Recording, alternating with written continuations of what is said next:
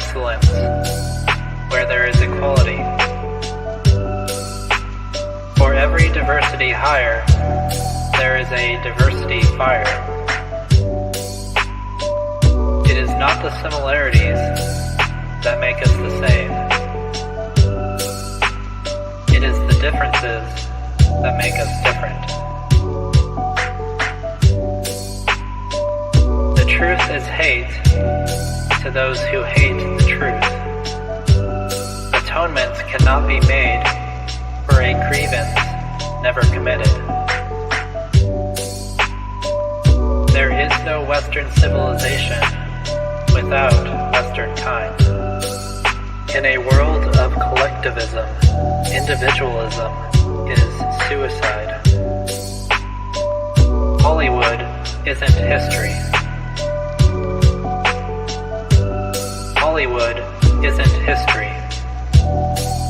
Isn't history. Isn't history. Isn't history. Isn't history. Western civilization is at risk of collapsing under the weight of Antiwhiteism. Antiwhiteism is all concepts, ideologies, actions, and everything deriving therefrom, such as opinions, policies, laws, and rules, that inflict injury on Western kind and Western civilization. There is no Western civilization without Western kind. If you care for the well-being of Westmen and their great civilization, read Go Free by Jason Köhne. Arm yourself with the psychological defense for the psychological warfare being waged against Westmen, and spread this knowledge to others. Become an advocate for white well-being. Support white positive persons and organizations. Let anti-white persons and organizations know that you disapprove of their words and actions. Call out anti-whiteism wherever you see it. Protect children from anti-white indoctrination. Do whatever else you feel is best, within legal means, to help ensure the well-being of Western kind. Thank you in advance.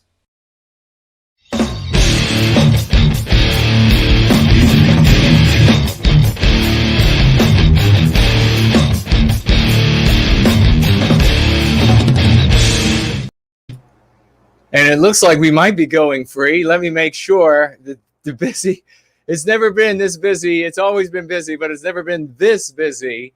And literally running from room to room, trying to get this up and running and have some notes together and be prepared for you all. We have so many things going on at once. Talk about juggling. I really need to take up working for the circus if this whole white well-being thing and saving our people doesn't work out. Working for the circus on Mars. A good Sunday evening and Monday morning to all of you. Can you hear me okay? Can everybody hear me? Let me make sure the stream is coming through loud and clear. Ambriel is here. Great to see you. There's Jesse Lane. Not a piano key. Hello to you, dear brother.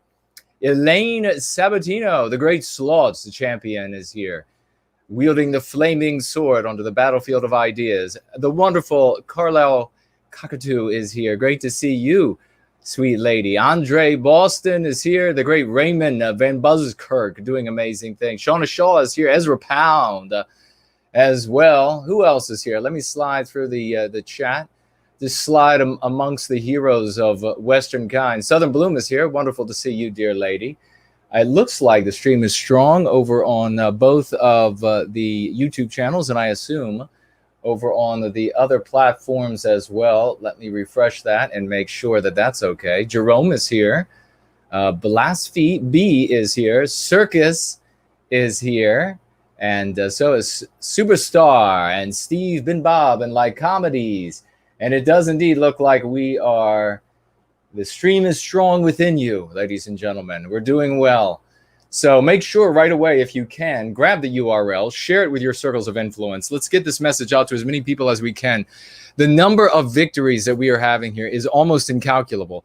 I cannot, at any normal week, I guess, the sort of the hebdomadal observation of all the work that we do here in White Wellbeing is difficult to manage in and of itself. It's difficult to stay on top of. We have so many people who write, so many people, different people who text, so many people who message about the things going on in their life, the successes they're having, the people who have never done anything. People who have never done anything. And let me just check the audio really quick to make sure that we are, and yes, we are in the right place.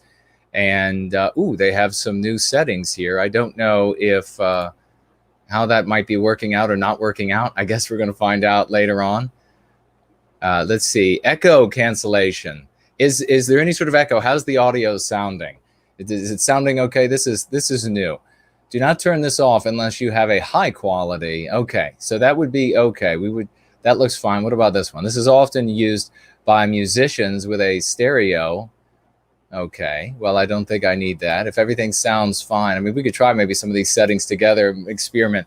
But normally, as I was saying, the people who have never done anything before in service to white well-being, in service to what they have committed themselves to, white well-being, Western civilization, they have only observed, they have only been a part by way of like a membership dues, or for which they received some sort of newspaper or behind paywall, get behind a paywall to hear people talk about all the doom. They document the doom, that they dissect the doom, as we talk about in Going Free. When it comes to these other people, they've never done anything. Now they're actually getting out and achieving magnificent feats. And just on any normal week, it is difficult to stay on top of how many things that folks are doing. And I wish we could mention them all. And in the future, we will be able to mention every single thing that every person is doing, because everybody deserves credit for the work that they are doing for white well-being. We want to bring them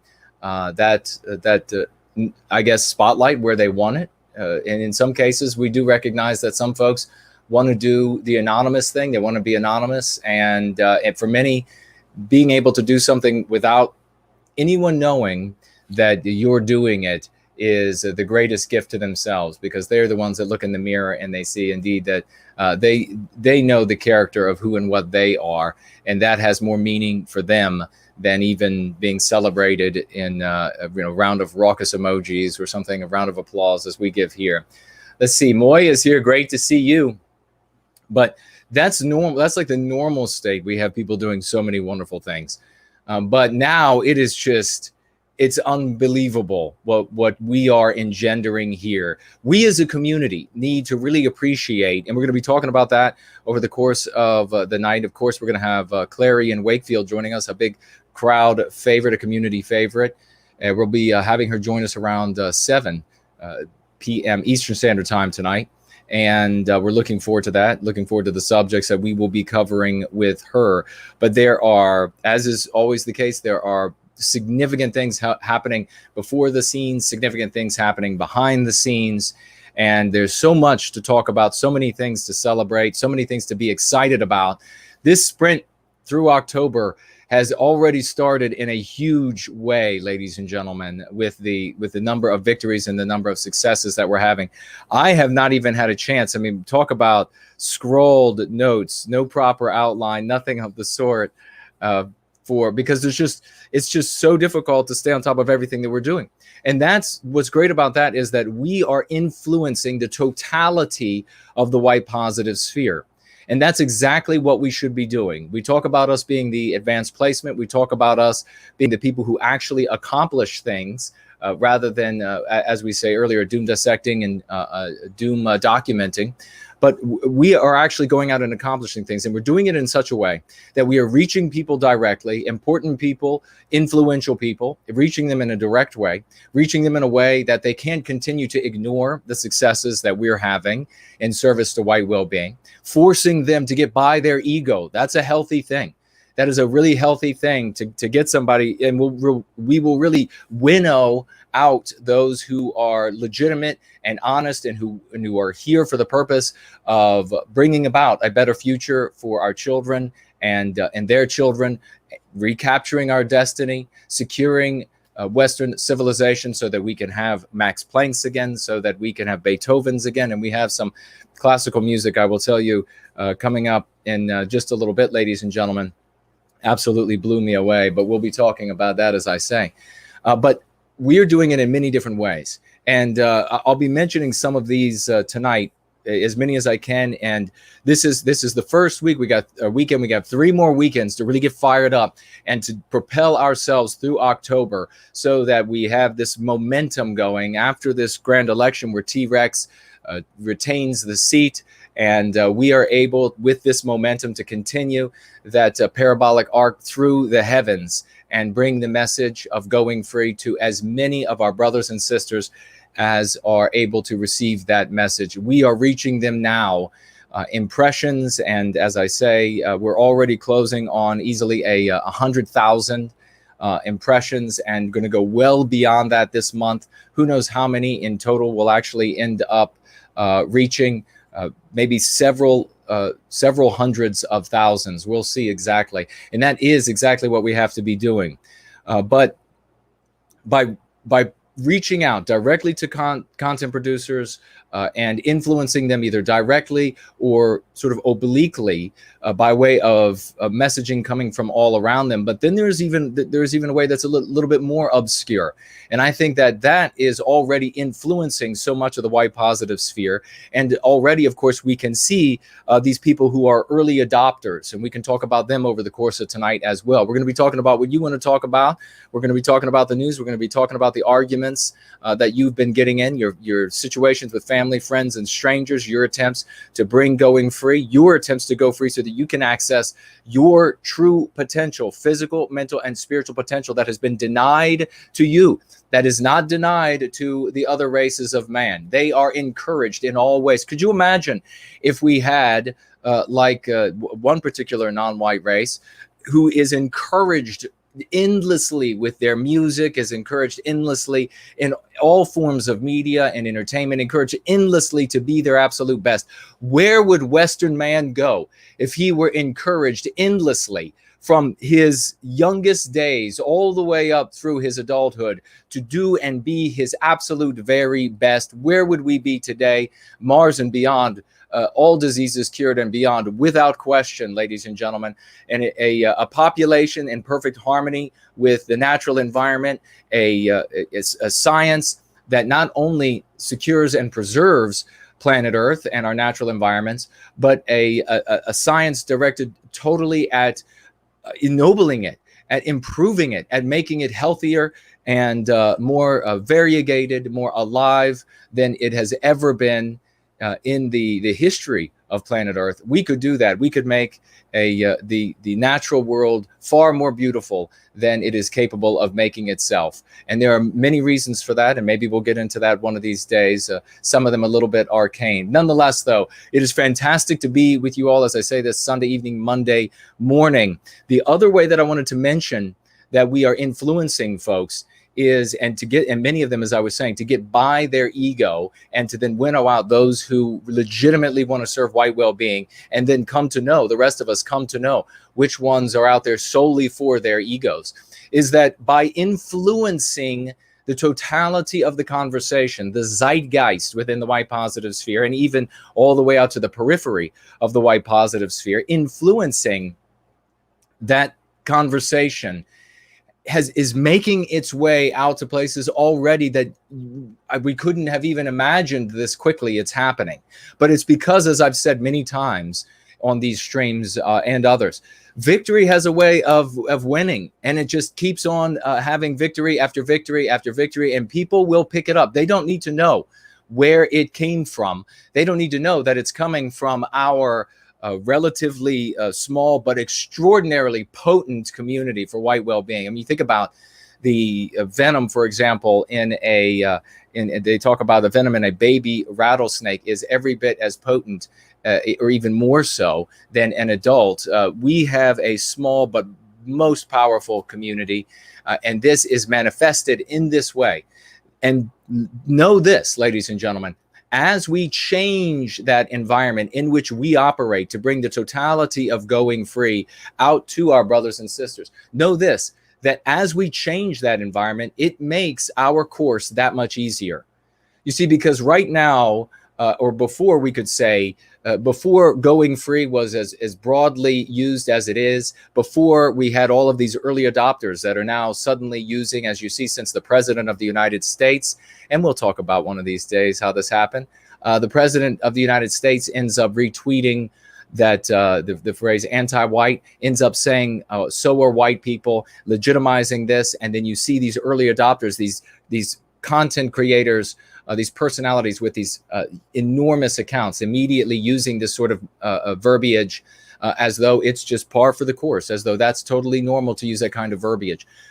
By doing this and by having this happen and by having other parts of our verbiage get picked up and the dialectics get picked up by other content creators all around and throughout the white positive sphere and society at large, and we're speaking specifically about our brothers and sisters, the vagues out there in society at large, it lowers that incline that we have to travel in bringing our message. Indeed, we could go far enough with bringing the message to so much of the masses and so much of the dialectics and lexicon picked up that at some point we reach an area in the carrying forth of white well-being that it's almost downhill for us. It's almost giving it away, that people want it so easily. They're just snatching it right off of you. They want to know how to go free. It's conceivable, but we have absolutely lowered the incline with the work that we are doing and have been doing, and the huge successes that we have, the impressions that we are making, the number of people that we are reaching.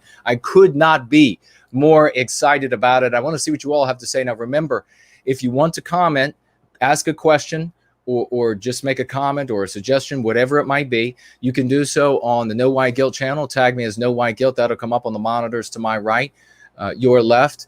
Tag me as Discipline with NWG to come up on the monitors to my left, your right, and I will see either way.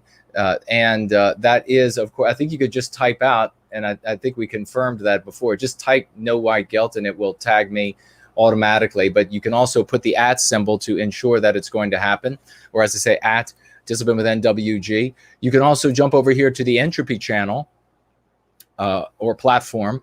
You can ask questions or make comments in the question widget, Talk Kevin widget. We get to all questions and comments, or we go back to them after the fact. And if we miss them at the end of the show, and then we address them in the subsequent show. But what is very important is that those who financially gift with their questions or comments are going to get priority. Makes sense. But again, we get to everyone. So you can financially gift on Entropy at 15% or on Cash App. And I will see that over on this monitor to my extreme right. And I will read your comments or statements from there as well. I see that it looks like maybe some financial gifts have already come in, maybe prior to the show. I'm going to have to, one did at least. And maybe I won't have to go into the background. We'll get to that in just a minute. And let me check over here really quickly. What are we going to be covering today, ladies and gentlemen? Well, there's a whole host of things as we get this screen pulled up over on my extreme right, this monitor. One of these days, we'll have so many monitors surrounding me. You'll see them behind me as well, and I'll have to swivel around in the chair and take a look at we're going to be covering this I guess logomachy, this argument, this definitely what was not a debate with Ghazi Kodzo from the Black Hammer, this anti-white power, this pro non-white, anti-white power group that wants to commit atrocities against Western kind. And of course, they're not all being arrested, even though they are saying as much in their videos. You know very well what would happen to us. And Mark Collett from Patriotic Alternative attempted to debate this individual, and I attempted to moderate it. And we'll talk about that a little bit, get your thoughts as well. There are some big takeaways that you need to take away from that conversation.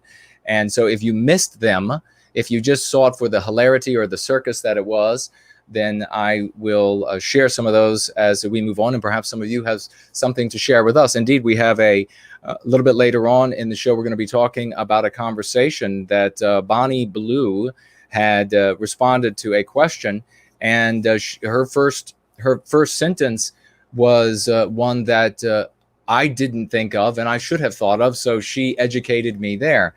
And so it's the kind of thing we talk about, that we all need to be helping each other, because we are in the anti-white narrative. It is all around us. And so it is daily we have to pull ourselves out of the anti-white narrative, put us into our story, into our narrative that begins with Prometheus rising. And then at the back, at the end of those pages, they're blank. And that's where you write in the story of you being a hero for the rest of your life for Western kind. That's what every single one of us are doing here. I see Althea Pro is here. She's one of those writing in her name as one of our heroes.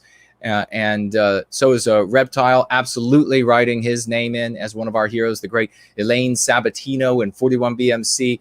They're going by, ladies and gentlemen, quickly on this little chat I see here on Entropy off to the side. And folks who are absolutely writing their names in.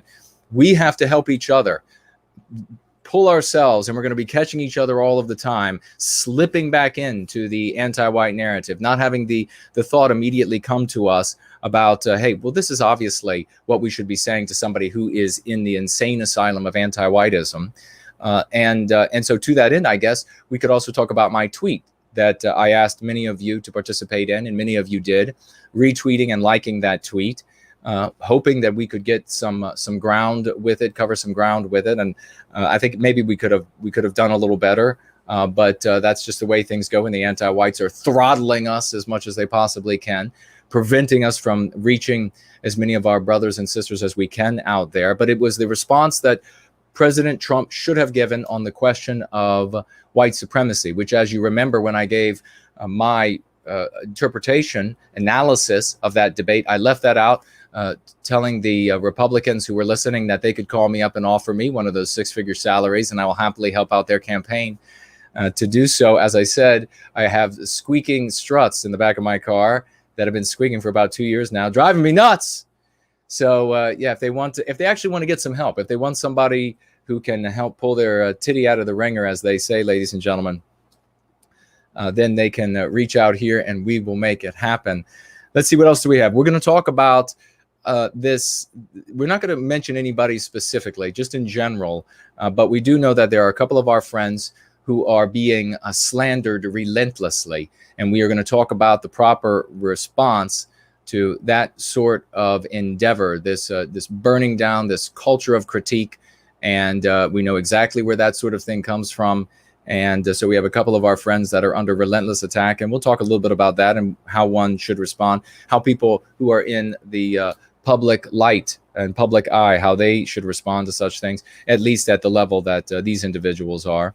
So let's see, we'll talk a little bit about, I don't know if we'll get to the organizational entity, and in fact, maybe next week. I was thinking, debating this, whether or not, because I know we're going to be having a lot of anti-whites tuning in over October, since so many are hearing about us and responding to a lot of these advertisements. And so there will be quite a few joining in, and I'll ask the mods to keep an eye out for any troublemakers who show up. First, give them the warning, ask them not to speak in a way that is problematic.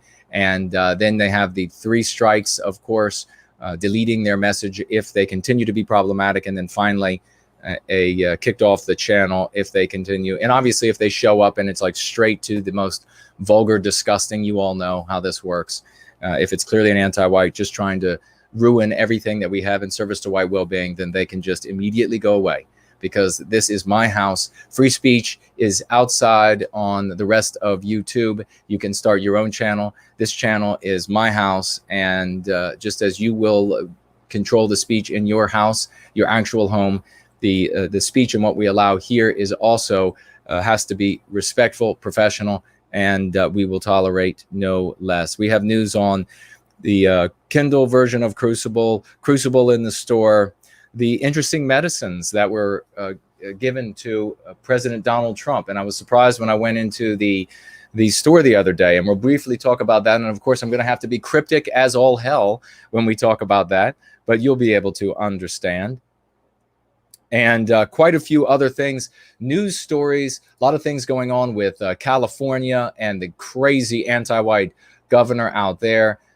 As we have Swedish Democrat murdered by one of our astronaut border crossers, and the paying of non-white people in California to ensure that they don't have any stress, and therefore they will be producing even more children.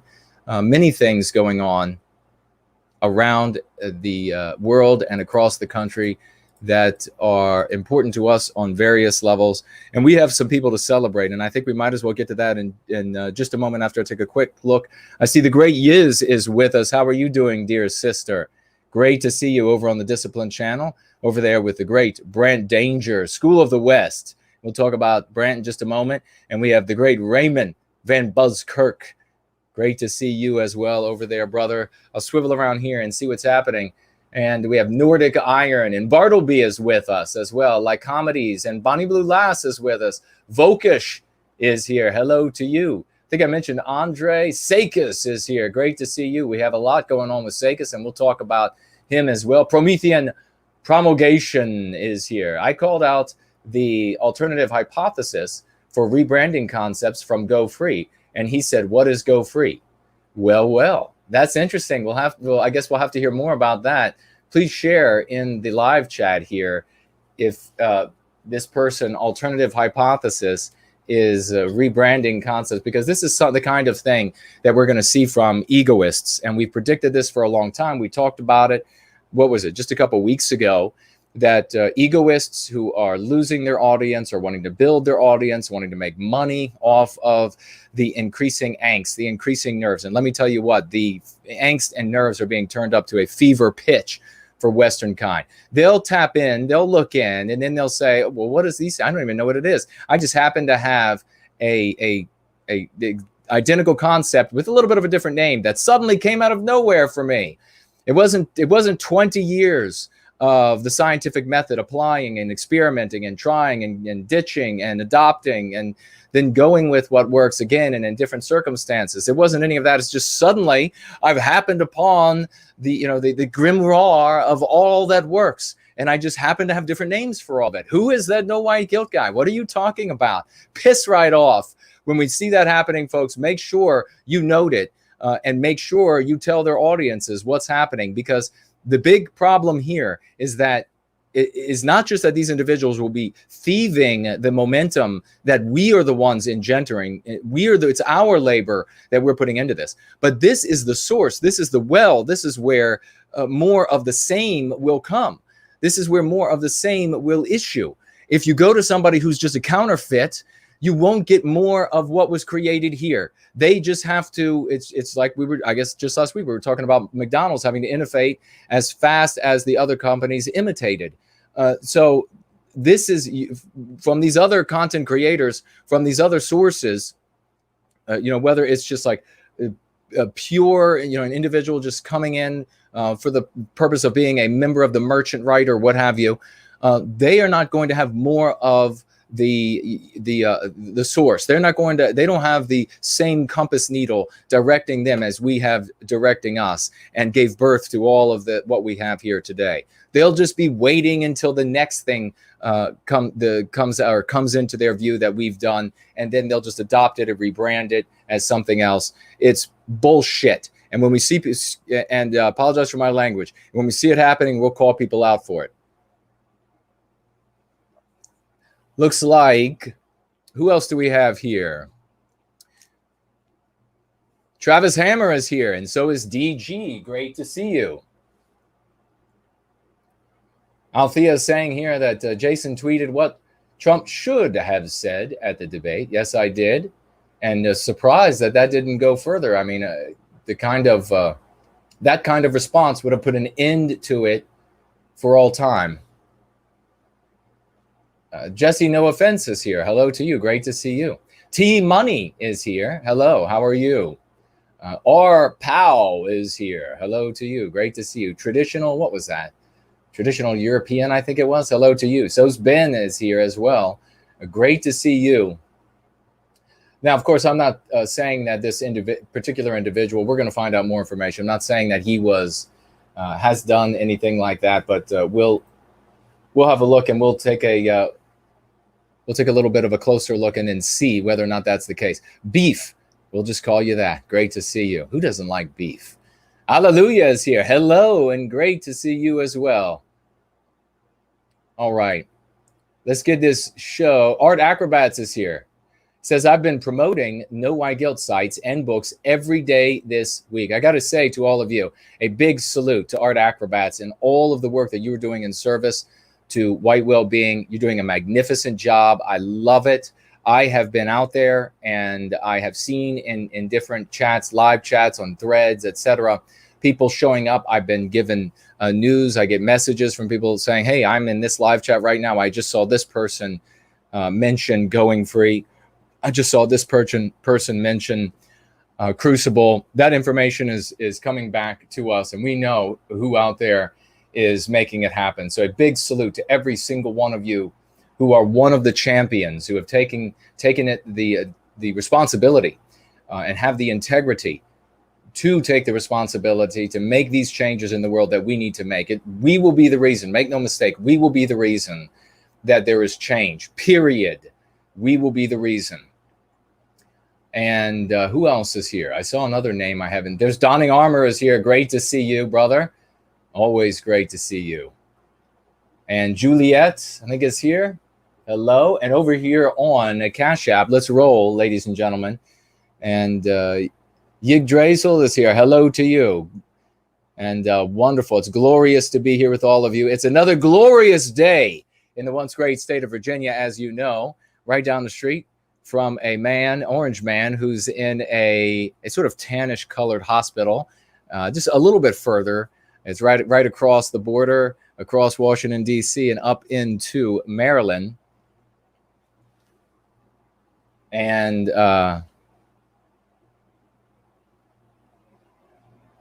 let's see. I'll take a look right now. We have I Love Jesus has financially gifted us $10.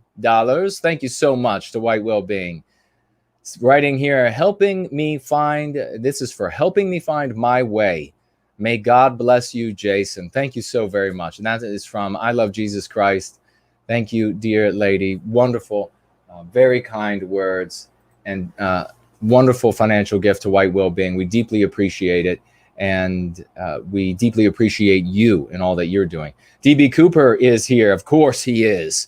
How could he not be? If there's mortar shells, metaphorical mortar shells blowing up and grenades whizzing by and bullets streaking by, you know DB Cooper's going to be there. $3. Thank you, brother. $3 to White Wellbeing. Writing here. And thoughts on the Senate candidate, Lauren Witzke. I don't know much about her. Is she up in... Delaware? And was she a former runner of some sort of substance that is otherwise it requires a license to be able to move about? I mean, I don't know. Is that any of that true? Or I'll look into her. But yeah, please provide a little bit more information. DB, you could do so in the live chat, or you could, better yet, would be over on Entropy so that I could see it there and it won't disappear. We don't want it to scroll off the screen. All Voices is here. We're going to be talking about the great work that he's doing, putting up clips of the streams that we're doing here so that they are in bite size. Who doesn't like a bite size candy bar, right? I mean, me, I don't eat candy bars, but so many people do. And so they like that bite size. And that's really the only way that some people, especially since they've been reduced intellectually to gerbils, so they just need, they're like 31 seconds. I don't know, 29 seconds. I can do that. Yeah. It's so reducing. That's not little, it's a little hyperbole, but nonetheless, these obviously these shorter clips, and so many of you all are doing it. Budapest Babe, of course, HB 2014, the champion of all champions, making clips. And I know there are a bunch of new folks who are trying to give him a run for his money. And who am I missing? Who else is making clips? State your name now, because there are so many out there who are making clips of the work we're doing here. And you can, ladies and gentlemen, grab those clips from their sites. wherever they're posting them, their Twitter, their Gab, their Facebook, their YouTube, wherever they're putting those tweets, their BitChute, wherever they're placing, not just tweets, but clips, wherever they're putting those clips, you can grab them there and then share them with your community. That's how we're going to continue to spread this. That's how we're going to continue to have folks, whether this person, whoever he was, is stealing, counterfeiting what we're doing here rather than just getting on board with what works. A great sign of ego is when you see somebody who's just counterfeiting what you're doing. How many times has that happened? I remember one office, I won't go into deep detail, but there was a competition for, I won't even say what it exactly, there was a competition that if you won the competition, you got the corner office, which meant windows on both sides, magnificent. And there was no way that anybody new to the firm was going to get the corner office. And I won. And then immediately imitated by senior people in there in the business and claiming that was their ideas. And so that's the way the world works. But we're going to continue to be, you know, what happened when I left, suddenly all of those great ideas that those guys were coming up with, they dried up. It's odd how that happened. But we're going to continue to be the source, and folks will be eventually, even if they get stuck with some counterfeiter somewhere, they'll eventually find their way back to the source. They'll find their way back to us. Remember, it is you all that are going out and making this happen for those who are the early adopters.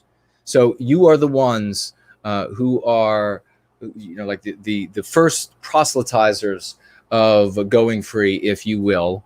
You are the ones who are going out, and then you are the ones, that inner circle, who are responsible for the early adopters beginning to take up the lexicon and dialectics.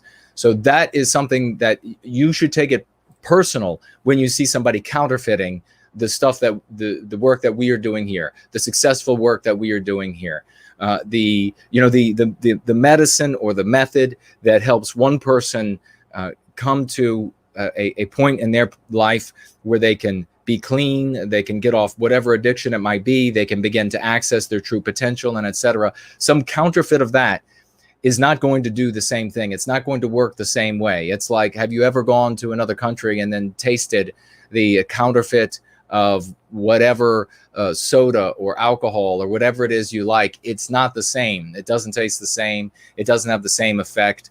And you could say the same thing about so many different things in this world.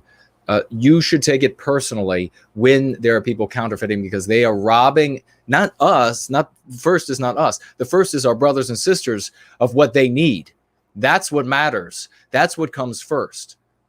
If we can't get to them with what they need, with what works, because some counterfeiter is in the way, that's the real damage that's being done. And then secondly, they're thieving directly from you in everything that you're doing. All right, let's see. And we're going to keep this, we're going to keep rolling along. We're going to have a magnificent time together. We're going to start this week with fire. We're going to start it with fire, ladies and gentlemen. Looks like we have some Jesse L is here. Hello to you. And Takar is here. Hello to you. So is Streaky Bacon. Who doesn't love bacon? If some of these more conservative content producers have P.O. boxes listed on their sites, some of us should mail them copies of Crucible and go free. That was written by Sakis. Thank you so much, brother. That's another great idea. If they do, try to reach out to them. I'm reaching out to big content creators and of various stripes, sending them messages to see if they will respond. And I won't be terribly surprised if not a whole lot of them do. Remember, there's going to be a lot of ego in the way, but we're going to just push right on past that for as many of them as we can get through. Raymond says here, oh, okay, gotcha. Just sharing where the new clips can be found.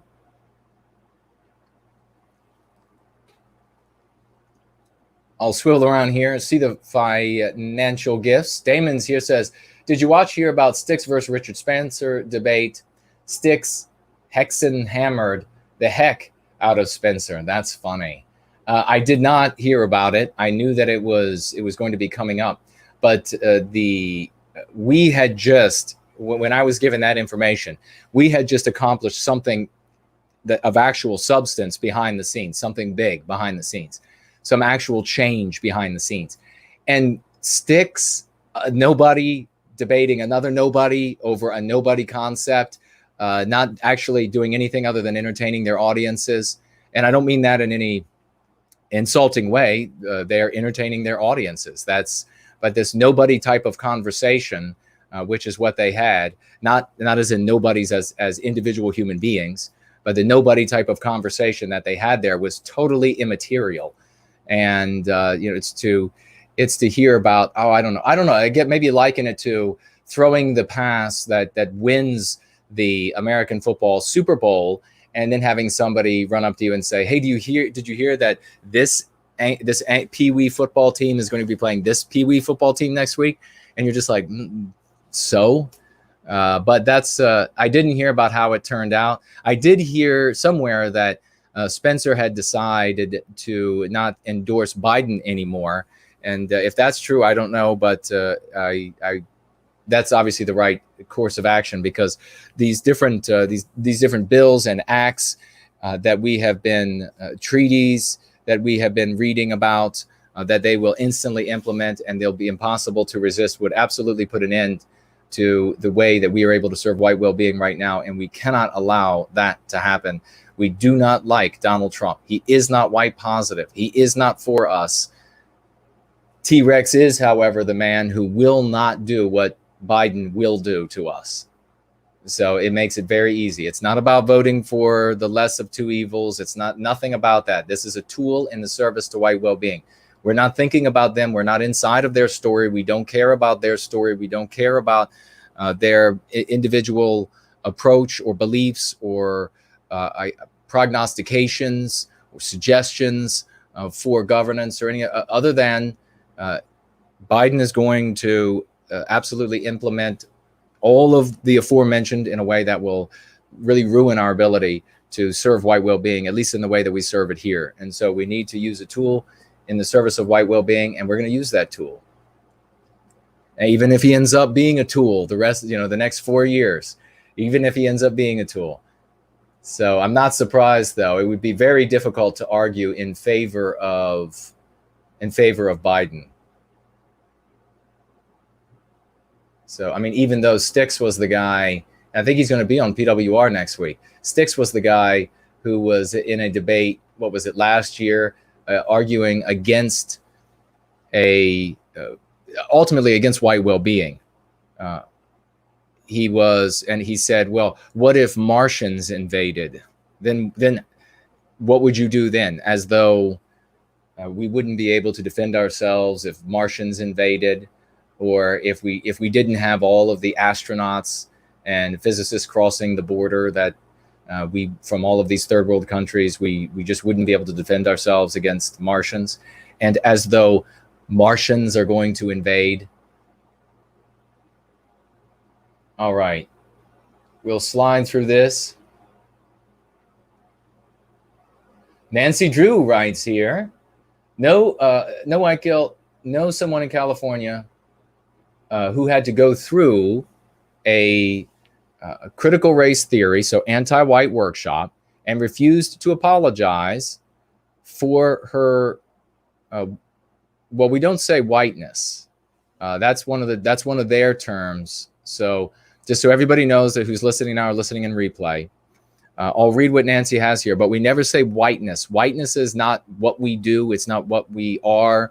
It is a concept that was created by anti-whites. It has a definition in the public usage that is detrimental to us.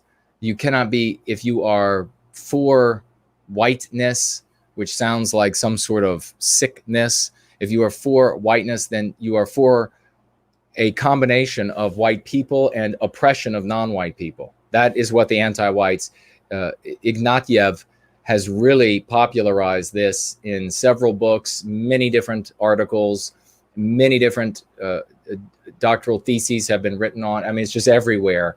And it is a trap that is set for us by the anti-whites. And we're better than this now, so we don't use their term.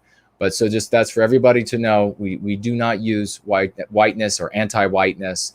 It is a trap. So he says here, somebody refused to apologize for being white, is what Nancy is saying here. Said she was raised poor and had no privilege, not received well. Well, I bet not.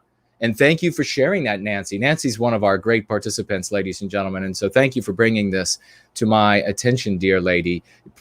Yeah, at any of these anti-white courses, and remember, ladies and gentlemen, remember, now is the time when you have the President of the United States banning this particular anti-white training called critical race theory and banning the 1619 Project, also anti-white. Now is the time when you are speaking with MAGA, when you are speaking primarily conservatives, Republicans, First Amendment, Second Amendment, border, strong border groups, everything that you can imagine that is sort of tighter into that sphere of the MAGA community. Now is the time to say, isn't it great that T-Rex banned this anti-white training at elementary school and high school and university and throughout the military and government? Isn't it great that he banned it? And then they'll say, anti-white, what do you mean? Well, it's called Critical Race Theory and 1619 Project. All of that is anti-whiteism, and he banned it. That guy in the Oval Office, he banned anti-whiteism in these particular forms. Now, it's not all the way gone. This is how you carry on the conversation. Those are just two particular sets of training. Anti-whiteism is in many different forms, and let's just hope he keeps chugging along to get rid of the rest of it. And you will be amazed at how these folks in these communities immediately adopt the proper verbiage and immediately heading our direction, a direction that will serve them, that will serve Western kind, that will serve America, and will serve everyone who lives in the United States, even those who happen to hate the United States. Because if they got what they wanted, they wouldn't be able to get their medicine, they wouldn't have law and order, they wouldn't have on and on and on. So it's going to benefit everybody. Make sure you use these opportunities to educate. Don't just say critical race theory. He banned that. Because that's not the only problem. The anti-whites will merely rename it, for Christ's sake. That's exactly what they're going to do. I promise they're already saying, okay, well, we just won't call it critical race theory anymore. Now we'll call it something else and introduce it all over again. So we need to point out what critical race theory is. It's anti-whiteism. Anti-whiteism, by the way, ladies, my friend that I'm talking to, whoever, my brother or sister, mother, whatever it is, by the way, that was in the dictionary 50 years ago, and then the anti-whites ripped it out of all the dictionaries. So we can go find it. It's a legitimate concept. It's a legitimate word. And you know where else it's talked about a lot in this book called Go Free. This is how you bring people over. Do not stop at 1619 Project. Tell them that that's only a subset of the superset that is anti-whiteism. Because they'll just rename the 1619 Project, they'll just rename critical race theory, and then they'll be at it again. The anti-whites have no souls. They're from hell. This is what they do. They will just keep going until there is nothing left of us to victimize, until the very last white guy on planet Earth is being called and is known as the racist. That is where it would end. So you have to teach your brothers and sisters, your friends and family, everybody that you speak with in all of these different threads, that this is anti-whiteism. So that when the anti-whites come back and they say, oh, well, okay, we have this new one, not called the 1619 Project, it's the 15th Century Project. You can say, go straight to hell, because that's anti-whiteism, just with a new name, a new face, a new person on the cover. You could tell them to go straight to hell. Same thing with critical race theory. I wouldn't doubt for them to come back and call it hypercritical race theory.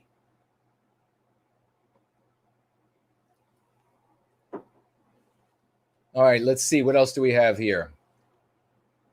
And remember, everybody, we have to say, even to the people, and when you're talking to people who are, content creators, they have big audiences, you want to persuade. You don't want to insult. You don't want to turn off. You don't want to turn away. So you say to them, hey, you do a really good job at what you're doing. Really impressed, really grateful about what you're doing. But you know what? This phrase whiteness, it sounds like something you need a cream for, and probably some injections, and maybe a long treatment of antibiotics. We are not whiteness. Whiteness is not what we do. And because you say it, a lot of other people are saying it and just unconsciously repeating it. And actually, you know what? It's a trap for us. This is what it means. Ignatieff has really popularized it. It's an anti-white concept, and we don't use anti-white concepts. So you would be even stronger if you dropped it and you just use anti-whiteism. And when you're talking about the doctrine used against us, and when you're talking about us, you just used Western kind or Westmen or white people or whatever. There's no need to make, or you talk about our biospiritual projections. This will make you far more effective for what you want to do, which is to serve white well-being, to improve our lot in the world, to protect our most vulnerable members. It will make you a lot more effective at doing that. And again, thank you for everything that you are doing. Got messages coming in just constantly, ladies and gentlemen. It's so fantastic. I just get the kinds of things that are happening right now are just absolutely miraculous. And I mean it in the truest sense. They feel like miracles, especially after all of these years, especially after all of this time, just pushing and Sisyphean effort up the hill, and then all of the pushing back, and so few getting it for the reasons that could state, won't state, maybe will state. I don't know. We'll see. But the pushback constantly coming at us. And we are now, you are the apostles. You are that inner circle. Everyone outside of that are the early adopters. And then you have the different levels of the people who adopt the new lexicon, the new dialectics and the like, the people who change the world. You are the apostles of that. Thank God you are all here doing the work you are doing. Pagan, unapologetic pagan is over. So First Last is over here on the Discipline channel. Great to see you, dear brother. That man is a certified genius. Unapologetic pagan is with us. Writes here. Listen, what is this now? Something about gamer. Lord Flatline is my gamer Twitter account. I sent you the message about my daughter's book this week. Oh, I'll have to take a look at that. And I remember it. And I'll take a look about. Oh, that's right. That's right. Now we do have to talk about that. I wonder if I included that. I had so little time. That'll stay up on that channel. So I'll be able to go back. Help me to remember before the end of the show, because that is absolutely monstrous. This is not the 1619 Project, ladies and gentlemen. This is not critical race theory. It is anti-white as all hell. Anti-white as all hell. And it's the kind of thing that we need to be on top of. It is 5:54 here on the East Coast of the United States in the once great state of Virginia. We're going to jump over to the financial gifts on entropy. And in just over an hour, we're going to have Clarion with us for just about an hour. And we're going to be talking about some of the news items with her, things she wants to bring up. Of course, typically we talk with her about things that from a mother's point of view, from a wife's point of view, and how our white women are seeing the world. Our white daughters are seeing the world, what they're afraid of, what's happening for them in the world, and what they expect and want to see as well. And we have here in the financial gift, we have, I think it is $5 from Meme Curatives Will Save Us. I love this name. How to respond if a vague, slightly brainwashed person asks why racist is an anti-white slur. Is the only good answer because it was only ever meant to be used on white people. It doesn't carry weight when you try it on non-whites. I'll write more in the Tall Kevin widget. I love it. And then Meme Curatives is back with another $5. Thank you, my dear brother. And it looks like the same question over. So maybe the first financial gift didn't go through because I don't actually see a dollar amount there. I'll check on the back end, maybe during the first song we'll be listening to shortly. But nonetheless, asking this question about if a vague tries to claim that, well, the concept racist, it's not an anti-white slur. This is so, I just want to say it's like so 2000-ish or even earlier for me, having this kind of conversation with people. It seems so old that anybody would still come forward and try to claim that this concept racist can apply to anyone and everyone, and it has this very specific meaning. And in fact, I had a guy, and it's a lot very honest, meaning people step up and with questions, and he said, well, this is what the concept means to him. And so I shared with him that there's no problem with it meaning that way for you, as long as you realize that for everyone else, it's going to mean this. And when you're speaking to them, you need to speak to them in a way that they will understand. And he absolutely picked that up right away. The question is this: meme curatives will save us. And we've asked this question before here: where does the definition for the concept of racist exist? The concept for the definition racist does not exist in the dictionary. That's totally irrelevant. It exists in the minds of millions, of hundreds and hundreds of millions of people. You haven't the slightest chance in hell, and this is the response that you could share in so many words with people. You haven't the slightest chance in hell of changing that definition. You would have to control all of the news and entertainment media and on, etc., and have access and control of those things, domination of those things for generations to change that definition. It doesn't matter what it means or what's written in the dictionary. And you're not going to change anything by trying to assert that the dictionary is right and all of the hundreds and hundreds and hundreds of millions of people are wrong. And all of the corporate codes, national and international corporate codes that use it to mean what? An evil white person. And that's what the definition is in all of these people. It means that it is immoral, unethical, possibly illegal, wrong, ugly, evil to care about white well-being. It is everything that in service to white well-being is defined as evil and awful, and every synonym that you can think of for those words. It delegitimizes our right to exist as a people. It makes, on the flip side of the coin, it makes the damage and victimization done to Western civilization of the highest morality. It makes it into an absolute priority as a morality. This is what you share with people. This is why we never use this concept. We need it to die. You don't pair it with anything. You never speak it. And when others use it around you, you tell them only an anti-white uses that anti-white concept. Don't ever use that with me again. I am extremely offended that you would use this anti-white concept that makes it moral to victimize my people, that makes it immoral to protect vulnerable members of Western kind. Absolutely never use this concept. So I'll look up into the Tall Kevin Wedget and see what else you have there. But thank you so much for that question. We're going to keep rolling right along. And here's Tall Kevin himself, $5. Great to see you, dear brother. Great job keeping your composure during the cozy debate. How do you keep yourself from going into a verbal rage when in a situation like that? My blood pressure goes up just thinking about that stream. Well, it's the reason why is that I've had so many conversations with rabid anti-whites, and I put them in the proper place. And I've said it here. I see Nathan is here. Great to see you, our dear brother. Another great rising star, supernova rising star. Nathan is with us. Great to see you, brother.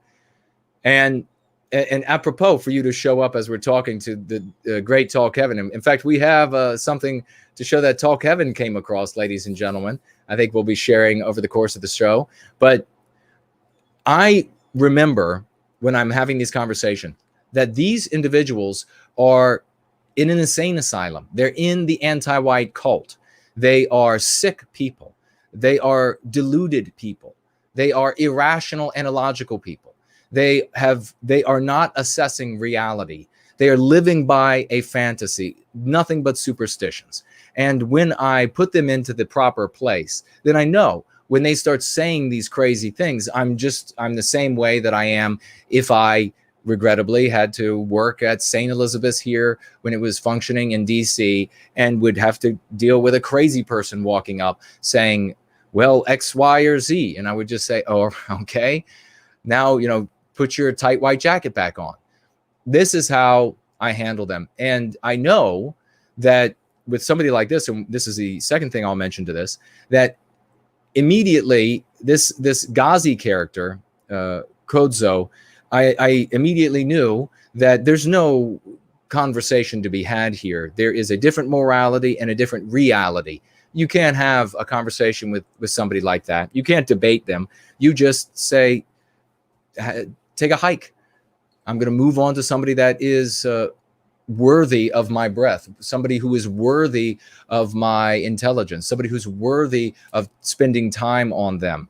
And so that's how I'm able to keep my calm. And when they start calling names, I mean, I guess I also, to a degree, I have like this instinctual contempt for somebody who is really brainwashed, or and not victimized brainwashed, but like absolute embracing, would like to kill you because of their beliefs. Somebody like this, and who's living by a fantasy, they clearly have very absolute fantasy. They know it's a fantasy. Their IQ is clearly very low. And when I'm talking to somebody whose IQ is just talking about serious midget wits, I'm just not going to get fired up about that.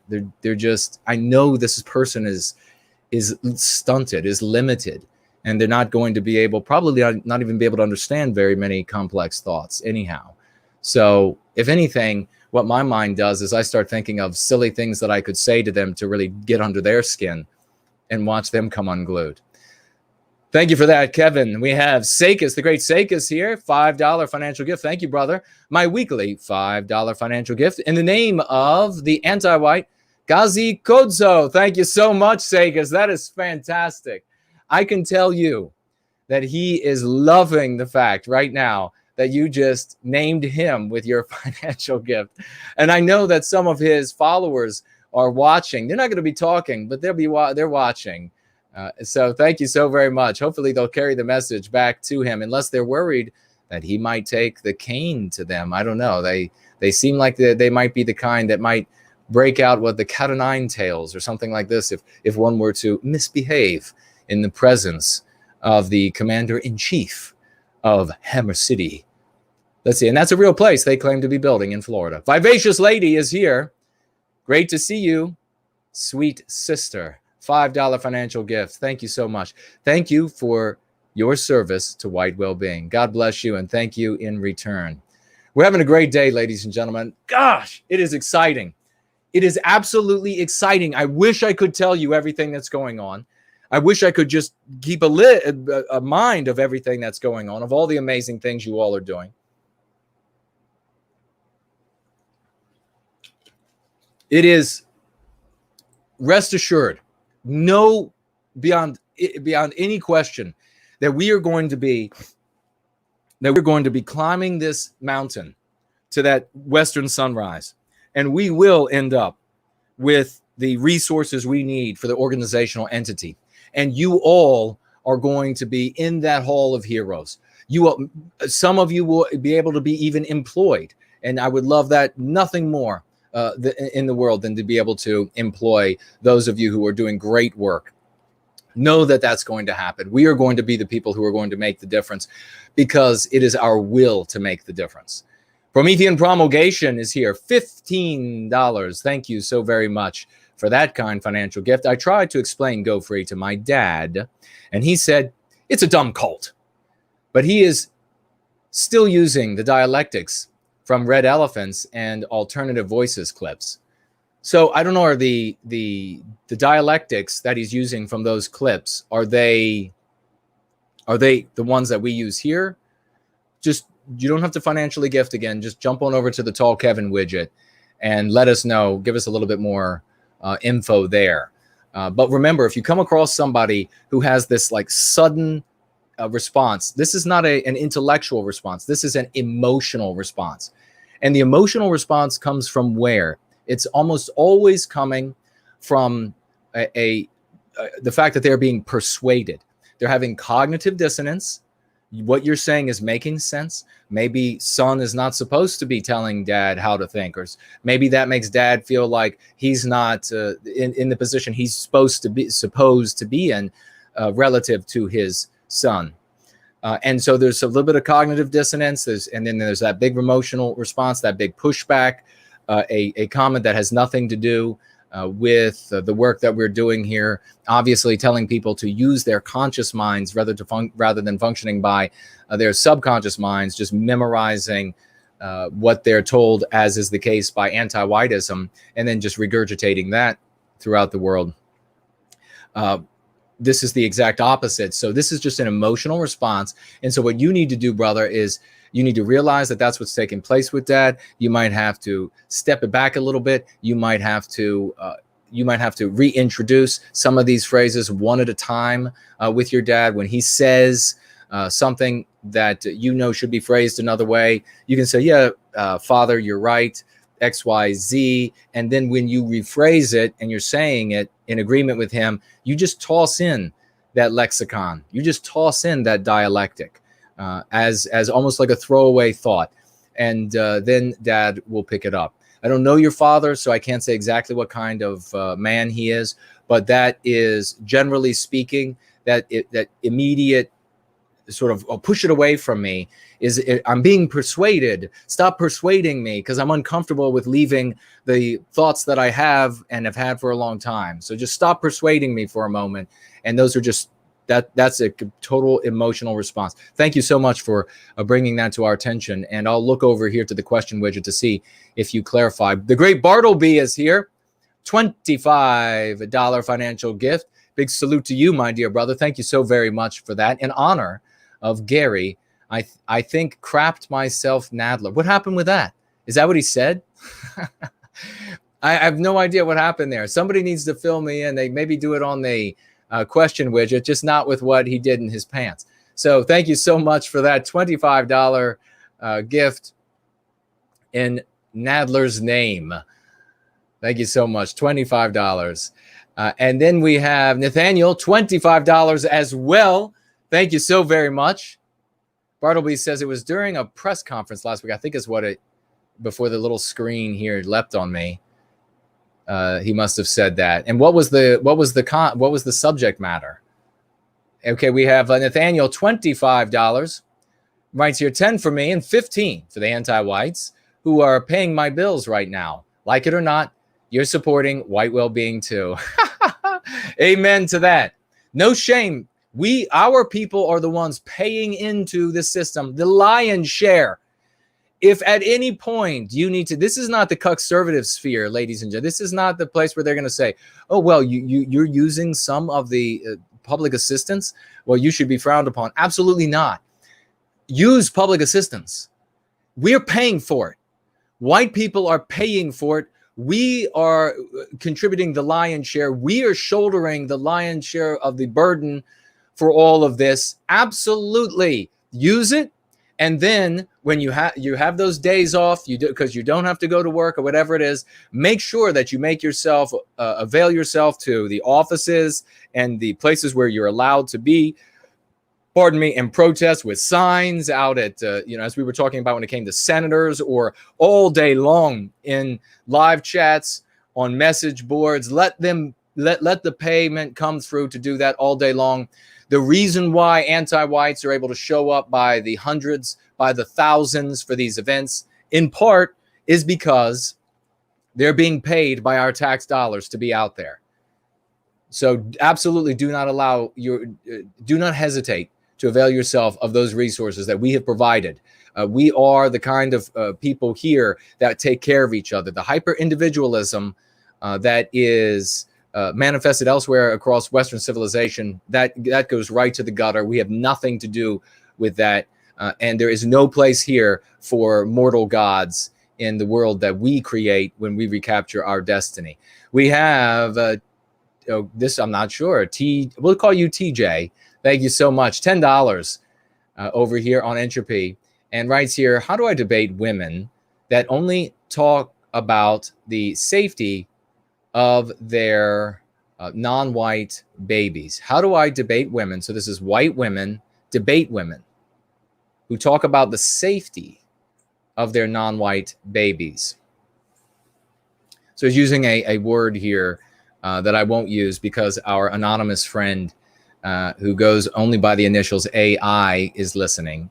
And but asking here about non-white babies, and you want to debate them, if you will please jump into the question widget and give us a little bit more information on that.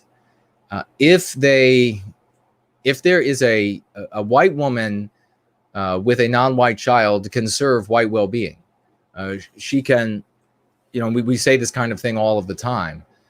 Now, specifically, if you're talking about babies, and you talk about the safety of their babies, so you're going to have to provide a little bit more input so that I just don't go wandering afield trying to guess at what you might mean about why you would want to debate them. I mean, if they're fervidly anti-white and they just want to talk about their non-white babies, and they want they want to white erase the world so that will be, I have no way of knowing the conversation. If that's the case, then you just move on to somebody who will listen to Going Free. You help work on yourself first, and then you get out to those who can hear the message of Going Free.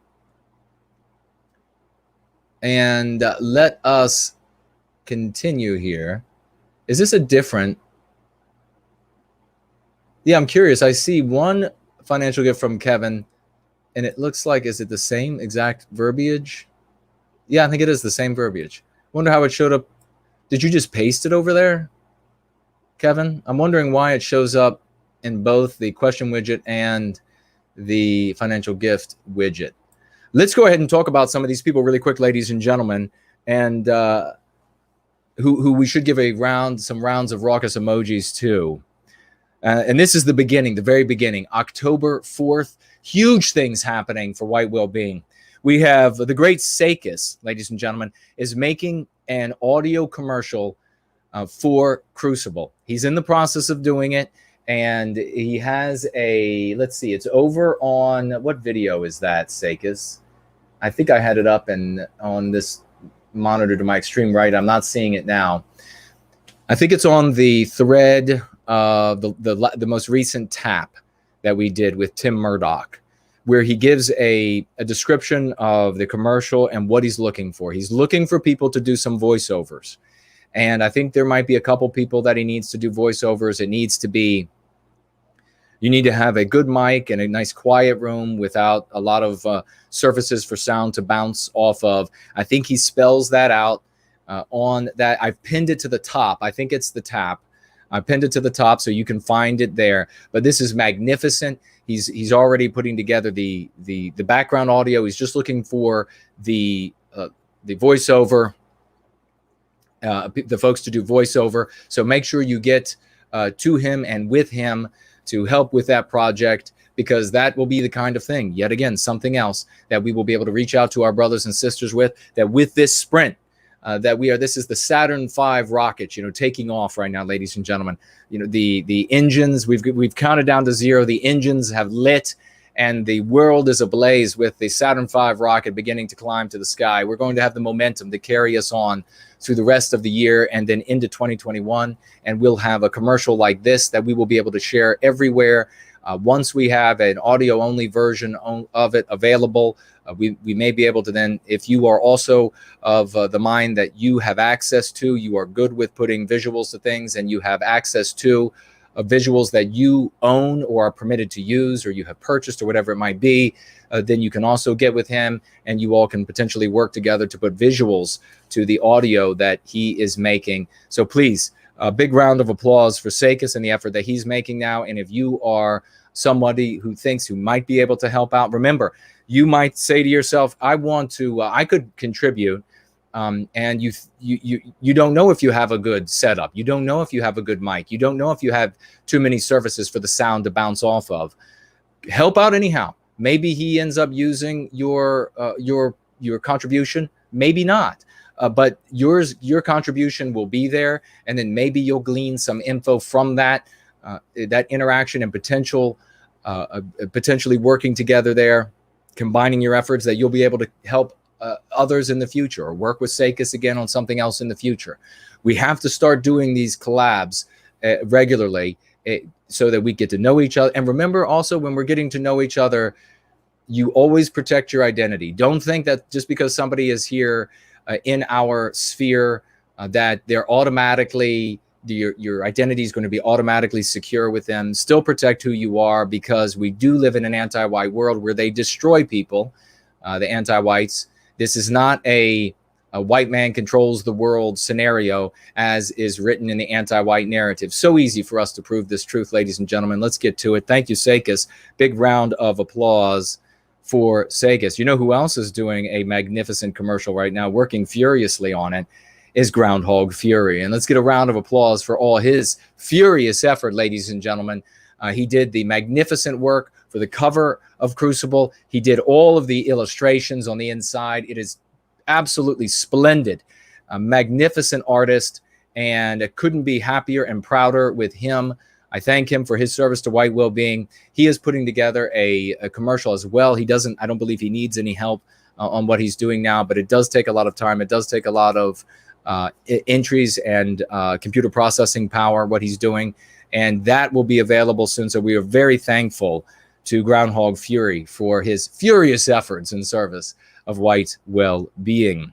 We're going to, the great Raymond Foster, maybe we'll be able to talk a little bit about the attack on him tonight. He did get back to me. I reached out, asked if he wanted to appear on the show, either by way of a phone call or by way of being on video, and haven't heard back from him yet.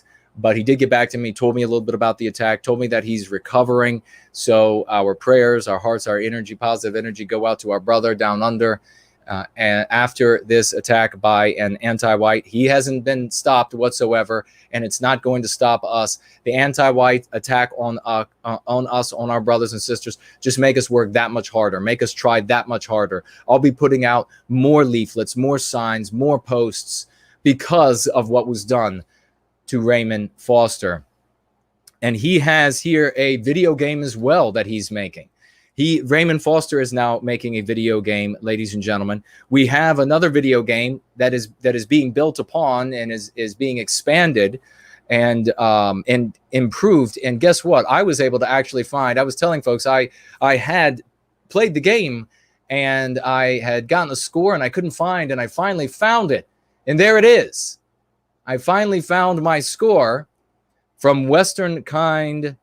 What is it? Western Kind Games. And we are deeply grateful to Western Kind Games for making this game. And what is it again? What is the URL for this so that folks can get over there and play this game? It is magnificent. And as you can see, I scored 110. And these are some like fireworks going off. And so thank you so very much, my dear brother, for putting that game together. It really illustrates for folks when they get into it, and you're given questions. This is just the incipient stage of a video game. No, it's not claiming to be anything else. It is the incipient stage of a video game, just like Raymond Foster is in the incipient stages of a video game right now. 2 video games for White Wellbeing, ladies and gentlemen. And what this Western Kind Games is, you are asked questions, and you're put into this dialogue, this interaction, and you are given options on what is the most powerful retort to what was just said to you in the conversation that you're having with this vague or with this anti-white or whatever it might be. And when you end up choosing retorts that are not the most powerful retort, you'll get a low score. And it's so this instant feedback. So it is magnificent. It is absolutely glorious that we have this training tool, this educational tool. And perhaps, we have Brand Danger with us. Perhaps we can sort of integrate this with School of the West, this training and educational tool, so that you get this instant feedback when you are having these mock conversations with anti-whites. I love it. I couldn't love it more. The incipient game that Raymond Foster is producing right now is you have a character. He walks around on the screen, And you can see this over on his channel, YouTube channel, and you interact with people. You're having conversations there. Again, I assume he's going to have some sort of, it looks like some sort of like hero's journey thing that he's putting together. A second game, and then we have a third game. We have a third game for White Wellbeing, ladies and gentlemen. And this one, a card game by the great hero Slots. And he just announced on Twitter, I think it might have been yesterday, or at least it came to my attention late yesterday, and then somebody mentioned it today as well, that he's putting together 3 games. This is absolutely stupendous. Absolutely stupendous, because this is community. This is the culture. These are the activities. These are the things that families do. These are the things that families learn and grow by. These are the ways we entertain ourselves. These are the ways that we have fun as part of incorporating the lexicon and dialectics of going free into our lives, so that we can live lives that ennoble, encourage, embolden, and allow us to reach our full potentials. And in particular, that of our children, so that they can live the lives where they don't have to self-hate, where they don't have white guilt, where they're not suffering white noir like we have had to suffer for the totality of our lives, making horrible decision after horrible decision. So I salute all of these 3 gentlemen, an absolute big salute, spotlight on them. Please, round of raucous emojis for the great work that they are doing. Goes right along with all of the other art that we are doing, all of the other culture creation that we are doing. Let's see, we have here, Brant Danger has produced a video, and if he would please, he could share that URL in the live chat of a magnificent video. When we're done here today, put it up on a tab, wait, hold it there for yourself. It was immediately kicked off of, or censored from YouTube, because the anti-whites at YouTube, they absolutely can't tolerate anything that is white positive in any way. So it is available, and it is going to be incorporated into the School of the West and the great work that they are doing. How many parents right now we're going to have in just over 30 minutes, we're going to have Clarion with us. How many parents are dealing with the curriculum at their school with their children that is so anti-white they are stupefied? In fact, we had the comment from Unapologetic Pagan and what he and his children, and did I already pull that up? I think I might have to pull that up as we go to a music break, so that I maybe can share that with you all. I don't think I have it here with me, but absolutely atrocious. They're going to be looking elsewhere. They're going to be looking for material to amend what they are teaching, to correct what's been taught, to absolutely protect their children and inoculate their children against something far deadlier than any pandemic, something far deadlier than any poison in the cabinet under the sink or wherever you might keep the poisons, because this is a mind poison, anti-whiteism. You need to be utilizing these and using every aspect of this as a practice, and transforming it and applying it to everything that you all are doing. You take the your children, or your children are going, or at school, they're going to go on a field trip. You go on the field trip with them, and then when you're at the field trip and you see the anti-whiteism, you interrupt when it comes to your children. There's nothing shameful. You shouldn't be embarrassed. You should be embarrassed if you don't interrupt for the well-being of your children. Interrupt for the well-being of your children. You will have been practicing Go Free. I'm not able to imagine every scenario. You will be able to use the tools that you learn to step between this poison and your babies and say, look, this is what's happening right here. This is why you're being told this. This is what's good for you instead. We don't believe that filth that they just taught here. At what's being told to you is the legitimate information, or the truthful information being shared at this so-called museum or what have you. And even best, you be the one who takes your children to the museums of your choice, and you inoculate them prior to any material they might see while they are with you. Don't be trying to play catch up. There's nothing wrong with having to do that because you came to Going Free late, but it's better if you can inoculate them early, so that when they see this anti-whiteism in the world, they think you are God. Let's see, John, our great hero, John. So a big round of applause to Brand Danger for the work that he did making this fantastic video, which will move our brothers and sisters when they see it. When they see it, they're going to say, yes, that's white erasure. That makes perfect sense to me. That's really happening in the world around me. And I, consequently, have to get motivated to do something about it. Keep those raucous emojis going for John, who is writing messages to everybody under the sun. I mean, this guy is writing messages everywhere that he can, different content creators of different varieties, whether it be they make blog posts or they do video or they do just audio or whatever it is. John doing a lot of wonderful things, sending out books. There are others out there who are sending out books and introducing Going Free, introducing Crucible by acquiring additional copies and then sending them out to folks. Thank you all so much for doing that. A big round of applause to all of you. John, in particular, thank you for all that you were doing in service to white well-being. We haven't mentioned earlier alternative portals on BitChute. Make sure you check that channel out because he has a plethora of clips from Going Free shows, as I was saying. And you can go right there. He is, I think, going to be categorizing them, and he can share some in the live chats. I think maybe according to date, or rather according to topic or subject matter. And they're going to be bite-sized. They're going to be easy for people who are tyros to immediately adopt, or we call them vagues. People who are new. That's just tyro just means new, and also sort of demonstrating the green and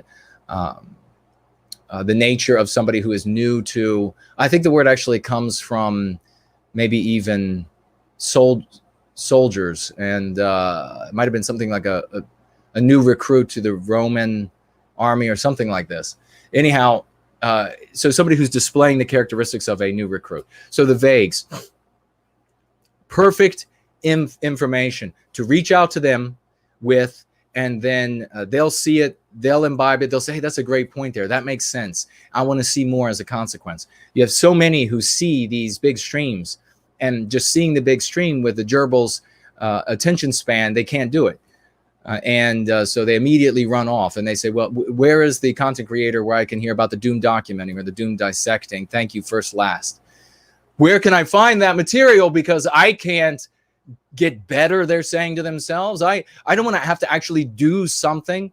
Well, I tell you what, you watch Brand Danger's video and you get one of these clips from alternative portals, you're going to realize you damn well better do something. There's nowhere to run, nowhere to hide, and there is something you can do, and there is a remedy.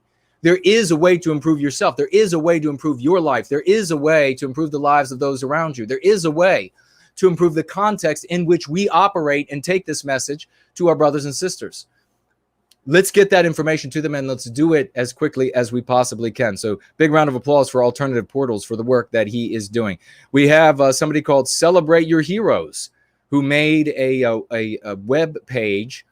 And if that person is here live or in replay, can share that information with the rest of us, go ahead and make that page live. It's just it's a landing page, a definition of anti-whiteism.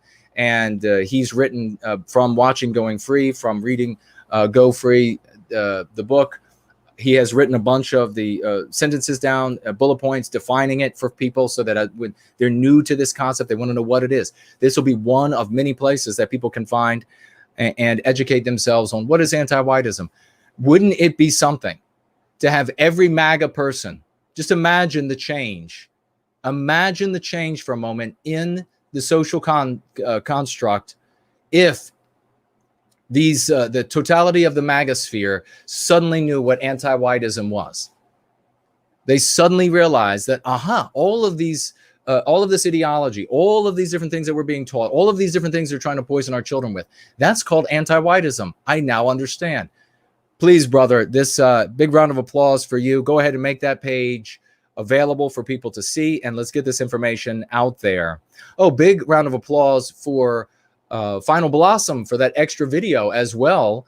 He made that new video that we played at the very beginning of the stream, and thank you, dear brother, for that. And that reminds me, we have some people that we're not going to acknowledge them as long as while ads are running, but there are a handful of people who are running ads, and we want to give a big round of applause for them, because as you, if you are following what's going on, you know that I have been identified as the anti-whites, as somebody who is just not going to be permitted to run ads. And so they are on top of me, like white on me. They're absolutely not going to allow me to run ads, because they know, and we proved this years ago, ladies and gentlemen, when governments of Europe individually, not a YouTube-wide thing, governments of Europe individually took a look at the content that we were sharing and said, oh no, that will undermine us, and banned my specific content from reaching their populations. And then, if you remember, YouTube made a change that ended up interrupting what these individual governments had done, proving a second time that it was done by anti-whites at the highest levels of countries like the UK and Germany and France and Italy, etc. Not as a EU block, not as a Schengen zone block, happened one at a time. And then the channels that were banned on YouTube, you'll remember, when YouTube made the change that YouTube made to their platform, those channels still remained banned in Europe. The channels that were banned by the EU and Schengen zone, when EU made its platform-wide change, those channels still remained inaccessible in those countries. Whose channels suddenly became accessible in their countries? Proving yet again that it was people in the governments of these countries that said, wow, let's stop this information from getting in. So for all of the audience size that other content producers have out there, they're not reaching the leadership of these countries that are then saying, well, let's not permit them to doom document the world in our particular country. No, if they get banned in those countries, it's because it's some sort of YouTube-wide thing, EU-wide thing, Schengen zone-wide thing, which is just a couple of bureaucrats, not hosts of leaders and governments across the West. So let's make sure that gets out there. Another important thing is that I wanted to share with you is that our stats are going through the roof. They're absolutely on other mechanisms. We're watching the website and the like, the ads, where we have big round of applause, big debt of gratitude to all of those heroes who are stepping up and running these ads. It's going through the roof. It is so glorious that we are reaching as many folks as we are reaching. So we are going to circle back. Looks like we are just under a half hour before we bring on the dear Clarion with us. We'll take a look at your comments, but we also want to get to a couple of these subjects that I talked about, or maybe I could bring them up while I have Clarion with us. I want to get to some of your comments, though, from the previous week. So let's see. We have here Bonnie Blue Lass writing, making Western kind great again will make America great again. That's what many MAGA people really want, but they don't know how to articulate it. In 2016, I certainly didn't know how to articulate that, but deep down, it's what I knew to be true. We just have to saturate the discourse with our lexicon so enough people start using it, even just a little bit here and a little bit there. Every use of the lexicon will be added, and it will be addictive, and it will become transformative. Absolutely. Thank you so much, Bonnie Blue Lass. I think she said additive. Got to get some more printer ink. Azimuth Clark has quite a little bit here to say, and I really want to share it. This is fantastic, ladies and gentlemen.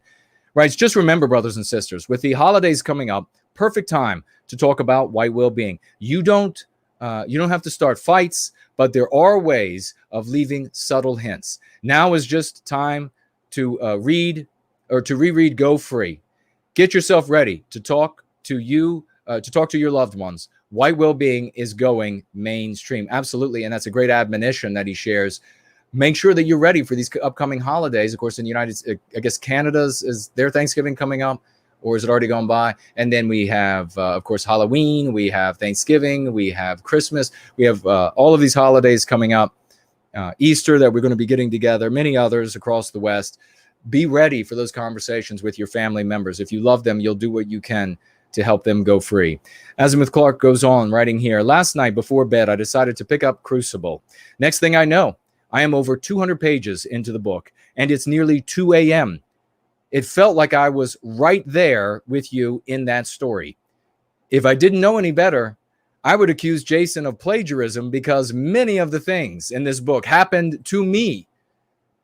If I did not have to go to bed, I would have finished the entire book in one sitting. I'm going to send you a personal correspondence. There's no pressure, he writes, to get back. I know you're very busy. I will wait patiently for a reply. And this is great what he says here. So many things happen to him. What a testimony, because so many of the things that happened to me in Crucible happened to all of our people. This is the story of our people. That's why I said, if we can get it out to them and people start reading it, they'll begin recommending it organically. It will be word of mouth, because they'll all pick it up. They'll say, my God, that was exactly happened to me. That was just like somebody I saw. That was just like somebody I had to deal with. That was just the way I was made to feel. I was made to hate myself as well. I was made to feel that we were XYZ. I was inflicted. And then I ended up making these bad choices as a consequence. And I'm going to read, Azimuth Clark, I think you're here. Am I allowed to read some of your personal correspondence? Because I have some of it with me. And it is just an absolute fantastic testimony. Let me know. And if not, maybe I can read it as from somebody else. Just let me know. But let me get a drink and we're going to keep chugging right along. DG is with us. And she says, thank you for giving us this book, Jason. You're most welcome. Thank you all for being here, being the proselytizers, picking this up and sharing this so that we can make a difference in the lives of our people. That is what we are here to do. That is the difference that we want to make here, the difference that we want to share, and the way that we know will work. Azimuth Clark says, you can share. Fantastic, brother. I will absolutely share. He says, I must share a testimony with you. Crucible is not only your story, but it's my story. It is the story of our people played out every single day, this hero writes. And I will read just a little bit about, because he shared this really wonderful, heartbreaking story that was, just really what so much of us have had to go through. And that is what we're all going to be resurrecting. People are talking about, they're writing me in just mass about how these like ghosts of their past are coming up, and or they're finally being able to identify them, that they've been haunted by their whole lives. They're finally able to say, that's why I feel this way. Now I remember that. Now I remember those moments when I was surrounded, either metaphorically or literally, where I was intimidated, either physically or intellectually or both. Now I remember. That's why these Eidolon haunt me every single day of my life. That's why those chains are rattling around my head. People are finally able to turn around and face the demons that they were infected with. Tell me now that that's not going to change lives. This is what really happened to us in our childhood and continues to happen to us in our adulthood. Tell me now that turning around and finally facing, instead of running away from these things, instead of white flighting away from these things, tell me now that turning around and finally facing them is not going to make all the difference in the world. You damn well better know it does. It does again and again and again. And there is nothing like it. There's not, and you can, if you're one of those others out there and you didn't happen upon this, then that's just the way it is. You can happen upon it now, and you can start going free. You can start sharing what works. We need everybody. We need everybody to come on board. Azimuth Clark writes here, ladies and gentlemen. And remember, this is a movement of redemption. So you can come from an ugly place as long as you start heading toward a beautiful place. You can be in darkness as long as you turn your face toward that rising sun in the west. You don't need to be there anymore. You don't need to hold on to that baggage. The darkness will cling to you for a while, but my friend, as you run toward that western light, it will all be washed away. Every bit of it. This is the baptism. This is the genuine baptism of the flesh, the spirit, and the mind. Azimuth Clark writes, I'm almost done with Crucible, and I'm blown away. So many times I found myself in your shoes while reading the book. You brought up, and then he uses a word here that I'm not going to use. It's in the book. It's actually, we use, we put a little star for one of the letters because of the censorship. So these are white people who act like another race of people, particularly when they're young. So you brought up that group of white people, and he writes, I was one of those people. I started talking like I was from the inner city. I started wearing my pants hanging off of my ass. I tortured my single mother to buy me expensive clothes because I saw anti-whites wearing them and I wanted to be cool.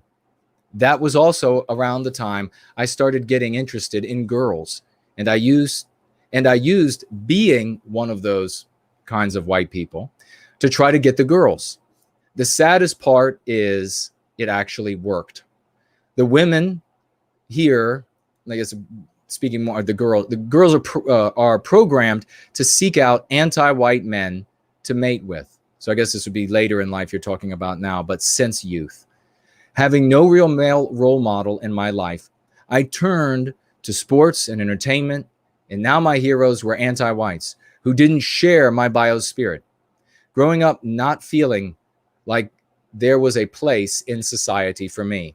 After all, I had just spent several years learning that it was the white man who killed all the peaceful non-whites in the Americas. Remember, he uses here the phrase Native Americans. Nobody is native to the Americas.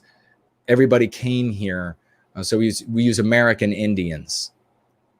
So after all, I would just spent several years learning that it was the white man who killed all the peaceful, and this is in American Indians. It was the evil white man who traveled to Africa and rounded up all those poor people with sickness and chains, enslaving them because they're too lazy, because the white people were too lazy to, we'll just say, mind their own crops. I was taught our explorers were murderers and genocidal. That's what we all were taught. Think of the pain that this little boy had learning that our little girls have learning that about their people, that this is who and what they are, that this is who and what they come from, that there is some demonic seed inside of them that they have to corrupt, that they have to white flight into marring their flesh, into taking non-white partners, into not producing white children. This is the outcome of this.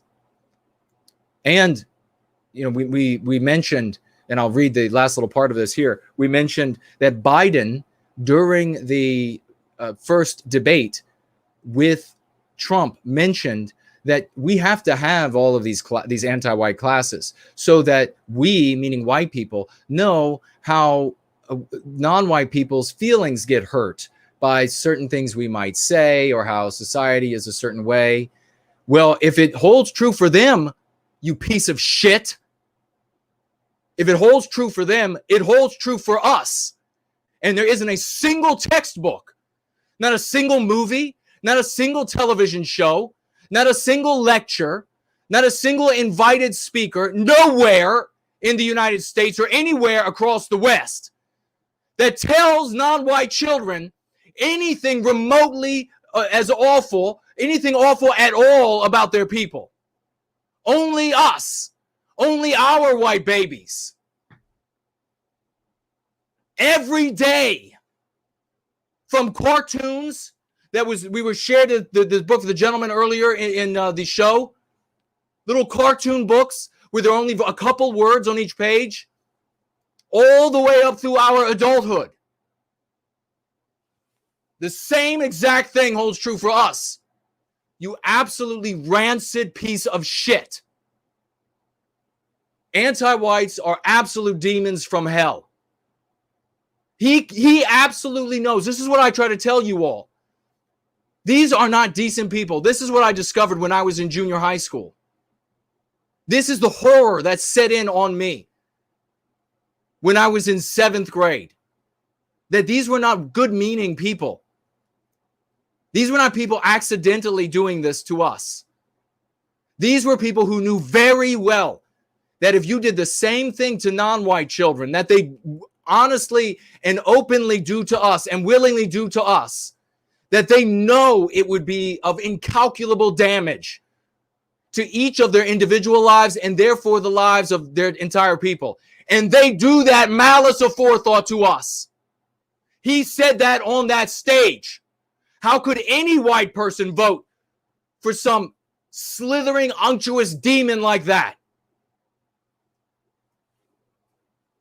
This is what I mean. This kind of thing. When I think about the harm being brought to our children, I apologize for the language for those who can't take it. When I think about the harm on our children, I really get pissed off, and you should. Anger is a virtue when it protects the innocent. Memorize that MC. Because the anti-whites will immediately, with the way that they're all trained in the cult that they are in, will immediately say, "Oh, you're angry. You should try to get some empathy. You should try to take some meditation. Go straight to hell. You better go straight to hell, because if you don't go of your own volition, I'm sending you there." Because anger is a virtue when it protects the innocent. Only a sick and broken and defective human being doesn't get angry as all hell when the vulnerable members of their community are being victimized. This is what he goes on to say. You are absolutely right about the system being designed to destroy our people. Since I was 12 years old, I have been doing research and studying the history of our people, only to find negativity and roadblocks put there by our own people. I was called a conspiracy theorist, a racist. You know all the words. I really felt alone in my life, and I had a thirst for fellowship with our people. Imagine that, ladies and gentlemen. God, how many white children? I know I felt it.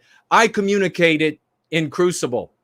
This absolute isolation that they subject you to. Children! So much so we have these cases of white children begging their mothers, "I don't want to be white anymore," they're saying. Tears streaming down their faces. Subjecting children to this blackest of child abuse the world has ever known. You know, I don't know what it was for me. I don't know what it might be for you. But I had siblings, and they were younger than I, and I mentioned in Crucible, I had a very sick sibling, and I just loved that little guy with a passion. And I don't know if that had something to do with it, but I have felt this connection to all of our people, to every individual my whole life. And I have felt that those moments of the isolation, of the intimidation, of the terrorization, of the endless abuse, of the gaslighting, being told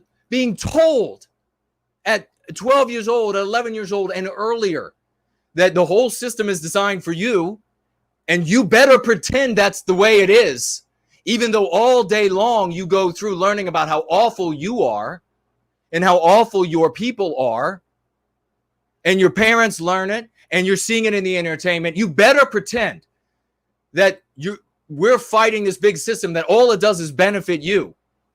Because if you don't, you're going to be socially lynched for it. And that absolute corpse on that stage with Donald Trump having the nerve to say, I would have lost it. I would have absolutely lost it about how much of human waste this guy is. What a POS. I would have called him POS on national television. We really need to just be making sure that none of the non-white children feel a little bit perturbed. We better be making sure of that. No children should be made to suffer the way the white race and their children is being made to suffer. We would never do this to children anywhere on the planet. For every crime that they even allege, total fabrications pulled down out of, pulled out of their orifices. Total fabrications. There is nothing that comes remotely close in their most fevered dreams of make-believe to what they actually do to white children. What a POS. God, that whole party, that entire party, whether you know it or not, Jason, you are bringing our people together. Finding you on YouTube has been a miracle, he writes. To find out you're not alone in this struggle. To find out you are not alone in this struggle. That you're not crazy. Listen to these words. These are coming from a victimized place, a hurt place, and you all are saying them. To find out that you're not alone, that you're not crazy, that you are not all of these horrible names we get labeled, that we are in fact, a proud and great people. He writes, sorry, I tend to be a bit verbose, but I just can't express how much the white well-being community and the work you are doing means to me. Thank you so much, brother. Please don't ever give up. We support you. Brother, it means everything to have you with us. And it is you and all of these other folks who are here that make us so strong together. And everyone that comes in, we become this plexus, and we get stronger by every new person who comes in and who turns around and faces those demons in their lives. These meme pathogens that are ruining us, that have caused us to make bad decisions in our youth, in our young adulthood, in our middle age, in our old age.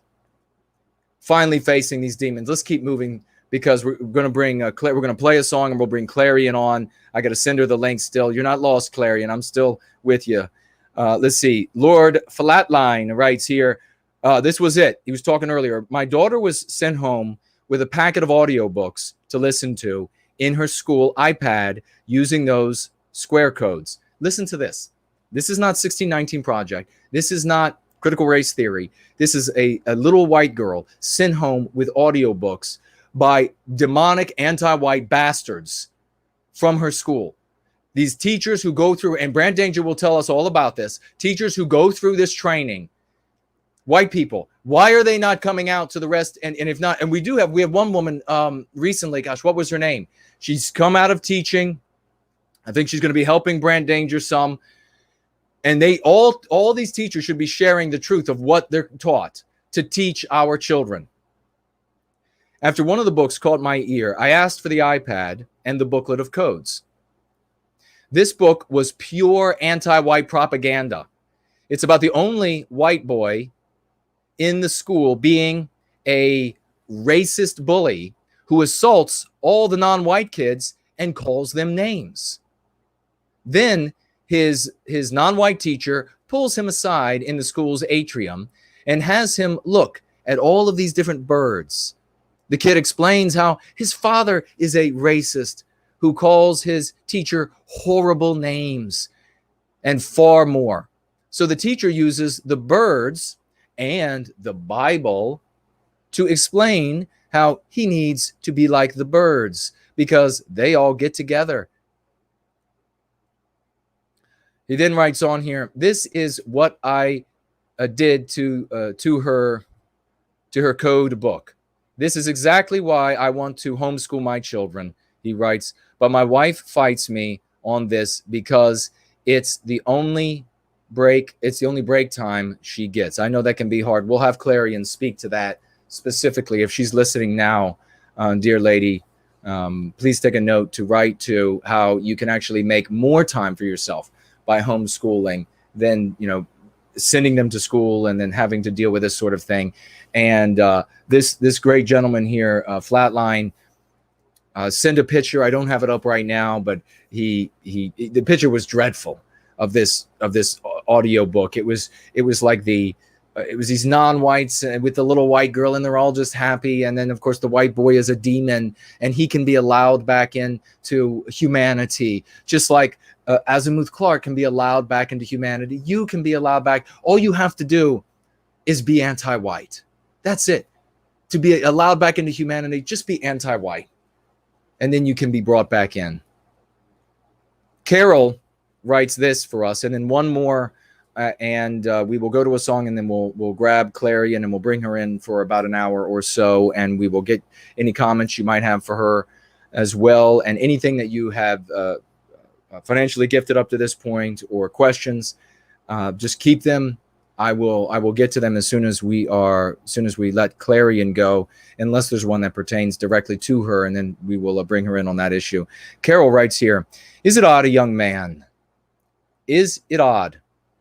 man should, with consummate ease, pronounce his honesty and integrity throughout his stream, and repel any mistrust of his validity and what he states is his goal for white Western civilization? He's as though a pure breeze has come through a thick, toxic fog in a moment of absolute beauty on a dismal afternoon, when such a moment is at its utmost unlikely to occur. Incredible in these current times. Thank you so much, Carol. That was beautifully written, and thank you so much for that compliment. And I want everybody to know, everybody out there, especially the guys, you want to become attractive. I tell you what, you don't have the attention of women and look like I do without doing something right. So you want to be attractive to women. It's decisions to be a man. That's what makes you attractive to women. These are all everything that Carol is writing about here are decisions that I have made and I continue to make on a daily basis. Every time I put my head down on the pillow to the moment I swing my legs out of bed, my thought is on the well-being of our people. Everything else in my life, work, everything else is something just happening with inside of that purpose to life. Be a man and you become attractive. Don't worry about trying to build remember, if you don't have a pretty face, it's not gonna matter anyhow. You could do all of the sit-ups in the world you want. You could do all of the whatever you want. If you don't have a pretty face, it's not gonna help. So be a man, and then you'll be attractive. Finally, we have here, and I got to tell you this, ladies and gentlemen. I got to tell you how. Let me just read. Richard Wagner, a member of our community,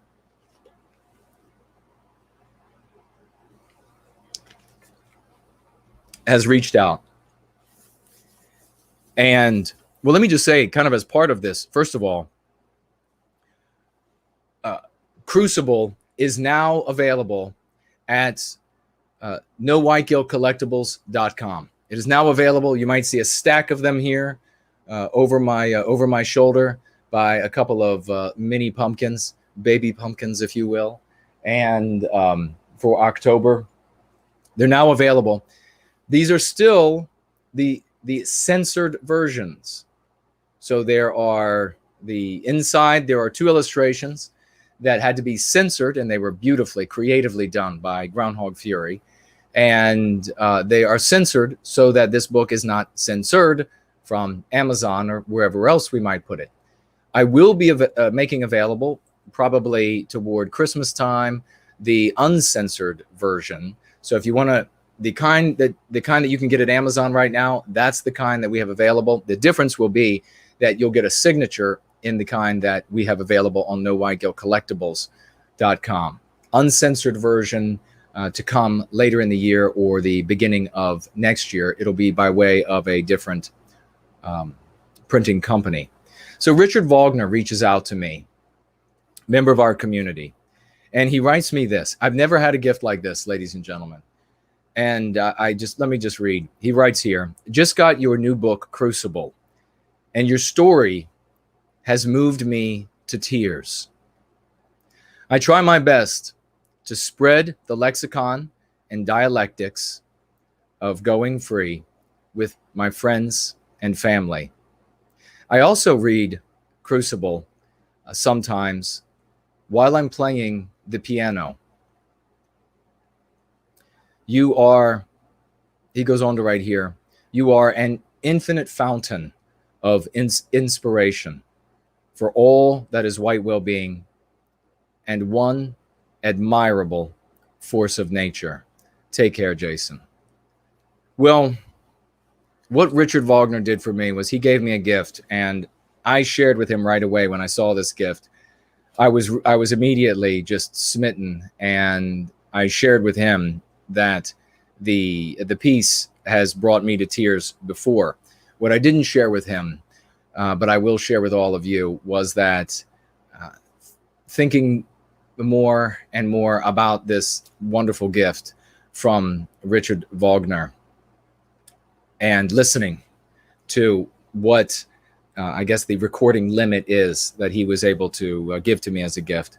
Listening to that and thinking more and more about what an absolutely poignant and lovely gift it was. That wet my eyes. It brought me to tears as well. So I thank you, brother. And I'll share that right now with everyone, what Richard Wagner shared with me, a gift because Crucible, he was reading Crucible and it brought him to tears. And he wanted in return to share something truly beautiful.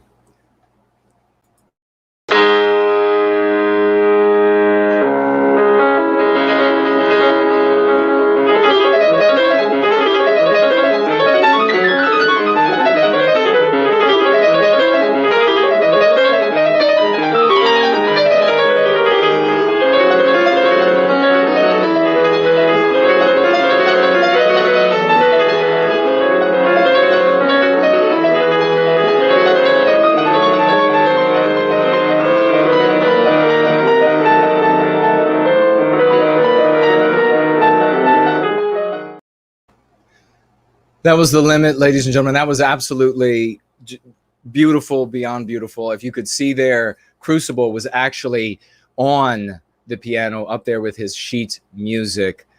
Truly, truly beautiful piece of music. Chopin, Fantasie Impromptu. And I think that what would be apropos at this point, what an absolutely just remarkable gift. What absolute beauty of Western kind, and to be so moved reading Crucible, reading that story that is all of our stories, that has had to be all of our stories for all of our childhoods, and then to feel so moved himself to then gift that to me is something that is I'm truly grateful for, and thank you for that, brother. Let's go ahead and hear the rest of that piece right now, and we'll be right back.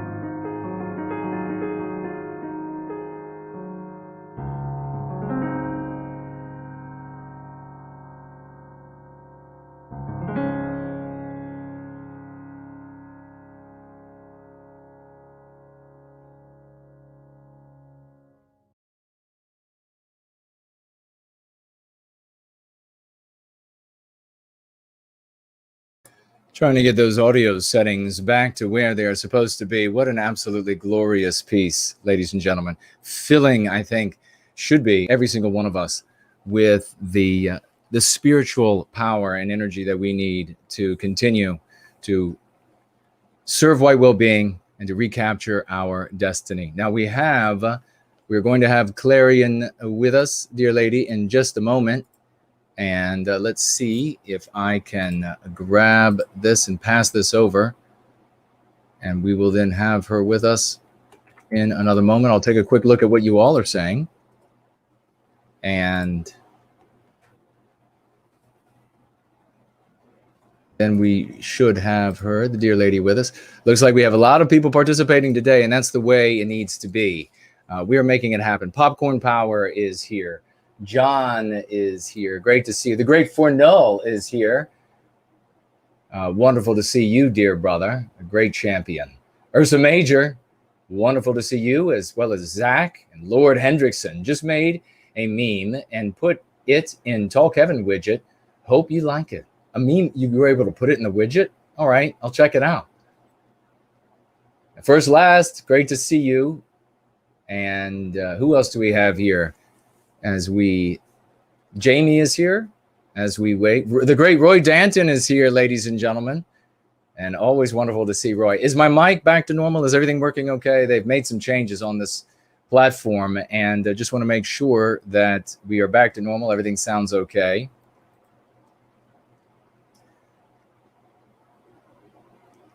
Elaine Sabatino says she's chopping veggies while listening to Chopin. She's Chopining veggies. Popcorn Power says audio is great. Fantastic. Great news.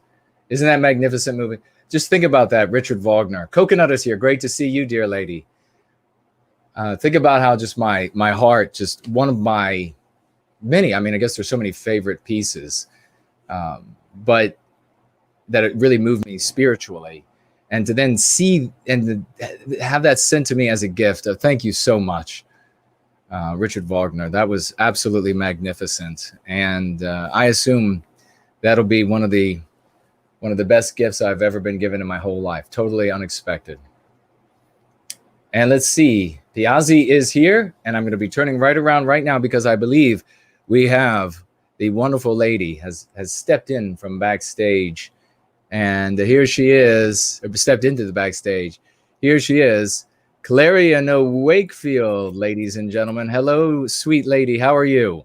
Hello, sir. I'm glad to be here. I've been listening for the last hour. It's been great. Oh, fantastic. I'm glad that you've been here with us. So you've heard, I mean, I guess probably you heard about Flatline talking about his wife. I mean, might as well jump right into that, and then we can get to the hellos. We'll just switch it up a little bit, where his wife is saying he wants to homeschool because he's picking out items like this, where it was the Audible book, and it was just wretched as anti-white it could be. And the wife saying that she's well, it's the only time she gets a break is when they're at school. Do you have any recommendations for them? How could it be easier to homeschool? And what kind of challenges do they need to overcome? And potential fears, I guess, that are really unfounded. Well, I hear a lot from people who don't homeschool that they, well, to put it bluntly, that they don't really like their children in some way, right? I mean, right. We can speak freely, yes. And a lot of it is like, I only get a break at this point, right? That might be a way that it is communicated. Not that woman doesn't like her children, but she needs a break from them. I don't feel really that I ever needed a break from my children. Right. They're teenagers now, so I'm assuming that this family has little kids, because that's oftentimes the phrasing that you'll hear about little children. Mm-hmm. But I found when my children were little, I find now interacting with little children who are homeschooled and little children who are not.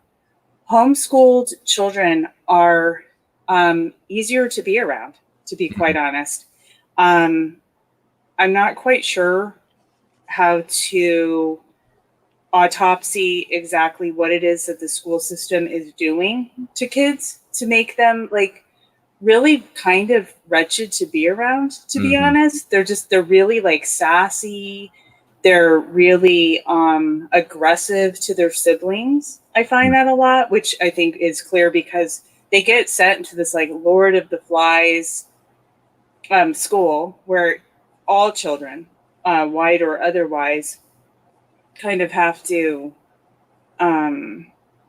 It is a Lord of the Flies. It's a survival of the strongest, right? And then obviously white children have on top of that, they have an entire curriculum that is also assaulting them all day. So they come home and they're really aggressive, right? Yeah. And they've been separated from mom and from dad and from their siblings, and they've been thrust into this hyper individualistic society where they have to survive and they have to be aggressive, and they bring that home and they treat each other like that instead of the family living as one loving, cohesive unit. It's this grouping of individuals where they're still battling their own siblings and their own parents at home. I see it with public school kids a lot, which would make sense because that's how they have to survive at school. They are also, I think, more sleep deprived. Quite honestly, they say that childhood sleep deprivation has now surpassed the Academy of Pediatricians' concern for children over and above obesity. That childhood sleep deprivation and exhaustion is now the greatest concern. And if you think about it, anybody who sends their children to public school knows the drill, right? And the drill is that you get them out of school, which is always kind of this like this chaos, right? I mean, anybody who's even driven past the pickup line at a school, it's just like an hour of sitting in a car, and then they get thrown into the car, and now they have all of their homework. But before they can start this like immense amount of homework, first they have to be taken to their well-rounded extracurricular activities of, taekwondo or ballet or soccer or all three, right? So then they have to do that all afternoon and all evening. They get like a frozen burrito thrown at them into the backseat of the minivan on their way home to like do this massive amount of homework, which, I don't know anybody who doesn't agree that homework has become an intense absconding of a family's little remaining time that they have together. That becomes a total battle. And then you go to bed and then you have to get up early and do it all over again. So it's just, life is just so busy and it's so anxiety producing because I feel like so much of the public school system life within the walls of the institution and then also outside of the walls of the institution is created from an anxiety of we have to do more. We have to have more children testing better. We have to have more children showing, these well-rounded resumes of all of these activities that they no longer get to do in school, right? There's no more, everything has been subverted in the schools to make way for these, critical race theory and gender spectrum studies and whatever it is that they're giving to like 5-year-olds these days. Like they don't get to have recess to an extent anymore. They don't get to have what school has shop, physical education. My friend sends her child to a school. They get PE 3 times a week. three times a week they get to like do something that isn't sitting at a desk. There's no art. Right. So it's just so much anxiety all the time from the time that you get up and you're getting ready to go to school to coming home to trying to jam in your extracurricular activities. The family is separated from each other all the time. Mom turns into this like weird, like prison warden / chauffeur. Right. You're yelling at people all the time to like do their homework and hurry up and find your uniform and your cleats and whatever.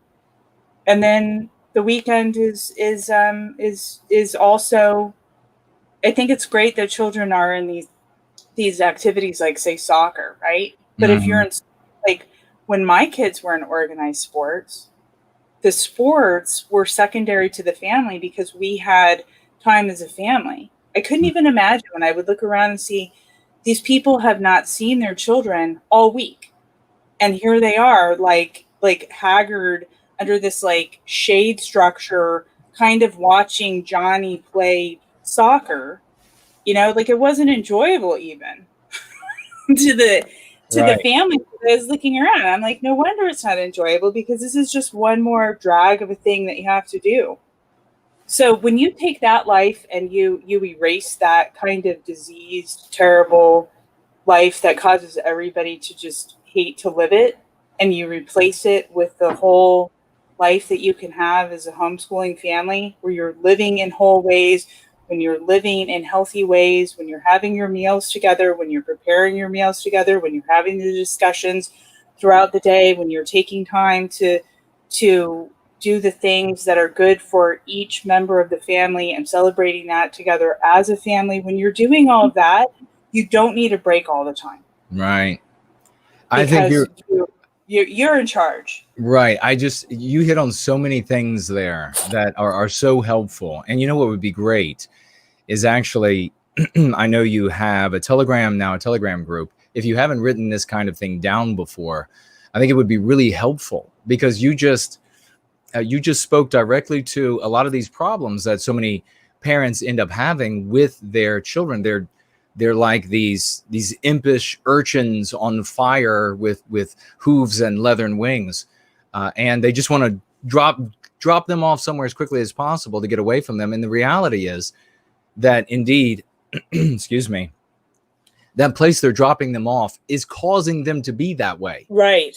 That's what's making them such a problem. If they can have, if they could have more sleep, if they could have the amount of sleep they actually need, and if they could be, and they not in, as you put it, it's absolutely Lord of the Flies. I mean, we're talking about, you go into school and all you get is anti-whiteism from start to everywhere you look. I mean, this audiobook was just one of many examples, endless, literally, that we could speak to.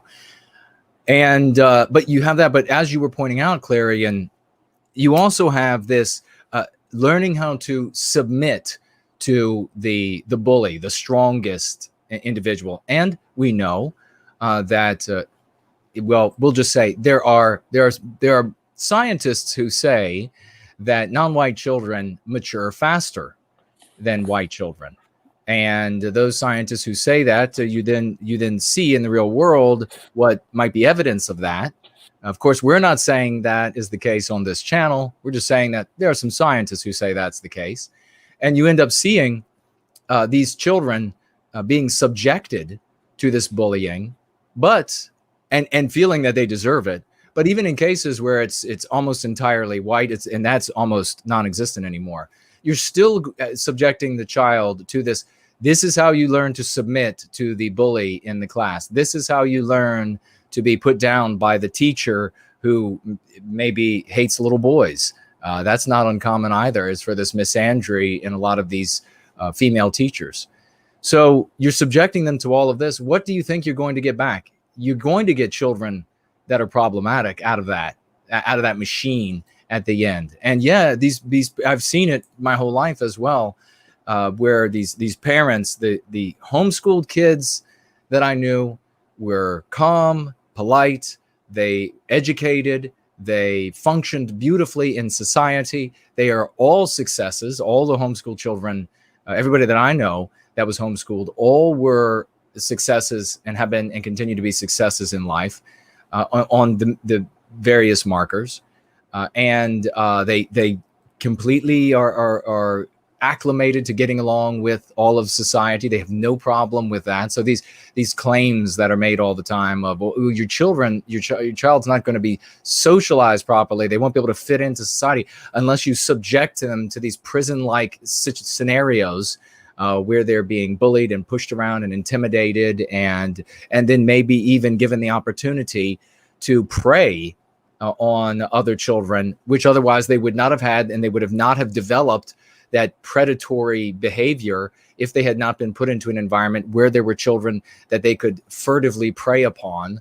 And that, of course, ends up harming them in life. Yeah, I think everything you're saying there, the remedy to that is get them out of there sooner rather than later, if you can, please. And it also, especially in this community, because this community understands this truth. And the truth is that everything I've said goes for any child. But for white children, we also have to keep in mind that school is an indoctrination camp, that our children are abused again and again and again while they're there. So even if you could send your child to school and it was a very peaceful place, it was a place that they could really be full and whole people instead of just automatons doing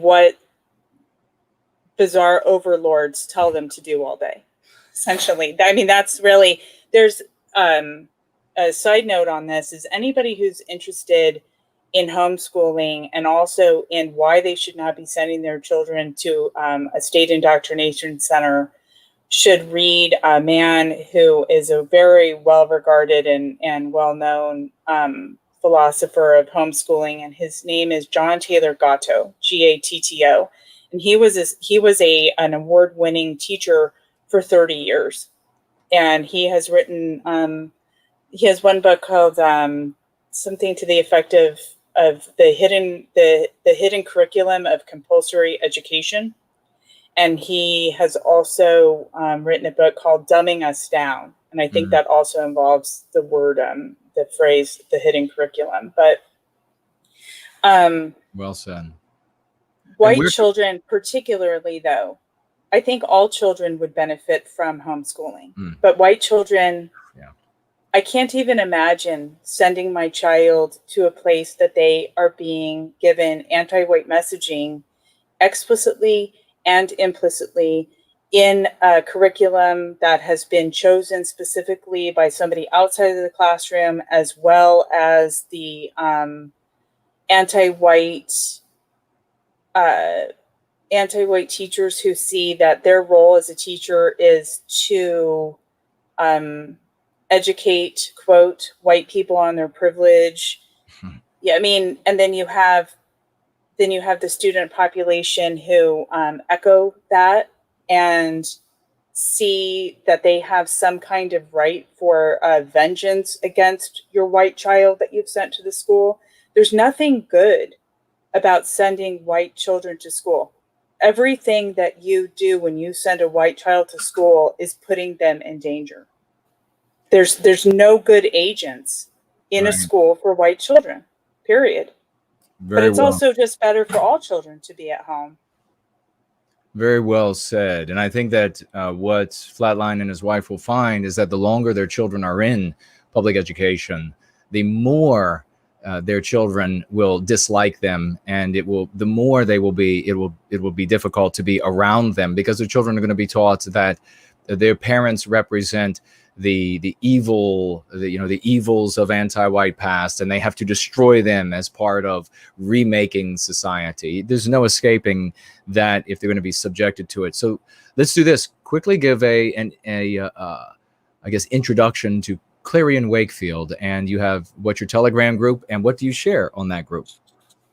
My Telegram group is just called Clarion Wakefield. It's small. I started it a few weeks ago. And we just talk about, we have a discussion channel that's attached to it, and it's a pretty comfy chat. And I just share whatever comes across. I'm going to actually, per your suggestion, I'll probably write something up about homeschooling. Eventually, I might have a YouTube channel that I can connect with it, but it's really just a little bit of everything. I started thinking about it, well, because people are like, where can we find you, essentially. But I thought, what is this going to be about? And what it's about is all the things that matter to me as a white mother and as a white wife. So pretty much anything goes, because everything matters to white mothers and white wives. That's going on right now. Precisely. Very well said. We have a question. I think we'll just go ahead and jump right into that. And of course, we can have, if you have any specific subjects, dear lady, that you would like to touch upon while you're with us today. And thank you so much for being here. We have Sheen is asking, and I will give my a succinct answer to this, and writes, question for you both. What's your take on the, and Sheen, we use anti-white. We don't say leftist. That's because the spectrum of right-left exists inside of the anti-white narrative. It doesn't exist in our story. In our story, everyone is going free. Everybody is serving white well-being. We have a lot of different opinions about the world, but we know that we will be able to resolve those equitably once we recapture our destiny. So we don't want to be inside their spectrum because, for example, like the love of the environment, the one of harmony with the environment is a position, and also taking care of the opposite of this hyper individualism is two positions that would, inside the anti-white narrative, ostensibly present themselves on the left side, and that's something that we generally as a community embrace. So questions for you both. What's your take on the anti-white argument for sexual education?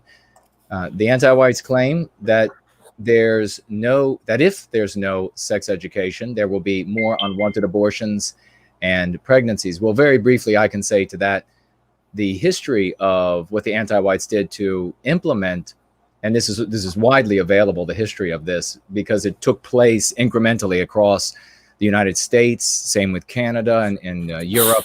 You saw it where they would go into a state or province or a city, whatever it might be, and they would say, look at these numbers of unmarried pregnancies, look at these numbers of STDs. You definitely need us telling your children about sexual education. And they started incrementally again at the older ages. So it was like right before leaving school. And we'll teach them sex ed, and then they won't have these numbers will go down. Well, sane people said, no, the numbers will go up. And of course, the numbers went through the roof. So then the anti-whites moved incrementally down to all the way down now to very little children, exposing them to what they would refer to as sex ed and all of these other different, I don't know if you want to even call them like genre, like do you know what sex you are, what gender you are, and who are you attracted to, when children are not having attraction, and et cetera. So you just point out to them, if you want, you could point out to them that history, and you could also point out that it's just another anti-white program to sexualize white children because it harms the white race.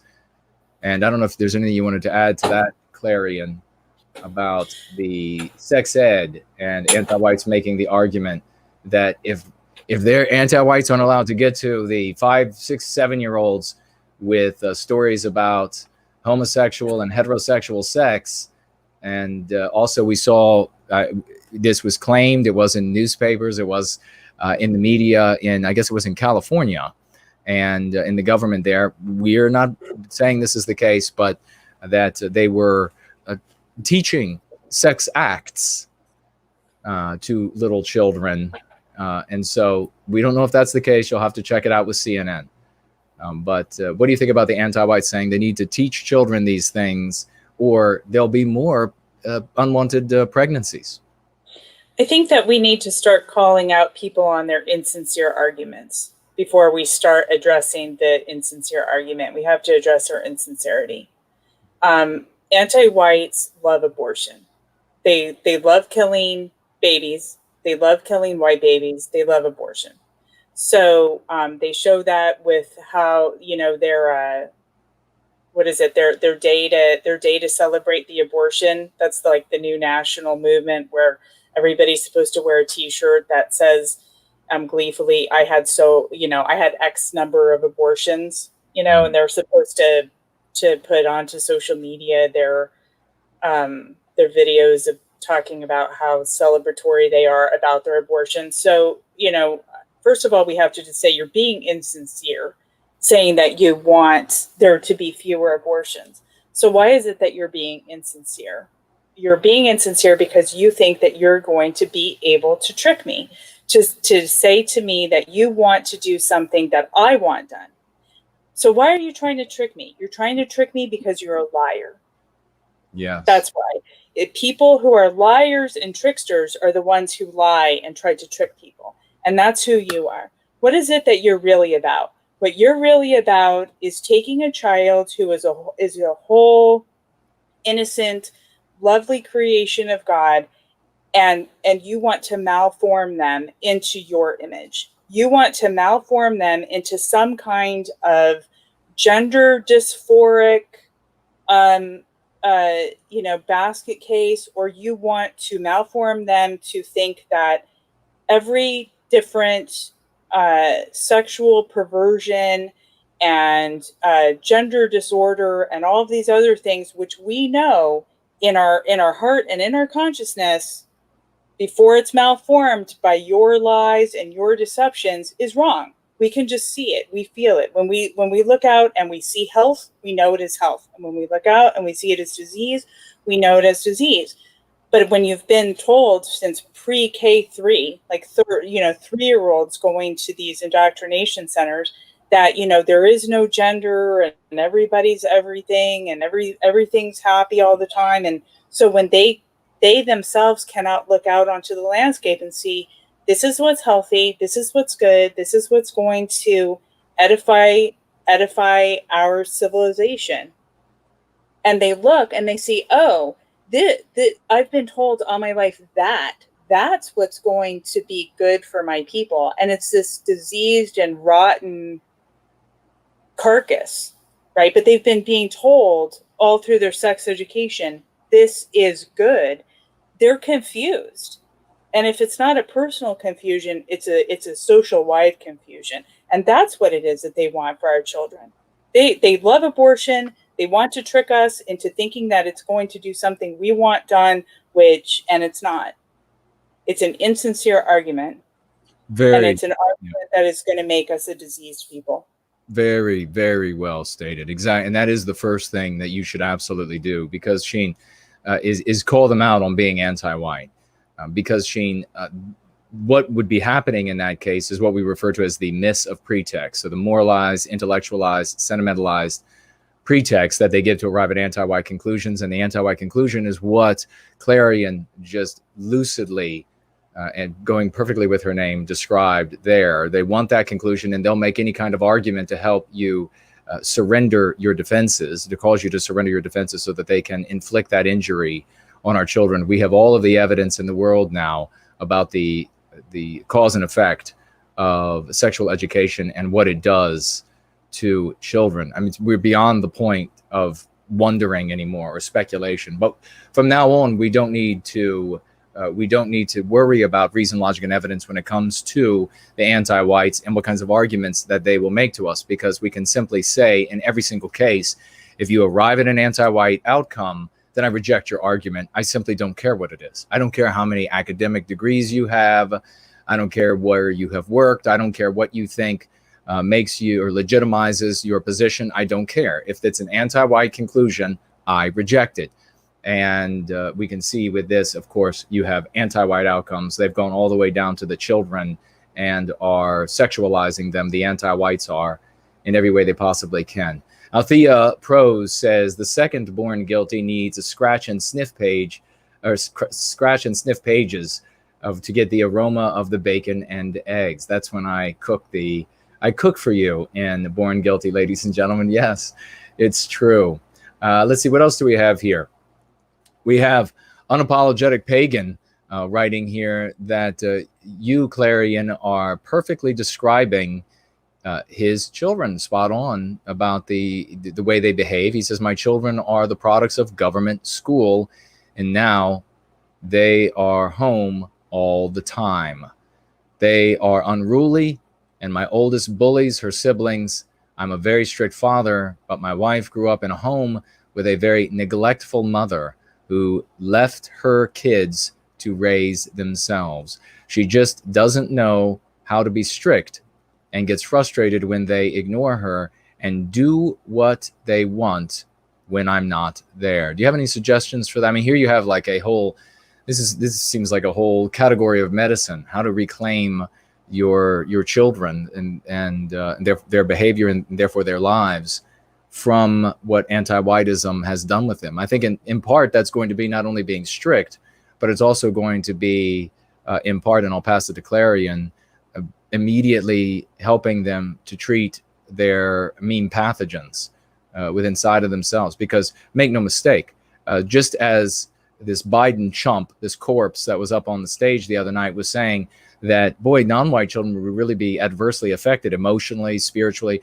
Make no mistake, all of your white children are victimized. They are traumatized, and their behavior is to some degree, more or less, a consequence of that trauma of anti-whiteism. And so you're going to have to treat them for their mean pathogens, as well as any other recommendations, being strict, and whatever Clarion might say as well. So Clarion, please, lady. I think that your use of the word reclamation is imperative here, because that's really what we're having to do. Is we're having to reclaim ourselves, and in this case, we're having to reclaim our children, the most vulnerable of our people, from a completely unnatural and unhealthy way of existing day in and day out is what school is. So, and then our friend is saying that his wife, the mother of these littles, was herself damaged by her own mother. And then, you know, his answer, I'm not saying that this isn't an answer, it's definitely not the only answer, is strictness.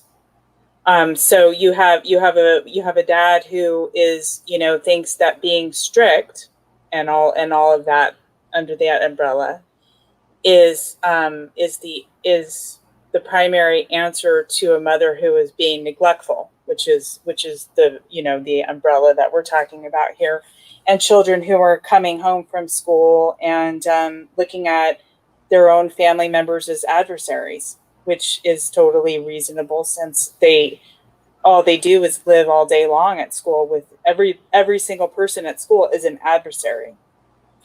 So that's a lot to unpack there. But I think that the way to look at that is that we are reclaiming something. We're not reinventing something, we're reclaiming something. And what we're reclaiming is that very natural order of the family. And it's difficult to reclaim something, but it's definitely easier to reclaim something than it is to build something without any kind of foundation or any kind of structure at all. So we can look back and see what it was that our people, when we were at optimal health, were doing, and reclaim those things. So it's a very hopeful world that we're living in, because we already have within us that which our people knew, right? We have that in us, and it hasn't really been that long since we have given over our natural ancestral understanding of how to be to this bizarre institutional society. Like, it really, really hasn't been that long. It feels like a long time to us because we're having to live through this hellscape. But most of the experience of our people is one that we're trying to reclaim.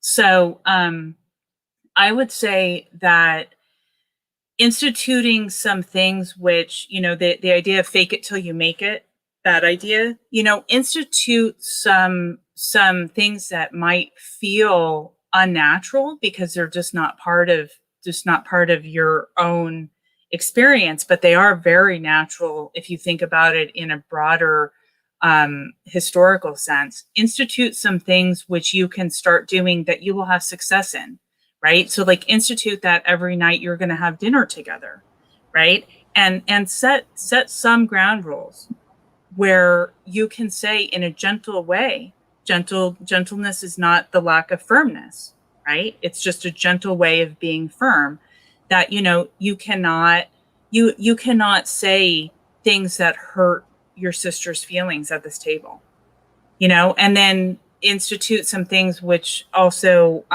might feel inorganic to permit you to figure out how to have a conversation again as a family. I find that a lot of families don't know how to converse together anymore because all that they talk about is they yell at each other in their adversarial ways. Somebody's not doing something that they should be doing, or somebody's doing something that they shouldn't, and making sure that they are getting their life aligned with the external requirements put on them by school. Have you gotten your homework done? Did you pack your backpack? What are did you pay your lunch lady? Did you, it's just this constant, so that the family just becomes really a vehicle for the institution, right? Yeah. They're no longer a family. They're the people who are making sure that the institutional requirements are met in the evening. That is not a good, positive, loving, heart-building way to have a family, right? So there are people who don't really understand how to have a conversation anymore that isn't about an institutional to-do list. So even though it might be a little bit weird, families you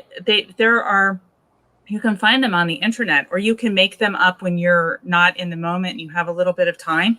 There are conversational prompts that families use at dinner time, which prompt the whole family to have a conversation about something that's interesting and isn't an institutional maintenance plan, right? So even though it feels weird, have a conversation prompt, right? Have a dinner that everybody's making together.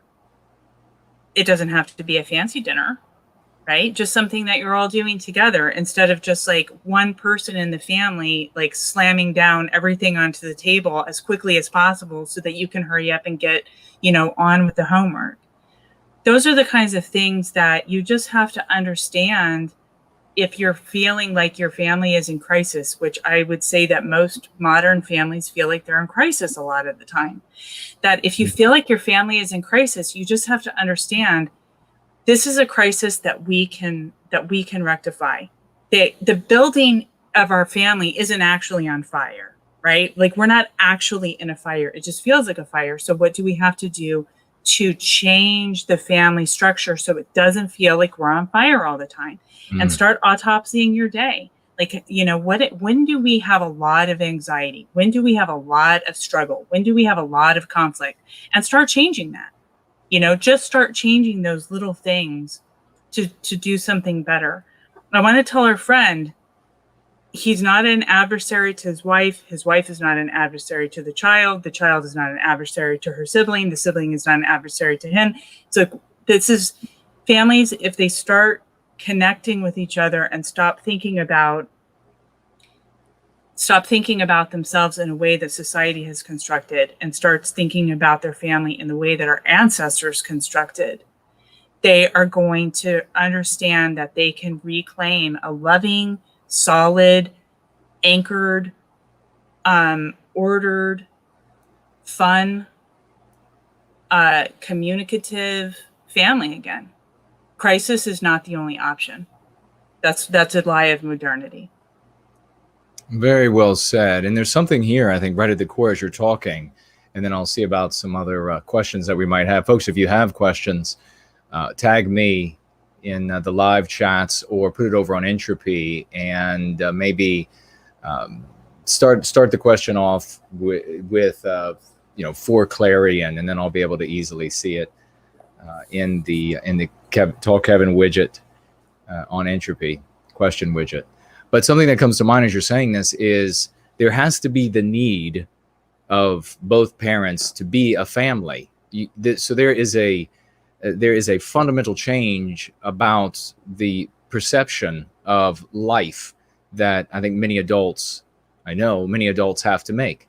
And I see that there are mothers and fathers out there that they have a perception about what their life is, what life is supposed to be like, and therefore their life.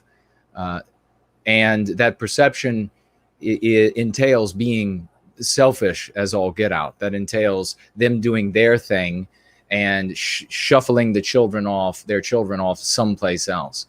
When the reality is, once you've become a parent, You have to be a family. You have to be a parent to that child. And that's a full-time job. So if there are mothers or fathers out there that are saying, well, I'm just having so many issues with my children because I shuffle them off to the whatever anti-white movie on their iPads for the next 2 hours so that I can go over here and I can listen to whatever, maybe audiobook or whatever it is that's not going to be improving who they are, that's merely just for entertainment purposes, while I throw some laundry in, pull some laundry out or something. That's not, you're going to have a completely different view about how you're going to live your life. And if you have that view, then you're going to get up in the morning, and the weekend is going to be for example, it's going to be a day of projects for the family. It's going to be, and this is what we hear Clarion say all the time, and we hear many others who successfully, Sarah talks about it, who raise very happy children, and they have loving families, loving homes, where they all get up in the morning, and it's going to be whatever it's going to be that day. We're all going to have chores around the house today. We're going to be doing this all together. And then when we're all done with this, then we'll all go and maybe do this sort of fun thing, whatever it might be, afterward, so that you're living your life as a family rather than trying to go back to some sort of individualism, which is really this sickness. This individualism in the West is a real sickness. We have a little bit of a genetic inclination that serves us well, and that's fine because we're able to build Western civilization because of it. But this individualism has been made into something more than just a little bit of a sickness. For us, we want to always be these individuals, these automatons away, even when there are children that we have to be rearing into healthy people. And then parents turn around and they wonder, well, why is my 13-year-old, threatening to, some of these crazy stories I've heard, do something horrible and shaved off all of this hair or whatever and did this crazy thing. Well, they're like that because you are pawning them off to anti-whites to rear them for you, so that you can watch the hollow-headed comedy or the hollow-headed romance or the hollow-headed war movie or whatever it is, rather than doing projects with your children and being a part of your children's life, involving them in the things you do, teaching them. Really, childhood, you have to remember, ladies and gentlemen, is the training for adulthood.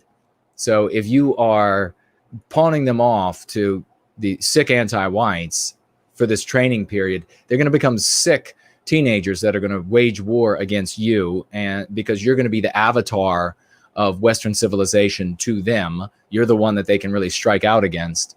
And then they're going to go out into the world and they're going to wage war against Western civilization. And they're going to lead terrible, miserable lives. Many of them, even if they try to fake it and cover it up with the psychotropic drugs that are off the charts for our people. And that's because of anti-whiteism. That's because of how they are being reared. But Clarion, what do you think about this changing for parents, once you become a parent, really having to change this mindset of this, I want to do my individual thing, to we're doing this family thing with the children? Or if it's a single parent, it's this, family of the single parent with the children, rather than the individual life. I think that it's something that is natural, and that is that the anti-white narrative has convinced people, again, just like what we were talking about, all of the messaging in the schools, that if naturally you can look out onto the landscape and see what's healthy and what is diseased, what is good and what is not good, but that we're given the messaging which hurts our people. And part of that is it's better, it's more fulfilling to be one than it is to be a family. We're given so much messaging, men and women, but I'll talk to the messaging that's given to women. Women are given the message that being a wife and a mother is less than, is not full, quote, self-actualization, is wasting your intellect, is an enslavement to the patriarchy, is a drag. When, you and I have talked so much about commercials and movies and whatever. Look at how many commercials are showing women who have children, and that the one thing that every woman in these commercials has is that they're overwhelmed and mad, right? Yeah. Being overwhelmed and mad is not a natural state of motherhood. Yeah. That's not how you naturally feel. Let me tell you my personal story. When I have 2 children, and I was had no intentions of staying home with any of them. And I definitely had no intentions of homeschooling, because I was given the messaging that homeschooling is bad for children. It's for people who have low IQs. It's all of these different things. I had a career, and I had a career that I had to go to many, many years of school to have. I had a career that I had been planning to have since I was in 6th grade. This was my trajectory. And we had our first daughter, and she was about 3 days old. And she was I was a new mom. I didn't really have a lot of support network. Again, this is an unnatural part of modernity. I should have had other moms around me saying, like, oh, this is why, try this, or this is why the baby is so crabby, right? I didn't have any of that. I had like these books, like what to expect the first year, so I'm like frantically looking through this like crappy book to like try to figure out how to be a mom. This is a very modern, diseased way of parenting, but that's what we're left with a lot of the time until we reclaim, right? I can tell you that my children will not be parenting in these ways, because my children will have myself and they will have their father who helped them to know how to be a parent. We're helping them now to know how to be a parent, and we will help them when they become parents. So, but I didn't have anybody helping me. And I had this baby, and she was 3 days old, and she was so crabby. And I realized why. It was something that, is easily fixed if you know what the problem is. But she was so crabby. I had a baby for 3 days. This is not a long time to have a child. I had this baby for 3 days.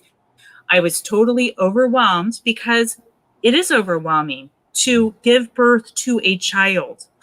This is what I did. And I just looked at this screaming baby, and I thought about my plan. In 3 months, I was going to give this screaming, precious bundle to some absolute stranger. And I was going to trust that this absolute stranger was going to take the care and the love for a strange little crying monster baby. No, I could not trust that. So I knew I have to stay home for the safety of this little monster, right? So that's really, I became a stay-at-home mom because my child was so wretched. if you look at it that way, that, and of course everything changed for the better. But I remember, my husband coming home, and I'm sitting in the rocking chair with this crying baby who had been crying all day, right? And I said, "This is what I do now." And he said, "Oh, I always knew you would." And I said, "How did you know?" Because remember, Jason, since 6th grade, I was on this career path. This was my career. I was, top of the whatever. And "Oh no, I would have never married you if I thought that you were going to continue with a career." He knew that my love for my child would outweigh anything that I would have ever had, even something that I thought that I loved since 6th grade.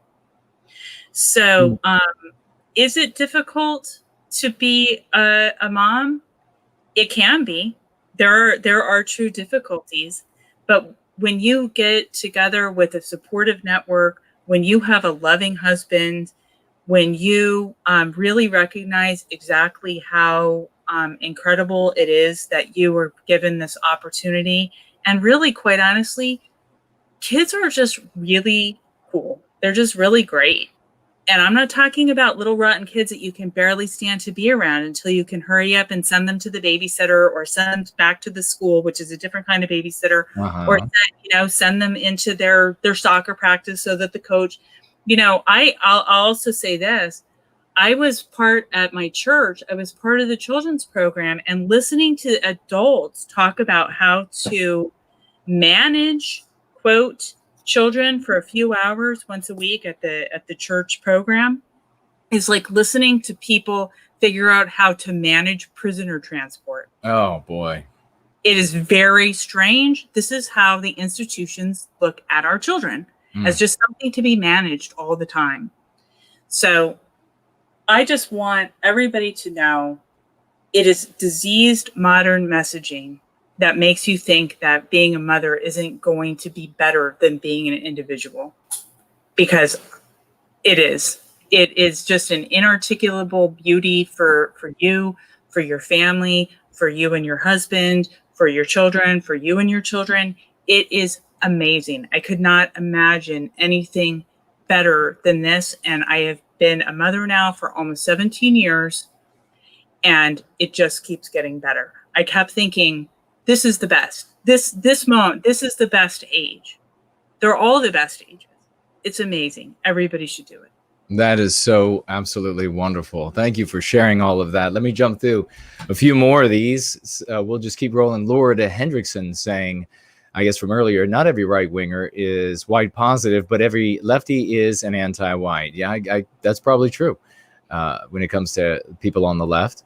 Irish Ice says, my copy, and absolutely true about the right inside the spectrum and inside the story of anti-whiteism. Irish Ice says, my copy of Crucible showed up yesterday, just started reading it, heading out to Staples to print up some White Wellbeing posters. God bless you, great brother. Well, thank you. God bless you. And I'll let everybody know right now, if you head over, if you weren't aware of this, I'll share it today because I don't think I've shared it before. So many magnificent things going on Clarion. I just can't even stay on top of all of it. But right now, if you head on over to nowhiteguilt.org, you will see at the very top, one of the links says flyers, I think 3 times.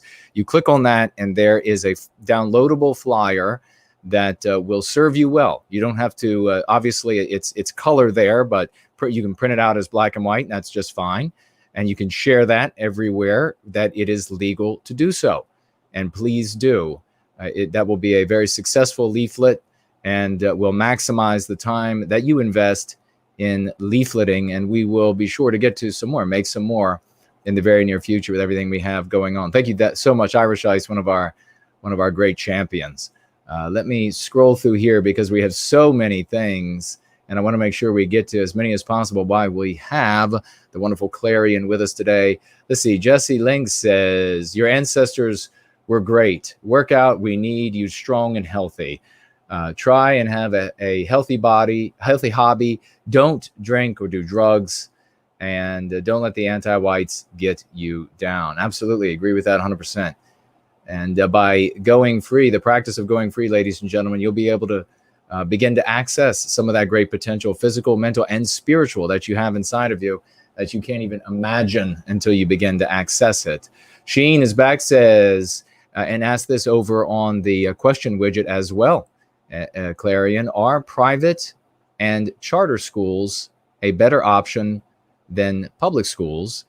And are private and charter schools more white positive? I don't think anywhere is white positive, but I guess less anti-white. The questions to you, dear lady. I think that I'll answer the question. I think that charter schools and private schools are better than public schools. I mean, this is like asking, is lymphoma better than lung cancer? But right. I mean that yes. I think that the reason that private schools are better is because you are a consumer. I have a friend who sends all of his children to a very expensive private school. And when anti-white things have he can't call out every anti-white thing at the school. They're just, I mean, they would be booted out of the school. It would be like a daily phone call. This is how anti-white schools are. Yeah. But when particularly egregious anti-white things happen, he has called. He has called, or he has written a letter. He's texted, his classroom parent pods, that kind of a thing. For instance, his 6 or 7 year old was for Black History Month was given the essay that she had to write an essay or do a report on a Black hero. And he was able to, because this is a private school, to send the letter, my daughter's, this is, sometimes you have to use a lexicon of the power majority, right? So he's, this is racist. Which is not a term that he generally uses, but you have to speak to the language of the person that you're persuading, right? This is racist. I'm not permitting my child to choose a hero based on their race, and my child will write a report on a hero, but it's not going to be race based. He actually had to go in and speak to somebody about it. He got an email back. Well, this is important. Black History Month. And then he wrote, my child is absolutely not doing this. And then it was like, well, can you come in and talk to us? And he had to go in and speak to the principal of the private school and to his daughter's teacher. So could he have even done that in a public school? Absolutely not. Is he paying an exorbitant amount of money for this particular kind of cancer? Absolutely, he is. And he had to write a letter. He had to write another letter, and then he had to go in and have two authority figures on one side of the desk and him on the other to push back against the anti-white narrative that somehow it's best that his daughter write this report. She's like 7 years old, right? So that's the answer. Yes, private schools are better because you're a consumer. Okay. And you can exert your pocketbook because you're paying specifically for your kid to go there. But also just keep in mind that while there are negative reasons to homeschool, would be schools are anti-white and I don't want to send my children to a place that they're going to be taught to loathe themselves. You also have positive reasons to homeschool. Even if, this is what I tell people when they say, oh, but the schools are so good here. Even if I live next door to the very best school on the planet, I would not send my children there because I want to homeschool. Right. Because it's so enlivening to our family, et cetera, et cetera, et cetera. There are many, many positive reasons to homeschool. Even if you had a great option, which you do not in America 2020, you do not even have a mediocre option. Mm-hmm. You have only the least bad option, which would be to spend exorbitant amounts of money so that you can be a consumer, so that you can sometimes push back on the most egregious and explicit anti-white messaging. This doesn't even discuss the implicit anti-white messaging that his children are getting that he doesn't know about because it's not coming home as a homework assignment. Yeah, that's the thing that I would definitely, I don't think, and I'll show you all in just another moment, some couple of images that are going to blow your mind. But when it comes to private schools, Christian schools, doesn't matter how much you're spending, their teaching material has to come from somewhere. And that's not an infinite number of options for these institutions, and they're not producing all of their own teaching material. So you might even say, well, this school is not receiving money from the state. It's not receiving money from the federal government. It's just the funding of the parents. So they are not beholden necessarily. Well, first of all, they're beholden increasingly to anti-white legislation and the interpretation of rules and laws and codes on the books through anti-white lenses. And these and these nodes of power, we've talked about the nodal tipping point. So many of the nodes of power now are in the hands of the anti-whites, demonstrated by these anti-white hit squads and these individuals coming out who are in power to protect them, to bring the force of law against anyone who opposes them. There's that, but then there's the inescapable reality that there's only a limited number of sources from where these institutions can get their teaching materials.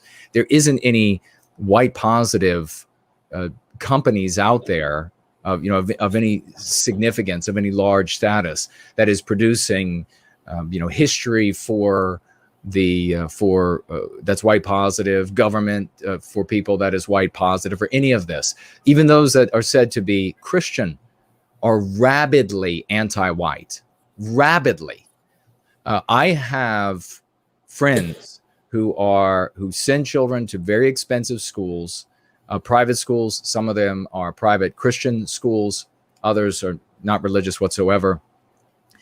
And the kind of anti-white filth they receive in those institutions are just like the anti-white filth that the children are receiving at the public schools that I hear people complaining about. No significant difference. And Clarion's right about you are a consumer and at a private school, but it would be, you have much more power if you were to get a great many parents, almost like a union together at the school, that would say, hey, you all are not going to teach X, Y, or Z, or we will all pull our children. That'll be 2/5 of your funding or something gone overnight.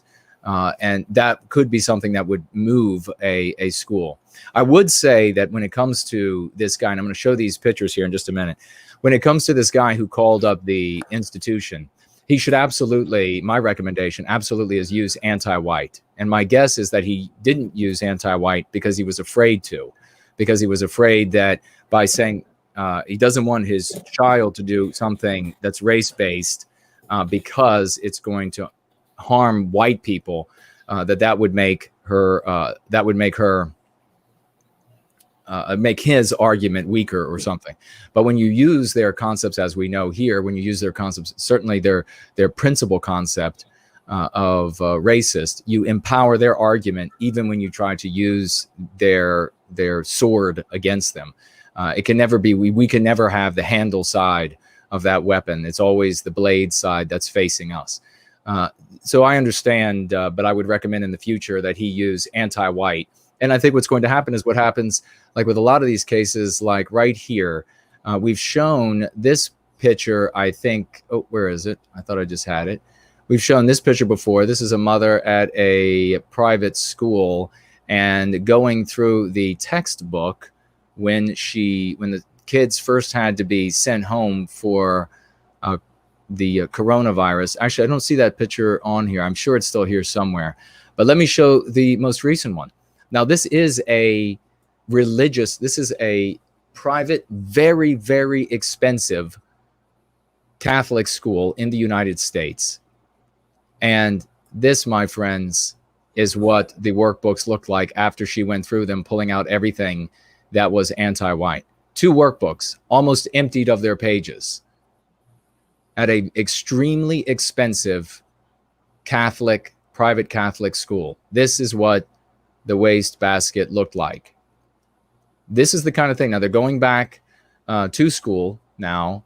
And so what this mother has done is checked out the books from the school and gotten the copies of the books so that she could see the material. These were actually produced. Now, if your children are going to Catholic schools, they're going to be getting this garbage from Jesuits, violently anti-white. And so that just about every page is portraying white children as handicapped, as crippled, as in need of help, as weak, as deviant, as needing of redemption. And the white little girls all pictured with the non-white little boys again and again. These are for the very youngest of children.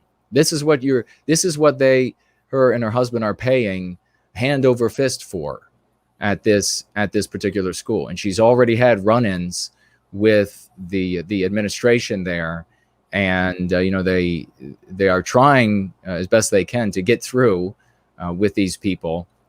Even though they're paying as much as they're paying, they still are exerting a significant influence on their children. And so she's doing what she can to inoculate them against anti-whiteism. So we'll share that, and we'll compare that with this family right here. Take a look at that. This is a homeschooled family, and I wonder if those children are going to grow up and be healthy. That is Mrs. Deshorst's children. And they all have a copy of Go Free. They are all going to know the world for what it is precisely, how it seeks to harm them, how the anti-whites work to their detriment. These are going to be very healthy, very happy, very educated children. They're going to be exactly as Clarion was talking about. They're going to be a boon to be around, because they're having family functions. They learn together, they grow together, they prepare food together, they eat together. They have those conversations, family conversation starters that Clarion is talking about. They're out in the garden together. They go on educational trips together. And in everything that they do, they are observant of anti-whiteism in the world around them. So they interpret the world through that lens, and therefore are far healthier for it. Now, if you can get to that state, you're in a very lucky place, and that's going to be the healthiest place for your family and your children. If it's a private school, it's like, I agree with Clarion completely. I mean, it's like lymphoma versus, some other form of cancer. It's still dreadful, and you don't want to have this, ladies and gentlemen. You don't want to spend hand over fist to get your children into these prestigious schools, only to have them come back even at the earliest ages and have that many pages torn out of 2 Jesuit instruction books for the children that they are providing them. I mean, just think about that. That every single, that's not for fun.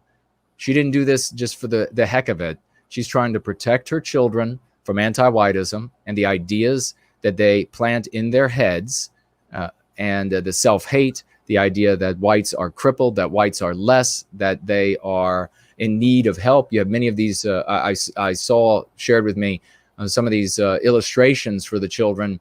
It's like always the white child in the wheelchair being pushed by the helpful non-white child, the white, and on, and all of the other things like we had from unapologetic pagan, showing that the white children, they're also the bad ones. They're the ones who are in need of help because they are harming the other children around them. And just as a side note, I see over here, Unapologetic Pagan also added that he just started coding a game 2 weeks ago, and I guess it's going to be a game for White Wellbeing. That'll make 4 games for White Wellbeing.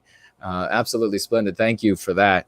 But any thoughts, Clarion, on this pile of anti-white trash, and what versus this very lovely photo of the great Mrs. Jess Horse, a wonderful community participant, ladies and gentlemen, and who is, do you think, just I'll ask this to Clarion and we'll ask this to everybody. Do you think that any bit of anti-whiteism is going to get by the shield that is up in front of these children? Not a chance. Not a chance. Not a chance. Please go ahead, dear lady. I think I'm a devoted Christian, and I think that the worst place that you could send a child is to a private Christian school. And that's because primarily, I would say mainstream private Christian school. Primarily, Christian schools are it seems like the big ones that are in every city are either Lutheran or Catholic. And both of those denominations have been completely deluged with anti-whites and anti-white ideology. And if you look at what the Catholics and the Lutherans are, well, definitely the Lutherans are at the forefront of the LGBTQ, etc. The Catholics and the Lutherans, if you look at their Catholic Relief Society and the Lutheran, I can't remember what it's called, they're at the forefront of, quote, refugee relocation. So what you're getting in those schools is the same anti-white narrative, but you're getting an additional nail in your coffin that the anti-white narrative is from God. Yeah. So then they abscond with Christianity as well. So they take our religion, for those of us who are Christian. They take our religion, they malform it, and then they feed it back to children in this diseased way where Christianity becomes salon.com with Jesus on the byline. It is horrible. It is much worse to be fed anti-white indoctrination as a message from the God of the universe. Do not send your child to a Catholic or a Lutheran school. And it's important to point out there too that this is not a Catholic issue. There's nothing wrong with the religion. You know, it's not a Lutheran issue, or if you're a Christian, generally speaking, this is anti-whiteism. It's anti-whiteism corrupting religion, Christianity, Catholicism, anti-whiteism corrupting public education. It is in all of these things. So there's nothing in particular that we're saying here about any of these particular institutions aside from the poisoning by anti-whiteism. And we have a question for you, Clarion, from our great Sakis, asking, did Clarion let her children watch TV when they were younger? And then any thoughts you have on allowing them to look at any of the regime's entertainment? Well, my children... Okay, so I have almost, she's 16 now, so a 16-year-old and a 14-year-old, and so it's been quite a long time since they were little children watching television. My children then watched very little television compared to other children. So, but they did watch television, and the television that they watched were PBS kid shows. Clifford the Big Red Dog, Sid the Science Kid. I can't remember. They had their favorite shows. They watched, they watched like, 1 or 2 in the morning and 1 or 2 in the afternoon. So it was much less television. And I thought that the television that they were watching would be better. I was not white positive when they were little. This was something that, they were much older. But looking back on what it was that they were watching, I started to consider what it was that they saw when they were little. And take Sid the Science Kid, which I'm almost 100% sure is still on. Sid the Science Kid is a, quote, educational show about science. And they are these cartoon figures that are they're humans, but they're cartoonish humans. Sid is like purple. Okay, but everybody else has a very distinct race. And it's very interesting. Sid is purple. His dad is white. His mom is dark, non-white. So he's purple. He is the smartest kid in the class. Mm-hmm. There is a little girl in it who is obviously supposed to be Asian. She's also very smart. The teacher has a Spanish, English as a second language, Spanish twang. She's like super nice and super smart, but from some foreign land where she used to speak Spanish. Mm-hmm. And Gerald is Sid's best friend, and he is a buffoon. He seems to be very low IQ. He has a hard time. He always needs Sid's help. He always needs this Asian girl's help. He has this very stupid way of speaking. His cadence is very stupid. And guess what? He is the one who is obviously white, red-haired. He's the only white child in this little class. And he is a fool all the time and needs the non-white children to help him to learn everything that he can't learn. And everybody's so nice to him because he's so dumb. I used to turn that on. Like I chose that. I chose that for my children. Hey, girls, Sid the Science Kid is on, Mm-hmm. So did they watch television? They did. They didn't watch very much television. I think that they would have been better off without having watched that show, of course. But I think that because so much of their life was outside, every parent should read 2 books. If there are all parents listening should read 2 books. Anybody who wants to be a parent should read 2 books. One is called Simplicity Parenting, and one is called The Last Child in the Woods.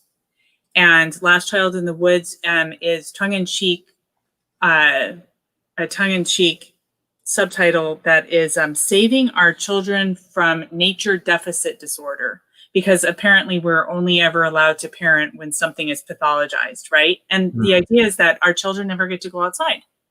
So my children did watch TV. They watched very little TV. We still watch TV. We watch on YouTube, right? We don't watch any mainstream television. 0. That's a 0.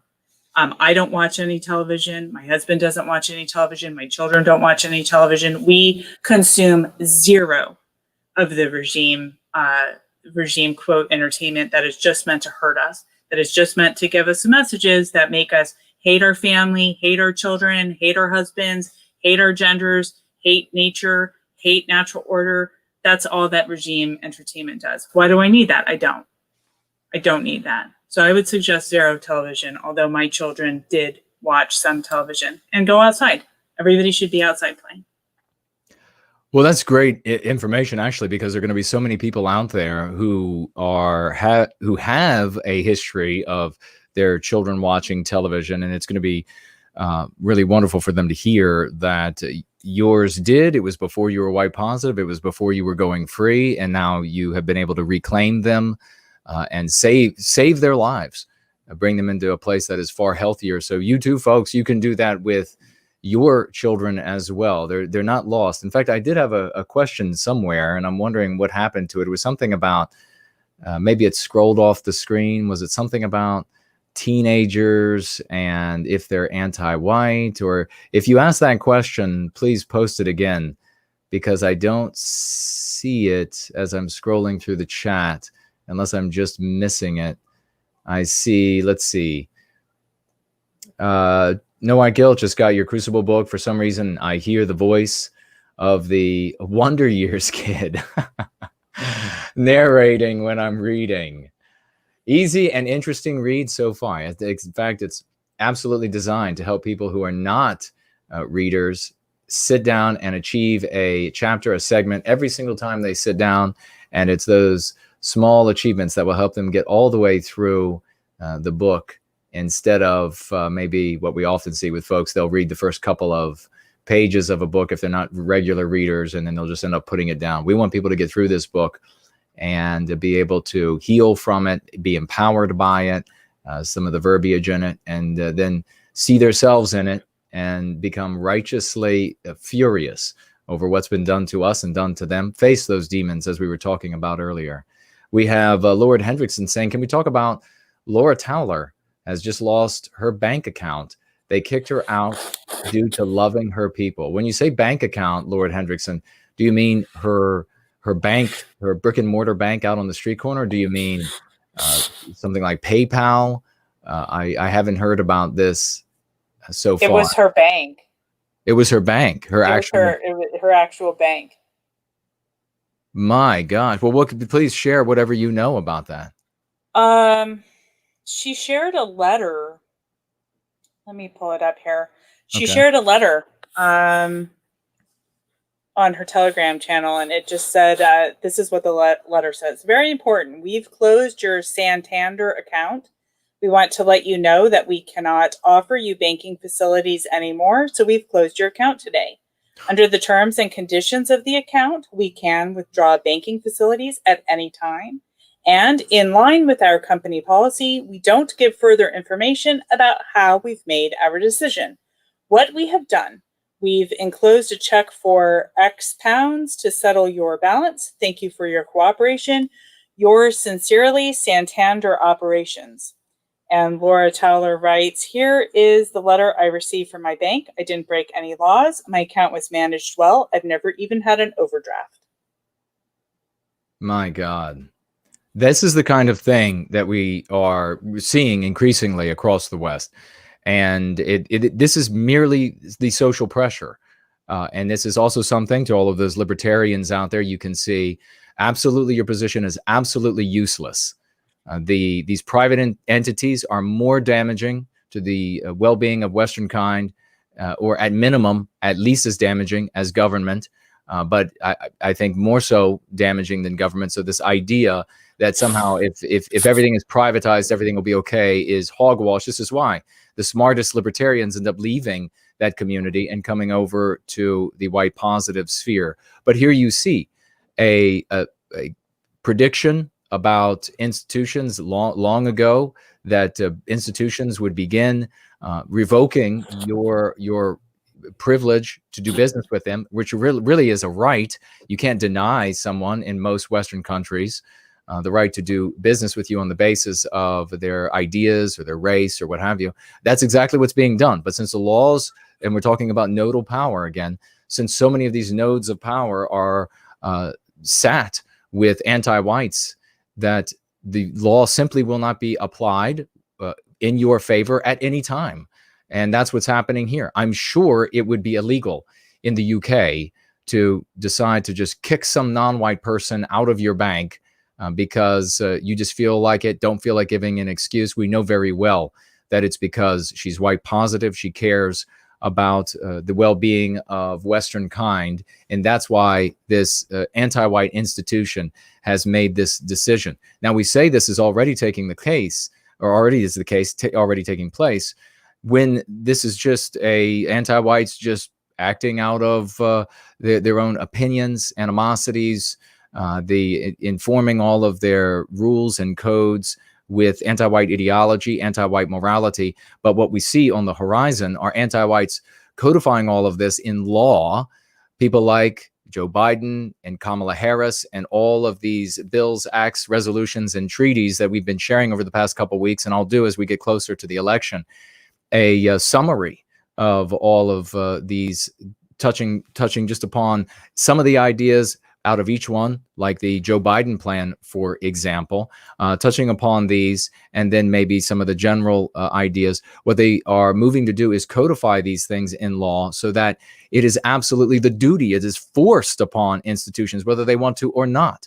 And in fact, we see, what was it called? I misnamed it last time, and it's the Recognizing the Global Threat Transnational White Supremacist Extremism Presents to America and Its Interests. This kind of thing, if that were to move through the government by will of the anti-whites who call themselves Democrats, would end up defining every single white positive group abroad as a terrorist organization equivalent to ISIS. And in any communication with them by a citizen of the United States would be treated the exact same way as a citizen of the United States communicating with ISIS. All of your rights would be taken away. And in fact, it says very expressly that all material support it would be against the law to provide any and all material support to any of such individuals. So that would be not just banking, ladies and gentlemen, but it would be your grocery store. It would be somebody throwing bread out to you from their window.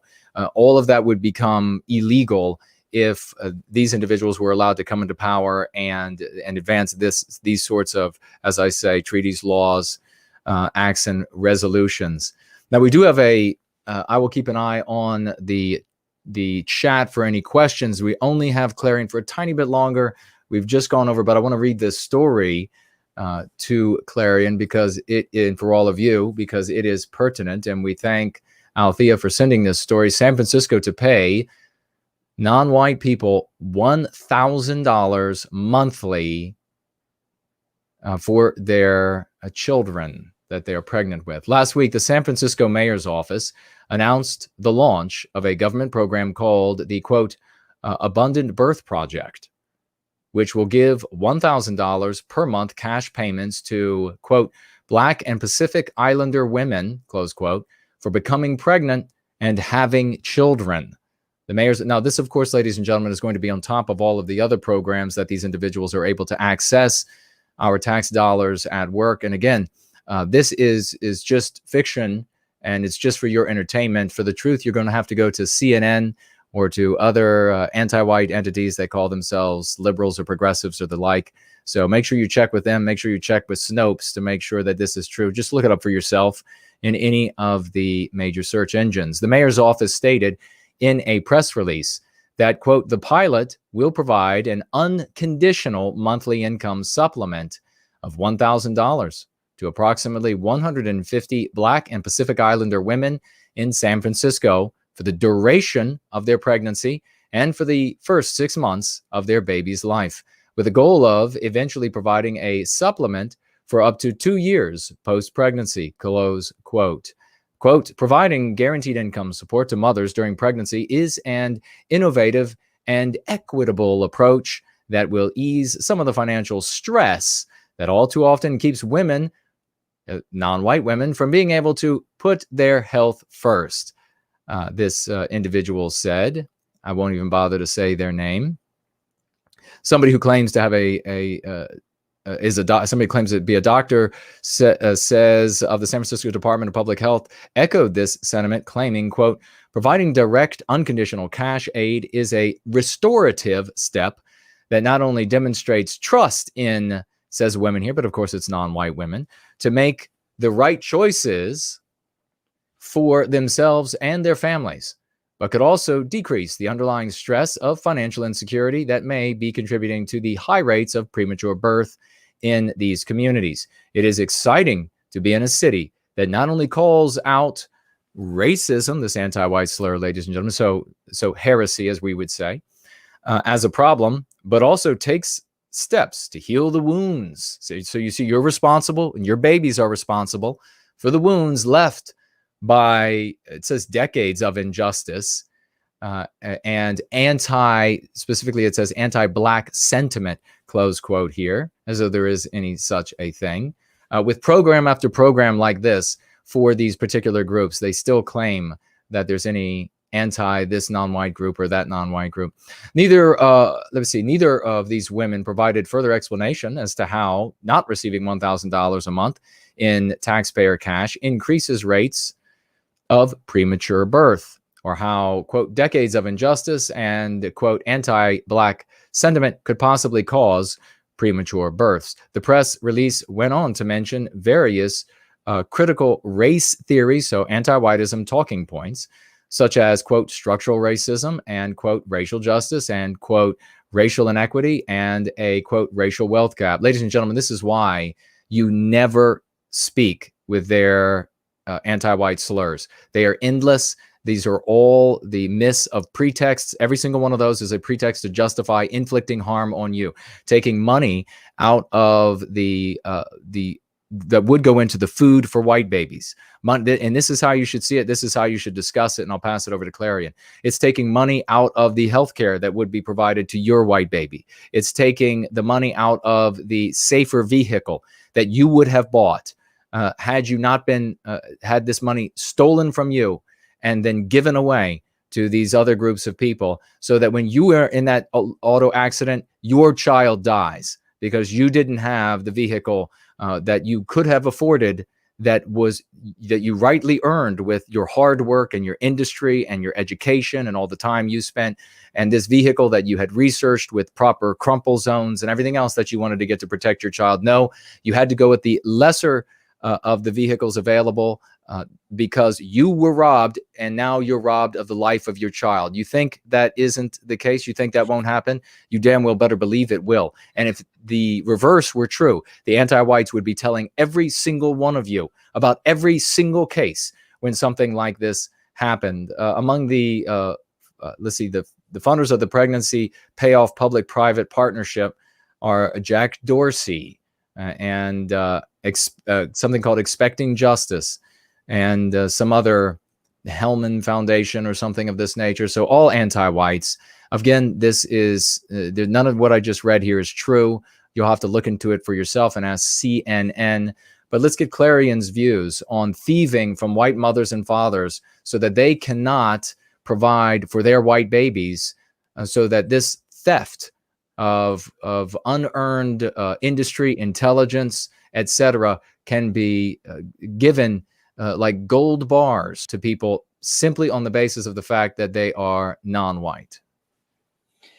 I wish I had something really eloquent to say about this, but for me, I don't know I guess everything is, everything is cyclical in the psyche of our people as we move through surviving this and moving into something better.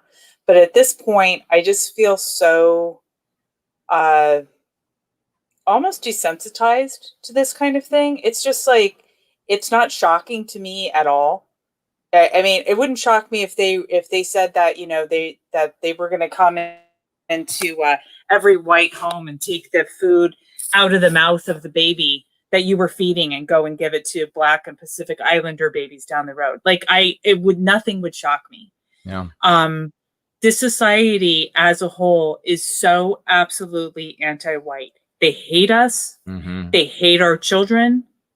They want us to, people say, oh, they want us to die. I don't think that they want us to die. They want to keep us, it's kind of like the often quoted movie, cited movie of The Matrix, different parts of that movie in our lives. I feel like anti-whites don't want us to die. Anti-whites want to plug us in like to continue being the battery packs of the society, just sucking our very life out to give sustenance to non-whites.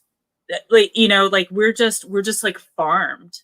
Essentially, we're just being farmed by non-whites to, support, what is this particular, some city is, 2 particular non-white women for a particular number of months, whatever. It's all like irrelevant because it's the same. It's the same everywhere we go. We're absolutely hated, and we need to start unplugging ourselves from the system, recognizing that it is absolutely illegitimate. The whole system is illegitimate. We have to stop waiting for it to be legitimate and start building our own networks.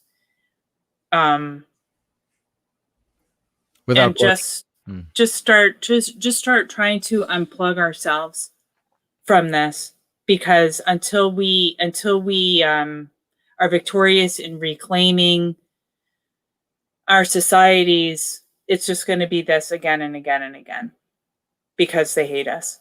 They hate us, but they need us.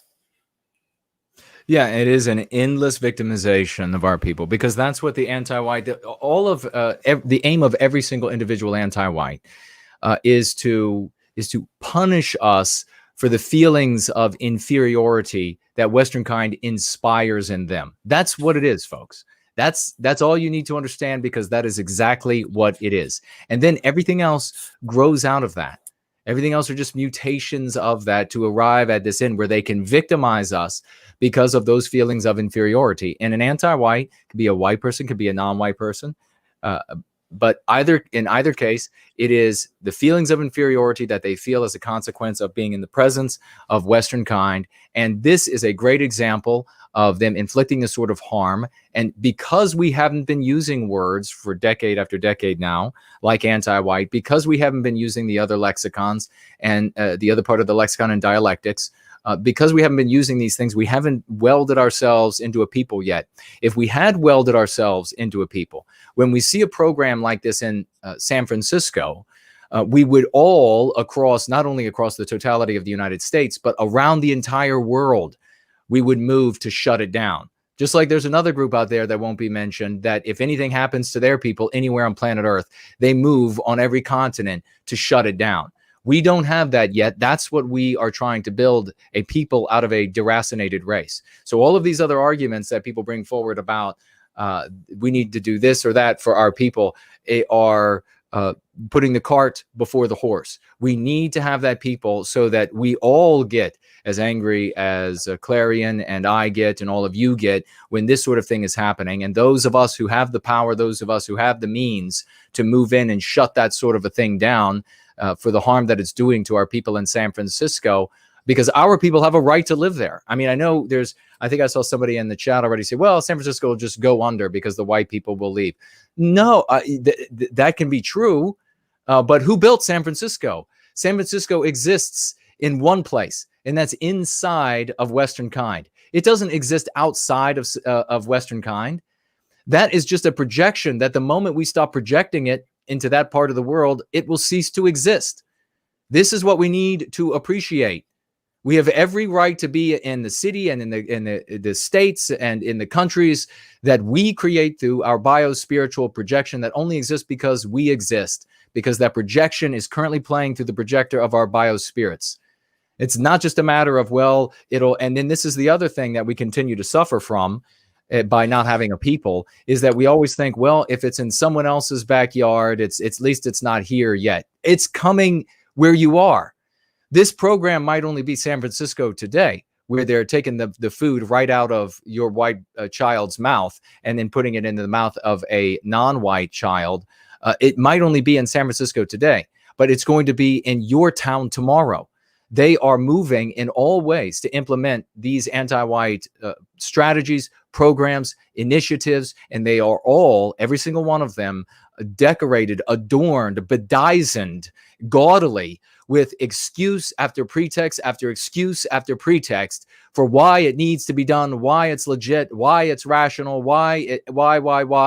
And that is why you have to get the hell out of their anti-white narrative, get into our story, and as Clarion was saying, take back our destiny. And we begin doing that on an individual level. We have to do that with our families, especially our children, because they're going to be in a world, left with a world that is even worse than the world that we found ourselves birthed into and had to grow. And we were talking earlier with, what was it, Azimuth, Clark, and others who were talking about their experience identical to Crucible. Everybody has felt the exact same thing. It's far worse now.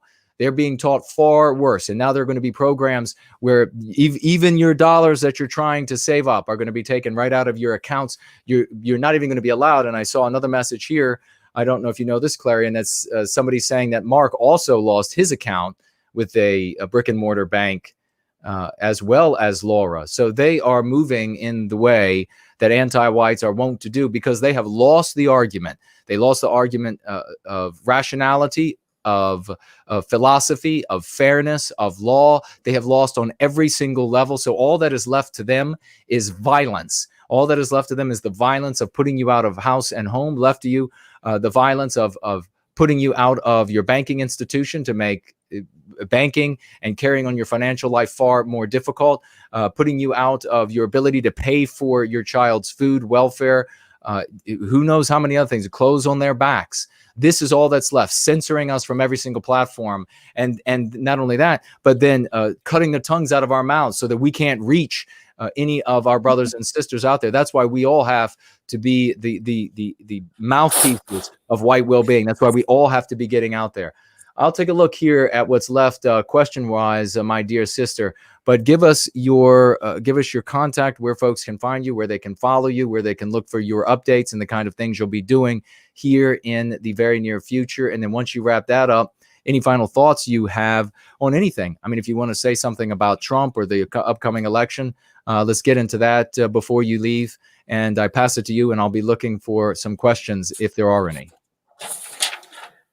Did you want to talk about Trump, or I'm sorry, I didn't catch that. It's up to you. If you want to toss in a thought about Trump or the upcoming election. I mean, we're in the final weeks here, and so I thought you might have some thoughts there on that issue. If you do, then please share those. I'm voting for Trump.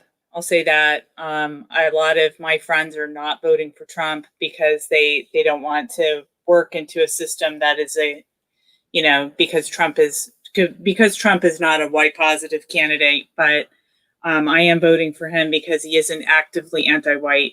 But the thing that I thought was most interesting coming out of this whole thing was this Proud Boys thing. That I actually I was wondering why, when Trump asked in the debate, well, who are you talking about? Name them. And then the anti-whites named the Proud Boys. It's like, why are they naming the Proud Boys of all of the organizations that they could be naming? Why did they name the Proud Boys? And I figured it out, I think. If you recall, when Hillary Clinton made the alt-right, that term, famous in every household, when she, you know, she took a press conference and she called out the alt-right. The alt-right, quote, exploded after she called them out. Mm-hmm. I would say that so many people came, you know, into varying, many made their way into a white positive place because Hillary Clinton named the alt-right, which was like, you know, really we were like unknown by that name or any other name. You know, we're just like this small contingent, and she exploded it. So I thought that's why they named the Proud Boys, because there's nothing white positive about the Proud Boys. Like nothing can be bettered for white people by calling out the Proud Boys, because they're not a white positive organization. You know, and they also further the narrative that somehow the West, quote, can be separated from European people. So it actually it hurts us, right? The Proud Boys narrative hurts white people. But anyway, that was the only thing that I have found this whole, like, I've been almost, you know, I'm voting. I'm going to vote for Trump. My husband's voting for Trump. You know, people are voting for Trump, but I don't know anybody who is really excited about that. I mean, like, do you know anybody who's really on the Trump train? I don't really know anybody. No, I mean, and there doesn't need to be a Trump train that's in those folks who aren't going to vote because they're not going to vote into the system. I'll tell you what, you need to tell them this and share this with this with them. T-Rex needs 4 more years because he won't do what Biden will do.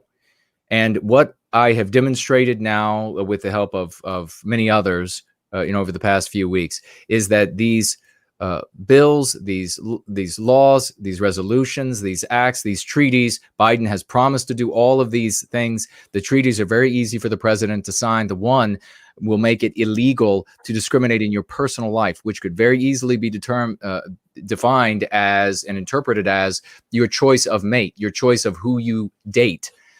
We could very easily see at all universities across the United States that white children or white young adults at universities would be required to turn in so many cases, observations of heresy to anti-whiteism a month or a semester, and if they don't, then they'll be considered heretics themselves of anti-whiteism. So many things here. These people say, well, they don't want to endorse a system by participating in it. I'll tell you what, if you care about white well-being, and if there's any record of that, and the anti-whites, Biden and Kamala get into office, and then you have a presidency and a House, both firmly in the hands of anti-whites who call themselves Democrats, and a very thin Republican edge in the Senate, they won't be able to stop these bills, laws, treaties, acts, etc., and they will make all of this illegal. They will make it. They're redefining concern for white well-being, serving white well-being as a sickness, identical to any other sort of pandemic, and then treatable the same way. And we are at the point now, and this is where we have been saying here, that we have already moved out of a paradigm. We've already moved out of an epoch where people can make the argument that, well, if the anti-whites who call themselves Democrats get into office, then the public, there'll be a big pushback. These people need to open their eyes. There's no more pushback. The anti-whites have too many nodes of power. They are charging people left and right, and there is no more recourse. Every avenue of recourse, almost at this point, this is why I say it's the tipping point. Almost every single node of recourse to somebody who is at least going to be impartial to some degree and say, well, according to the letter of the law, it's actually, we're going to overturn this anti-white decision. No, that person too is anti-white now. The Republicans won't be able to fight back. The people won't be able to fight back through the Republican Party. The Republican Party will have to change and look in a way that is totally different than it looks today. If you think it's bad today, and it's bad, You just wait. And if Biden and Kamala win, the Republican Party will look even worse to you. And then all of these sorts of things, all of these sorts of acts, and this is spoken about by people, are just dumb as all hell. They are just ignorant as all hell of the consequences of Biden and Kamala getting into office. The people like me will go straight to jail. These other people who were preaching about wanting Biden to come into office that were popular, their asses will be hunted down wherever they are. So many of these bills, God, I've read giant segments of them, write the words right off the pages that is available to everyone at the .gov website, which we provided, will radically change the United States and therefore radically change all of Western civilization. So we don't like Trump. There isn't a Trump train. He's not white positive. I don't give a damn how much money he gives to Israel, because that's not going to stop me from advancing white well-being. What will stop me from advancing white well-being is the kind of things that Biden will do. That will absolutely make it legal and in fact force banks to not hold my accounts like we're seeing with Mark Collette. How would everybody like to be subjected to that? Oh, we look at your social media. There's no getting rid of it. We see that you cared about white well-being. Well, you can't bank with this bank and that bank and this bank. It's very easy to shut you down. There's a list that the banks keep, and the word is slipping me. And you'll be put on that list. No bank will do business with you because you cared about white well-being at some point. There'll be no making amends for it. You won't be able to be white and anti-white enough. So all of these people saying they don't want to participate in an institution, that institution is going to come and eat them alive if they don't participate and use a tool for white well-being. Has nothing to do with endorsing Trump. It has nothing to do with the kind of things that all of these people who step forward and say, well, don't you know that he's buddy with the people, some person in the Middle East? I couldn't care less. I don't give a damn how much he buddies up to them. I don't give a damn how much money he gives to them. I don't give a damn how many jets he gives to them. Guess what? Biden's going to do the exact same thing anyhow. Except with Biden, we're also going to get laws that send all of us to jail for the kind of things. I mean, we're already seeing in Australia where they're talking about pre-crime arrests. And of course, all of that's true. Check with CNN. So anybody who's telling you, ladies and gentlemen, to either not participate in the election or even to vote for Biden, they are either anti-white and they want the anti-white outcome. They're a midget wit. Their IQ is just too low to get that the time has passed, the epoch has passed for any sort of pushback by way of the institutions, or they are simply ignorant of the outcomes of Biden getting into office. And if they're ignorant of that, then they can be educated. They need to educate themselves. And that's the duty of a mature adult, is to educate themselves. We have had many shows where we've talked about over the past, 5-6 shows or so now, where we have talked about the kind of things that Biden's going to be instituting, him and Kamala, and they've promised to institute. And it's as I've said, there's a record number of bills that deal with race moving through Congress right now. This is what the Democrats want to do to us. We need 4 more years to get going free and white well-being to as many people as we can before and behind the scenes to change the conversation in this country so that we are in a context that will make these sorts of Gun Safety Act, International Compact Against Racism, the Treaty Compact Against Racism, Resolution 884, S1492, Disarm Hate Act, HR 1877, African Descent Affairs Act, going to provide money to bring over free of charge the trip from any continent around the world, particularly Africa, to the West, specifically the United States. Probably not true. Just read that for yourself. HR 7946, the Federal Reserve Racial and Economic Act. Doesn't that one sound fun? Look it up for yourself. I read some of that. That's one of the things that they're going to be pushing, Biden. The S1929 Home Ownership for Dreamers Act. All of these things right now, the Republicans argue against, by the way. The Biden, of course, a bill program, the Biden campaign program, and we talked about that. The Way Forward Act, bringing all the migrants back from 1996. That would move forward. The Migrant Compact Act, United Nations compact that would allow the UN to choose how many migrants a nation, including this one, is forced to take. It was the Biden plan I was talking about earlier, which of course will move Section 8 housing into every white area across the United States. You could look it up. It's not true, of course. You just check with CNN. I'm just saying this for entertainment purposes. If you want to know the truth, make sure you go look at CNN and the other resources. The Domestic Terror Prevention Act. This is Kamala Harris's baby, which intends to create an official domestic terrorism unit with a specific focus on white nationalism. I read this, folks, every single paragraph that told what this entity is going to do said specific focus on white nationalism. Domestic terrorism, ladies and gentlemen. The Jabra Hire No Hate Act, which will provide the anonymous hotline for people to call this hotline on you and say this person's white positive. It's a heretical person to anti-whiteism, and then the FBI will start a file on you.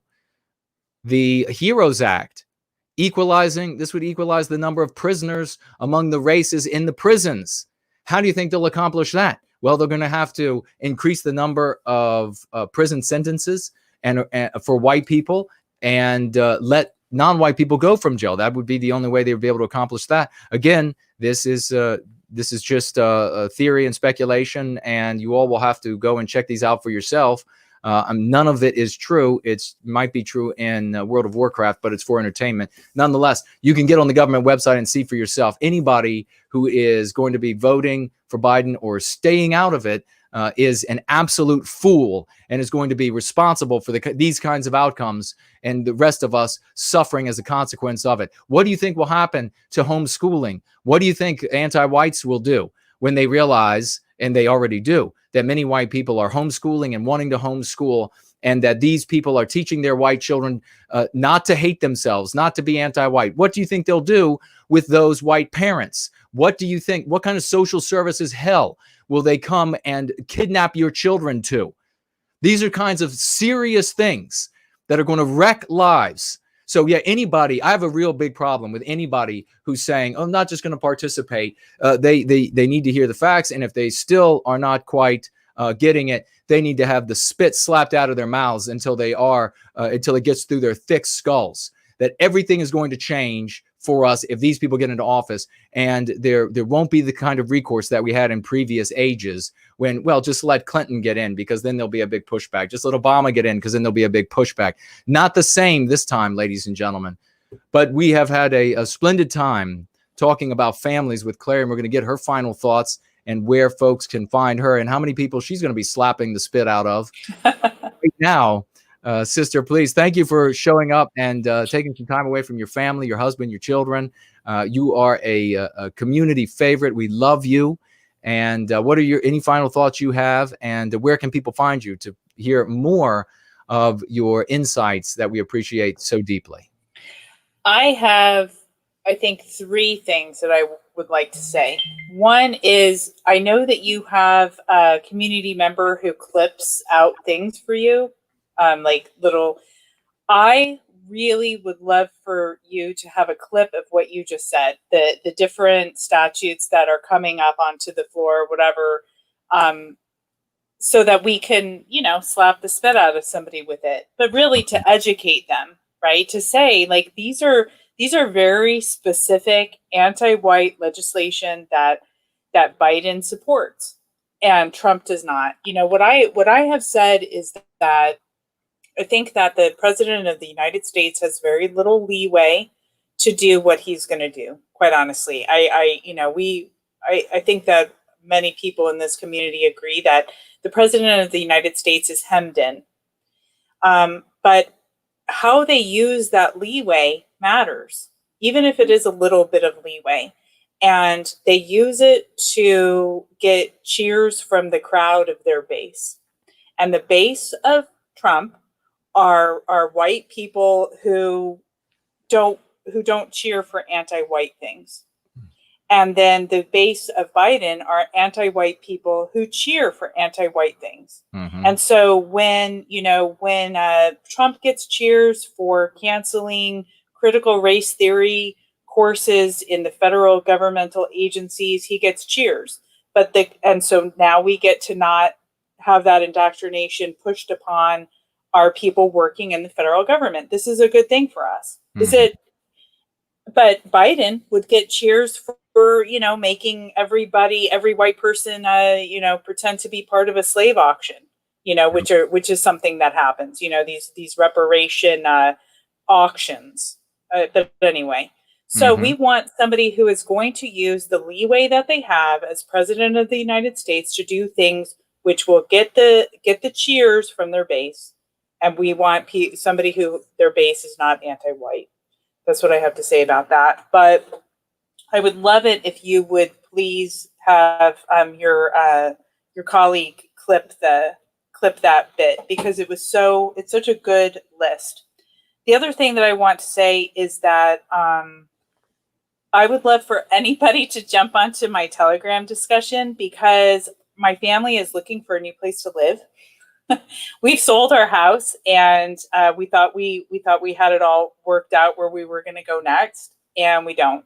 So if you have any, if anybody here in the community has some really great leads on a place to go where we can be with right-leaning white people, please help me out. You can DM me or put it in, but please don't dox any personal information. If you happen to know of a place, but anyway, I want to keep everybody safe. And the other thing that I want to push for is that I just came to know of a new business venture in our community, and it's called Antelope Hill Publishing. And they published a collection of Patrick Pierce's collected works that was like impossible to find. It's out of print, it's out of copyright. It was impossible to find, and they started printing it again. And if you look at the catalog of their books, there are a lot of hard to find books, and they are specifically, imagining this, they are specifically a publishing house that has been created in order to publish dissident works. So in this day and age, everything is about censoring, right? Everybody's getting, Barnes and Nobles and Amazon or whatever. So now we have this new publishing house called Antelope Hill Publishing that is publishing great works for our people. So I just wanted to show for them too. And also for that book. It's an amazing book. If anybody wants to be inspired by a dedicated nationalist, Patrick Pierce's work is it's pure poetry for the heart, that book. Well, that is beautiful. And thank you so much for sharing all of that. Please, ladies and gentlemen, please heed this call for support from Clarion. If you know of any areas, reach out to her.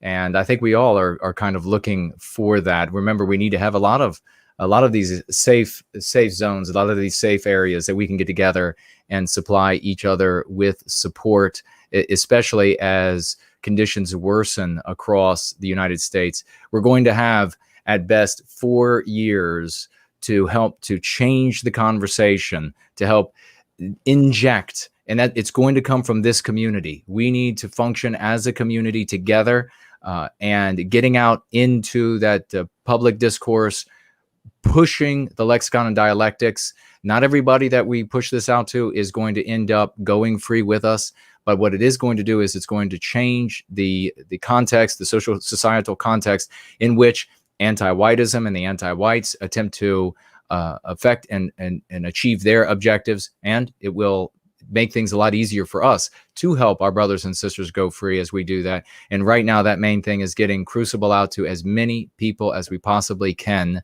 certainly now when they're looking at the politics and the future of the nation and what it means for all of us and their children. So Clarion, thank you so much for coming on, and we hope that you will come back very soon. Folks, let's get a big round of applause for this lovely lady. I put her on the spot like right at the last moment. I'm like, right now, can you come on? She's like, sure. I just have a mom and a wife. So let me just put out several fires, and then I will be right there to help out the community. So that's the kind of dedication she has. So thank you so much, sister. I love this community. Thanks for having me. Oh, you're a blessing. And please have a good evening. And if you're going to stick around at all in the live chat, folks, you can reach out to her, say hello, say thank you in the live chat to Clarion. If you have any other questions, you can clarify that with her. So thanks, Clarion, and we'll talk to you soon. Talk to you later. All right. Bye-bye. Bye-bye. Wow, that was fantastic, ladies and gentlemen. We kept her longer than we asked of her, so we had a lot of great questions. What we're going to do, though, is we're going to take a quick musical break. I think we're going to go over to Imminent Rain, some of his magnificent music, and I think first maybe to an interlude by Groundhog Fury, and then Imminent Rain, and we will be right back. We've got a ton of things still to cover, and we're going to cover every single one of them, specifically some questions that our lessons, our Going Free lessons of today, are going to be some Bonnie Blue Lass. So listen to that. It's going to be a response that she gives that we're going to be sharing as a lesson today, and maybe some of a conversation that I had with a written conversation that I had with a anti-white, non-white female who wrote me, and you'll see again the lexicon working there as well. I'll talk about Ghazi when I come back. I'll talk about some friends of ours that are being burnt down with this incessant criticism and lies. And we're not going to mention any names, but I'm going to give some recommendations on how to handle that and why that kind of thing happens. That's very important news that we need to share. We need to be in this community. Everyone needs to know so that when these sorts of things start happening, we know where it's coming from. We're also going to talk about, I think, we'll talk about Traditional Mike, what's going on with him, and very excited about that. We'll talk about Crucible. There's some more things to talk about there. And the medicine that wasn't sold out at the grocery store, to my surprise, and why that medicine not being sold out was a surprise to me. But we'll do all of that when we come back and take your questions and comments at that time. So see you soon.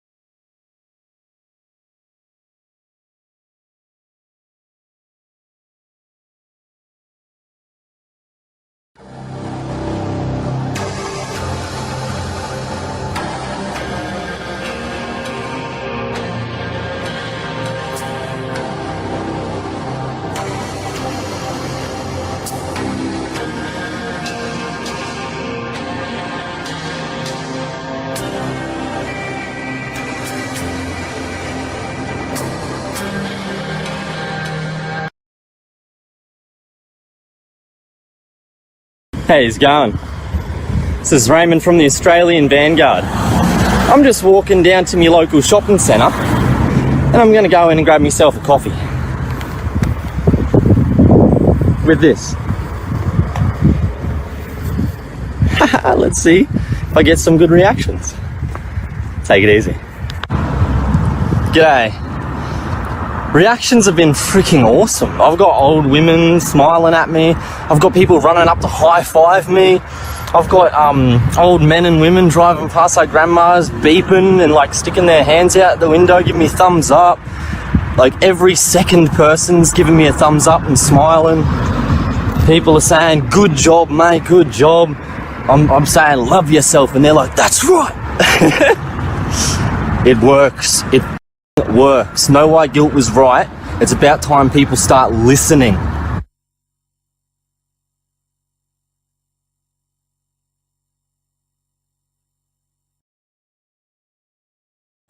And isn't that quite the admonition right there at the end of that video? How's the audio, ladies and gentlemen?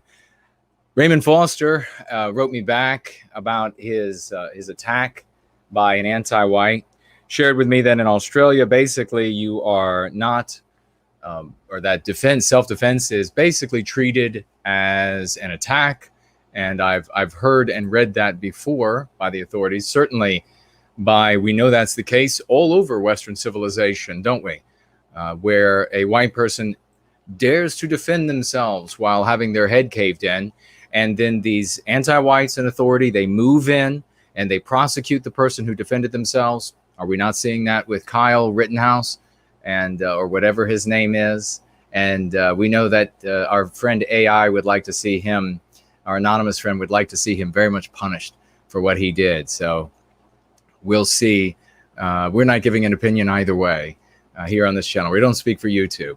But we see this as the case everywhere across the West, that if you dare to defend yourself, and this has been the case everywhere where anti-whites have achieved that level of control in governance, that when a white person is attacked, they move to prosecute. This is what we're talking about when we say that an era has ended. And that era that has ended is the one that where it was indeed the case, where if you got a person who called themselves a Democrat in office in the presidency, well, then people would begin pushing back on that person. They would begin electing more Republicans. They would begin enacting more pieces of legislation. That's gone.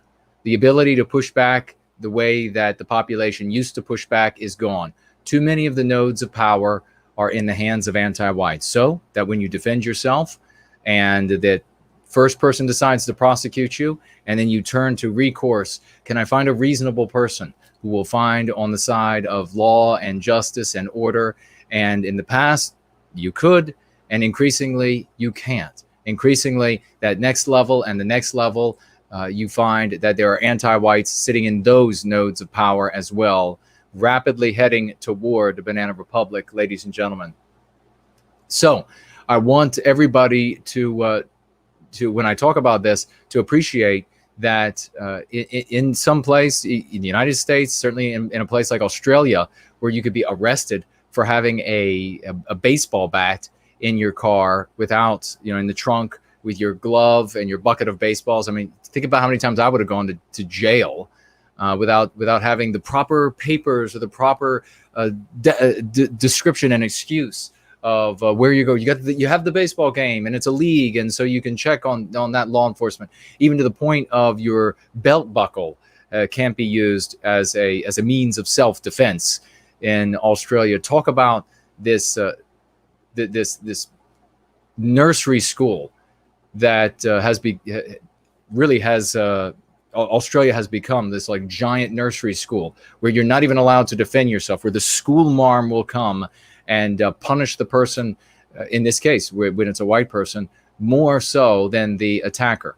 Well, we had the great Raymond Foster was out, and he was headed to a store where he I guess normally or regularly shops or occasionally shops, and there was some crazed individual, probably on drugs, anti-white, who saw him, and Raymond knew that there was going to be an issue with that person. He knew that if he were to properly defend himself against an attack, that he would be treated as an attacker, and by way of just these bizarre, misandristic, gynocentric laws in an approach to society and dispute and resolving disputes and the like. And so he tried to make his way into one of these, into this facility, and there was some sort of moment where he ended up hitting his head, and I don't know exactly how that happened, and he was concussed as a consequence of this, but he is in good spirits. The security of this facility immediately, I guess, came between Raymond and this anti-white monster, and I guess evicted the monster from the premises.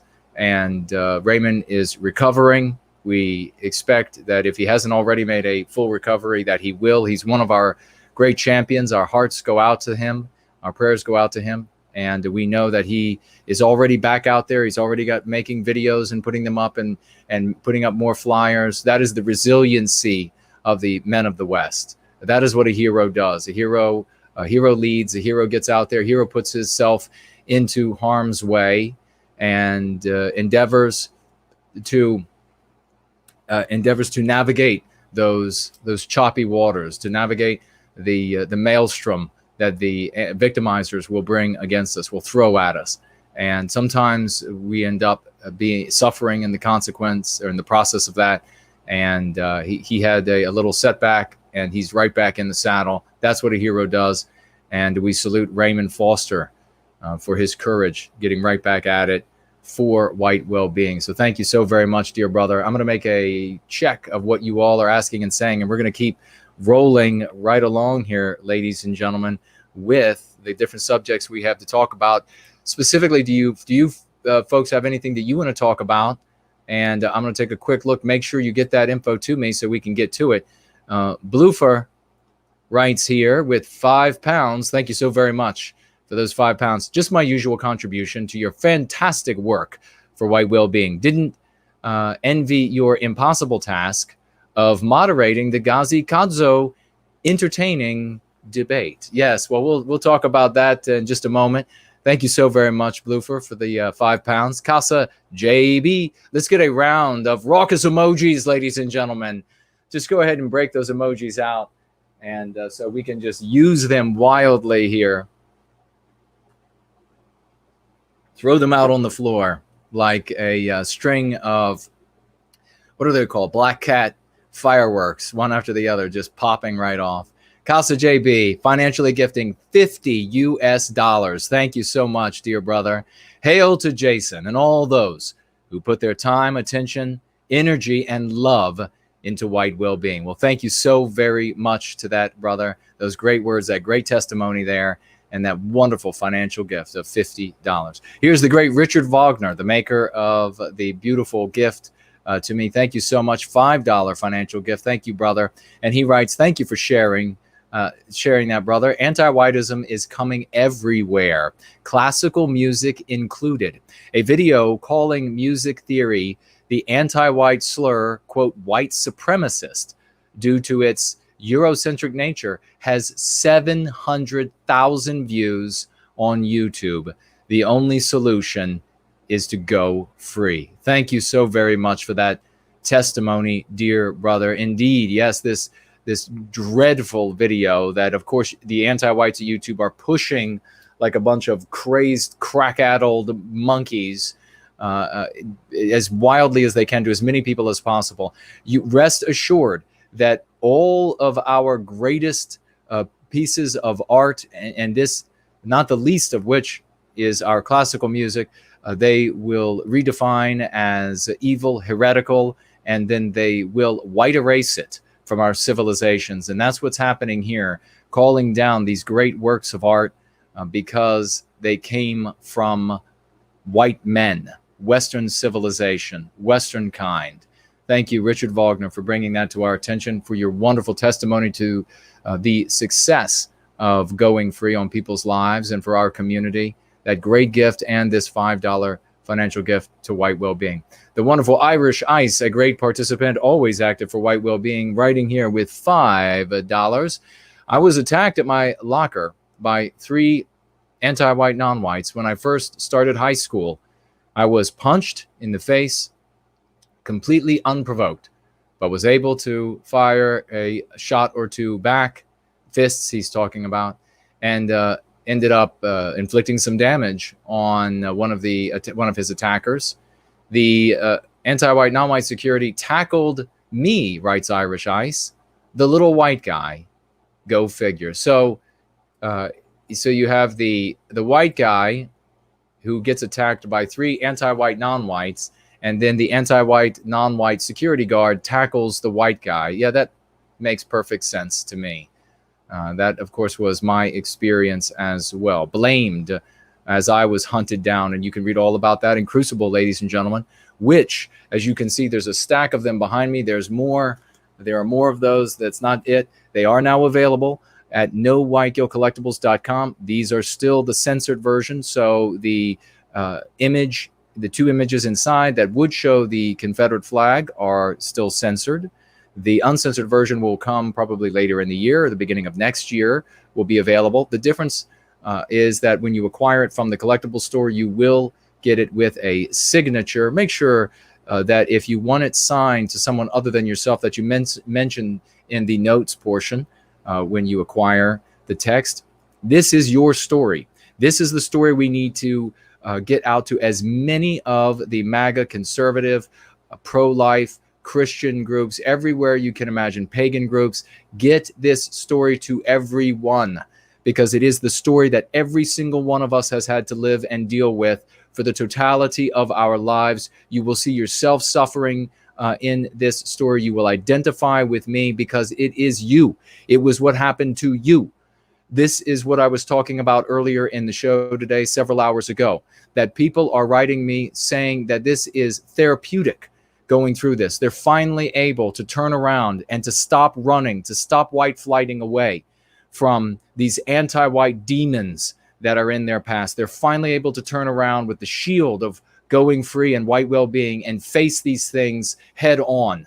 These Eidolon that are out there, the anti-whites have implanted in you, ladies and gentlemen. You will see for the first time. And what's important is that so many more, hundreds of thousands, tens of thousands at the minimum, even potentially millions, depending upon how successful we are with this through October, will be exposed to this book. They will purchase this book. They will see this in themselves. They will see themselves in this, and then they will begin going free. Whether they like it or not, the verbiage in Crucible will empower them, and if they don't make any more effort, what is in here alone will be enough to change the context in which we serve white well-being and the anti-whites attempt to inflict harm on us. That's why it's so important. Another thing that's important to share is that Crucible is now available on Kindle.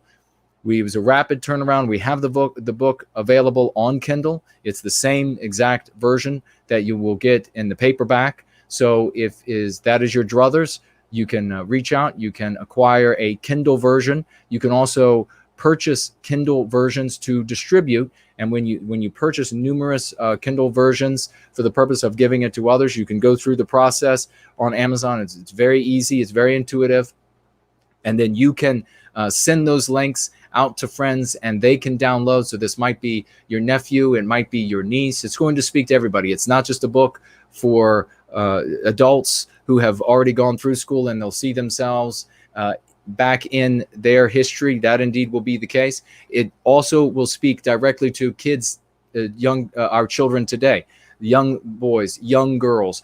They'll be going through even worse. They'll be seeing even worse. It will be even more tangible to them when they read this book. It will have far more meaning for them, even than potentially you, because of the sort of anti-whiteism that they are being subjected to. Remember, every year this has been a tick up toward a tick up in anti-whiteism. It's been incremental, a little worse every year as far as the anti-whites can push. It is far worse today even than it was for us. And if they read our young read this book, they will be protected against anti-whiteism. They will see that they too can be victorious in resisting anti-whiteism. They don't necessarily have to do everything that I did. They won't necessarily go through everything that I went through. But by seeing that a child like themselves can stand up against anti-whiteism, absolutely as innocent and as terrified as a child can be, that a child nonetheless can stand up against anti-whiteism and can prevail, they will find the strength within them. That I can promise you. So thank you all so very much. Let's do this. Let's get Crucible out to as many people as possible. We have Mrs. Jess Horst, ladies and gentlemen, financially gifting $25. The great lady is with us. She writes, God bless you, Clarion, and you always give such sound advice. Promethean hails from Mrs. Jess Horst. Well, thank you, dear lady, for that kind financial gift to White Wellbeing and the compliment to our wonderful Clarion and mother and wife. She does so many wonderful things for this community, sharing her insights, and we're happy she was with us. We have Sound Killer is with us, financially gifting $20. Thank you so much for being here, brother. Sorry I missed last week's stream, he writes. I was out of town visiting family. Anyway, I watched the PWR debate earlier today between Mark Collett and Ghazi. That was the most infuriating and hilarious thing I've seen in a while. I don't know how you and Mark didn't pull your hair out while talking with that anti-white fool. Well, indeed, and I guess I'll speak to that right now. We'll take really quickly, the wonderful Lady DF is with us, ladies and gentlemen. $5 from this queen of our community, writing this week's tithe, also in the name of Jerry Nadler. I'm going to have to look this up because I absolutely missed it, this Jerry Nadler incident. But thank you so much for that $5 in the name of one Jerry Nadler. Well, what happened, of course, if you missed it, ladies and gentlemen, was that Mark had an opportunity to have a so-called debate with this individual, Ghazi Kodzo or something of this nature was his name, and he calls himself the commander-in-chief of a group called the Black Hammer. And they are supposedly in the process of building something called Hammer City only for non-white people in Florida. They are openly talking about hostilities against white people. And they're able to do this, of course, because they're anti-white. They're not exactly the smartest group of non-white, anti-white people, because it actually says on their website that they are the anti-white revolution. That would be the equivalent of Mark Collett saying that he's the racist revolution. So you see, they have included a poison pill, and that is the concept anti-white, into their verbiage. And that is a splendid thing. That is an absolutely splendid thing that they would do something so stupid. And they will continue to do many more stupid things. But Mark had essentially spoken with somebody by the name of Sean. Now, this is a group, by the way, which is open to all non-white people who want to carry out a revolution against Western kind all across the world. They use a couple of euphemisms, colonizers, and this sort of thing. But most of the time, they just say white people. And this Sean individual was an anti-white, non-white of some sort of Asian origin. And when Mark and I spoke with this Sean individual, it was a peaceful conversation, speaking in private, days prior to the actual conversation. Mark and I had no illusions whatsoever about how this was going to go. We didn't think it was going to be some sort of peaceful, legitimate, what I would refer to as a parallel conversation, not a debate at all, because of the things I've talked about before. What a debate, you have to have the same reality, the same morality, and you have to have the same objective, and then just different ways of reaching that objective. Clearly, that was not going to be the case here. There was going to be a different morality, a different reality. And so at best, you could have two parallel conversations, and we could demonstrate how the positions that we hold, or positions in service to white well-being, are positions that are more conducive to society, that are sane, that are beneficial to everyone of every group who wants to participate or contribute, and that the ravings of a hammer, the black hammer, are just that they intend to do ill, they intend to do harm, and really to expose how you have a significant difference that is insurmountable between the perception of the world, between those who are anti-white and those who are not anti-white. So not just those who are white positive, but just anybody who is not anti-white. And that's some of the biggest takeaways. Now, if you didn't see it, essentially what happened was the great leader was a black hammer was going to come on, and that was this very flamboyant individual by the name of Ghazi. He knew very well coming into this conversation that his arguments were inferior to the arguments that Mark was going to present, that his arguments were unfair, that they were irrational, that they were illogical, that Mark would easily defeat anything that Ghazi could present. And so what he decided to do when he showed up was to go crazy like a child. And that's exactly what he did. We had asked ahead of time that, and by the way, this Sean individual decided to, which seemed like a very reasonable person, was going to involve another individual by the name Qatari, and brought this individual in to the conversation. And this individual seemed, we only got to speak to him for maybe, 20 minutes or so prior to the beginning of the so-called debate. And he seemed certainly more reasonable than Ghazi did, but nonetheless delusional as well. And I saw this as, this is going to be a great opportunity to demonstrate that a conversation can't be had when there are different realities. And and this is a great opportunity, I thought, for juxtaposing it to the presidential debate, because you have on the presidential scale the exact same phenomenon. You have people who have different objectives. You have people who have different realities.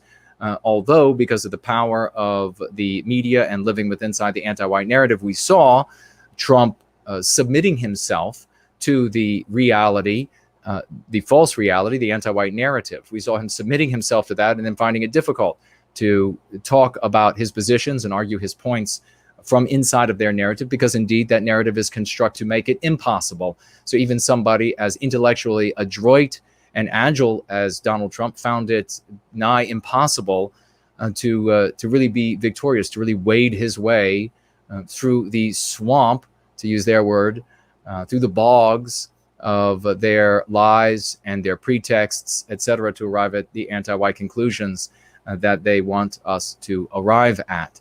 And so what I'm going to do really quickly is I'm going to turn off the camera so I can cover up the AC. We had to turn that back on because I was getting a bit fired up, but I'm touching metal and all is good. So essentially what happened was that Ghazi came on, and we were polite. I was very polite. I was specifically speaking slowly to try to set a tempo for this conversation, because I wanted it to last as long as it could. Again, both Mark and I, neither Mark and I, and everybody needs to know this, neither one of us thought for a moment that this was going to be just a friendly parallel discussion. We knew very well that these people were rabidly anti-white, that they wanted to inflict, and they want to inflict as much harm on Western kind as they possibly can, that they have these fantastical ideas that have no connection to reality whatsoever. You can't have a conversation with somebody like that. So we knew it would go bad. We knew that Ghazi would have a meltdown at some point. We just didn't know that it would happen instantly. We didn't realize that that's how it would go down.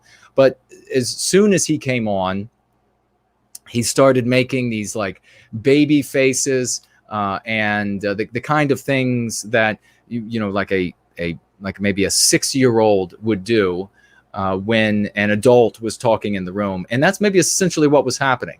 When I was talking, he was doing the 6-year-old or maybe the IQ level of a 6-year-old, emotional awareness of a 6-year-old, the temper tantrums of a 6-year-old. He was behaving that way while I was speaking, and I was speaking deliberately slow to kind of try to keep this cool as possible as a debate moderator, and as fair as possible as a debate moderator, and keep it going as long as possible. I wanted to know things that I did get to ask at least one question to get some clarification, which I thought was pretty important, which was that this group draws a distinction between it right down the center of the Jewish community, saying that that light-skinned Jews are not, that they're going to be part of their victims as well, and then dark-skinned Jews, well, they're just okay. So for them, it's really coming down to skin color. For this black hammer, it has nothing to actually do with race. It has nothing to do with peoplehood. It's just the dark against the fair-skinned. And would like to maybe have asked, I think probably they would, when it comes to fair-skinned Asians, that they would probably toss them into their non-white camp as well. I don't know. We didn't get to find out. We didn't get to ask many questions. I also had the question that went unanswered there at the very end for Qatari, and this was as a debate moderator. I was asking questions, as I've asked in other debates as a moderator, to get clarification as the moderator for the audience, which I think is important, and an appropriate role for a debate moderator is to say, okay, what exactly, when you, debater, if you will, when you say X, what exactly are you saying? I want the audience to understand so we can understand this conversation in context. And I at the very end, I asked Qatari, who began speaking briefly, on sort of maybe on behalf or in the place of this Ghazi who had fled from the room that he was in,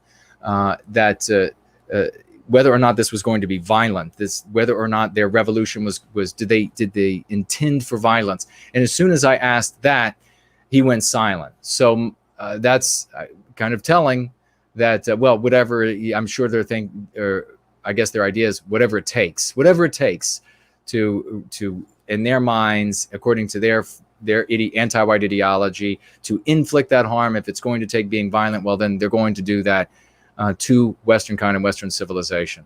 But yeah, he began making faces while the adults were talking, and then we let Mark very politely allowed Ghazi to give his introduction, and we were quietly listened to his introduction, where we asked, and we were told by them ahead of the show that and by the way, the rules for the debate, Mark and I allowed them to decide the rules.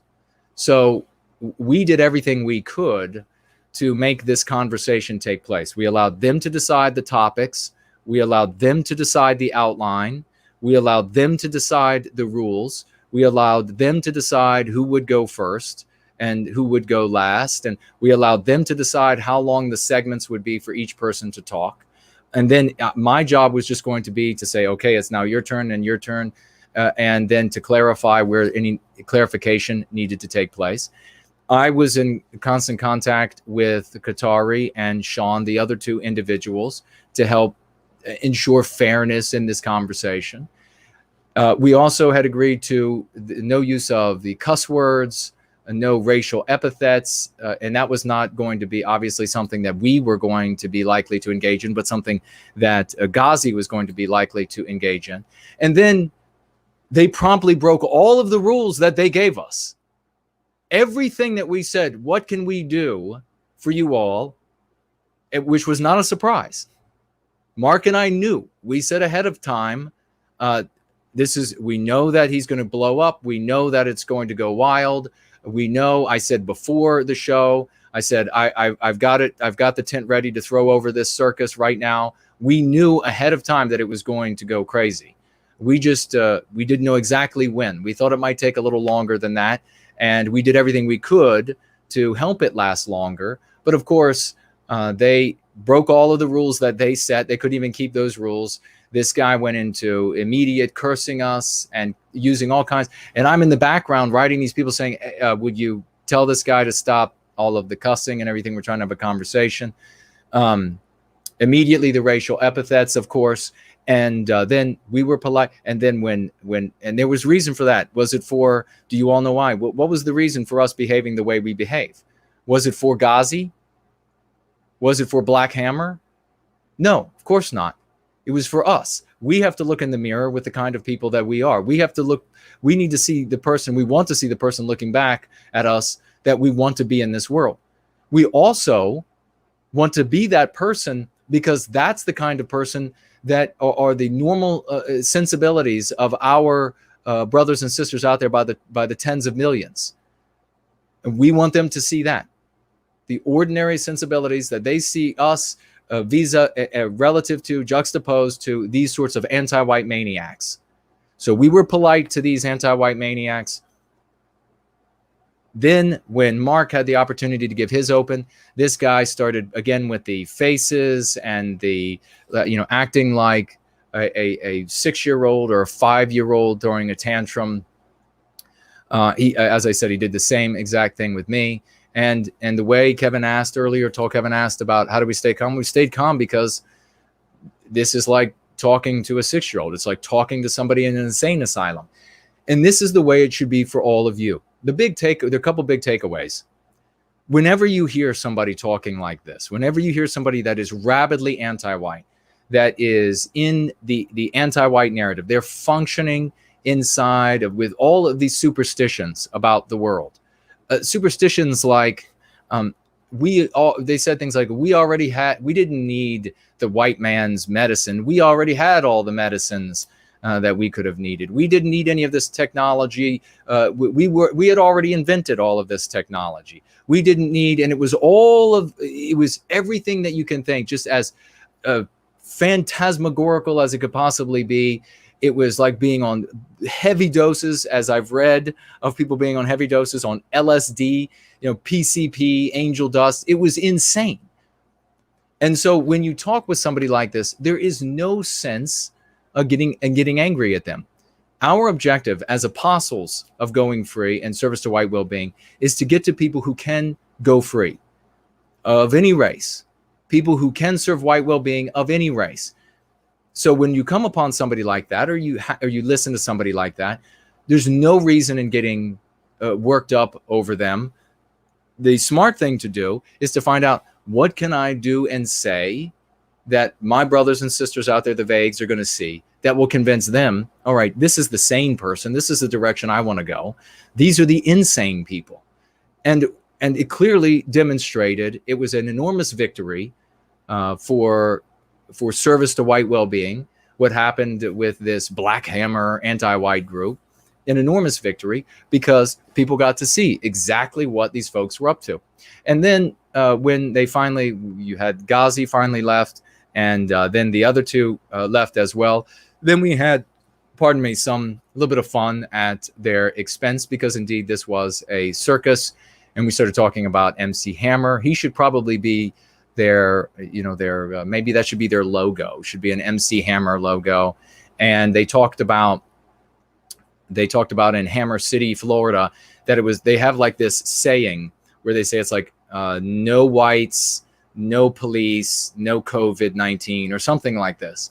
And so then we had a brilliant member of the community put together quickly an MC Hammer avatar with a COVID-19 can't touch this. And we played a little bit of that song. I remember it from like a Pepsi commercial way back in the day, or some kind of commercial like this. And had a little bit of fun there at the end. You can find that on Mark's BitChute. What's the other big takeaway from this, if you haven't thought about it already? And I'll take a look at what you all are writing. The other big takeaway is that do not project who and what you are, your thinking, into the minds and bodies of anti-whites, into the minds and bodies of other peoples around the world. Do not project who and what you are, the way you think, the rationale you have, the empathy that you have. Do not project that into anyone else, because the moment you do, you instantly make yourself a victim. These people, the Black Hammer crew around the world, however many members they actually have, I don't know. But these people mean to victimize you in the most hellish ways. And they justify it with fantasies that are beyond your wildest nightmares. There is no bringing these two things together. There is no finding some sort of middle ground with anti-whites. That's the big takeaway. There's no way to go from the anti-white narrative that the white race has stolen everything from the world. It just so happens that none of those things that we stole exist in these other places in the world. But none of that logic matters. None of that reason matters, because there is insanity at work. There is selfishness at work. There is a sort of an animalistic, this anti-white sort of animalistic drive to inflict harm at work. Ladies and gentlemen, this is what you have to keep in the forefront of your mind. These people mean to victimize us by any means whatsoever. This is the reality of the world. It is the law of the jungle. That final takeaway, in the law of the jungle, might makes right. If we do not reach enough people with reason, logic, and evidence, so that the might is on our side, so that fairness and truth and the scientific method are the things that decide for all of us what our lives are going to be like. If we do not have that might on our side, so that those objective things will make all of our lives better, then the might wielded by people like the Black Hammer will be what conquers you. And it will be their fantasies, their superstitions, their lies that govern your lives. That, my friends, is the ultimate takeaway from that conversation. Might makes right. And unless we have ringed truth and decency and reason, logic, and evidence and the scientific method, unless we have ringed it with more might than these anti-white animals can bring against us, anti-whites of all races, these anti-white animals, unless we have more might on our side to protect those most vulnerable and precious elements of what makes Western civilization, you will be subject to their witch doctors. You will be subject to their fantasies of the bogus historians that you can't even begin to fathom the kinds of fantasies that they make up to justify the objectives they want to reach. Make sure you come away from that debate with that lesson, because that's the lesson you need to have learned. Let's see what you all are writing over here. Slots writes, I need 2 volunteers to give honest, thorough feedback on the physical NWG card game. Preferably 2 families that can give feedback on the rules, etc. Contact Slots on Twitter at Real Slots. I'll spell that out. At RealSlaughtz.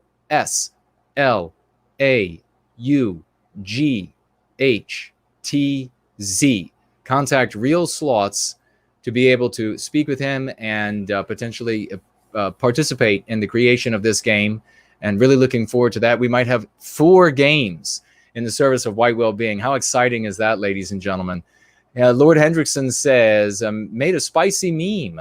Okay, I'll check that out before we're done here. Kelt writes here, will you start uploading to Library, the freedom-respecting video hosting and sharing platform? I'm wondering if you work for Library with that kind of verbiage. I've tried to upload to Library, and I think yeah, that's right. I tried to upload, and they wanted some sort of cryptocurrency from me. So I have an account, and if you want to reach out to me on Twitter, maybe DM No White Guilt NWG at No White Guilt NWG, and you can, I don't know, supply me with that currency or give me the magic key or whatever it takes to get beyond it. I have precious little time to deal with the silliness of platforms and people wanting to make up. Everybody wants to make their own currency. It's ridiculous. But yeah, I will if you the people from library make it easy to me. Celt also, or who's this? Oh, this is a copy of Meme Curatives. Celt has copied it here. Meme Curatives Will Save Us, Part 1. What can we say if white people or anybody else, that's right, okay, we talked about this earlier. Oh, maybe not. What can we say if white people or anybody being called a quote-unquote racist, example, a black Proud Boys member says, I'm or we are not racist, close quote. They're not being anti-white, but are living in the anti-white narrative. Perhaps you mean you're not heretical to anti-whiteism. And perhaps also adding, quote, it doesn't matter, you'll be targeted because you're white anyway. Well, yeah, if you have a white person, and then there's more written here by Meme Curators Will Save Us. Looks like here, and that should be called. So regardless whether, so how can we frame communications with them to ensure it's clear to the viewer that they, and perhaps also by implication, to some extent, their fans, are the morally repugnant ones.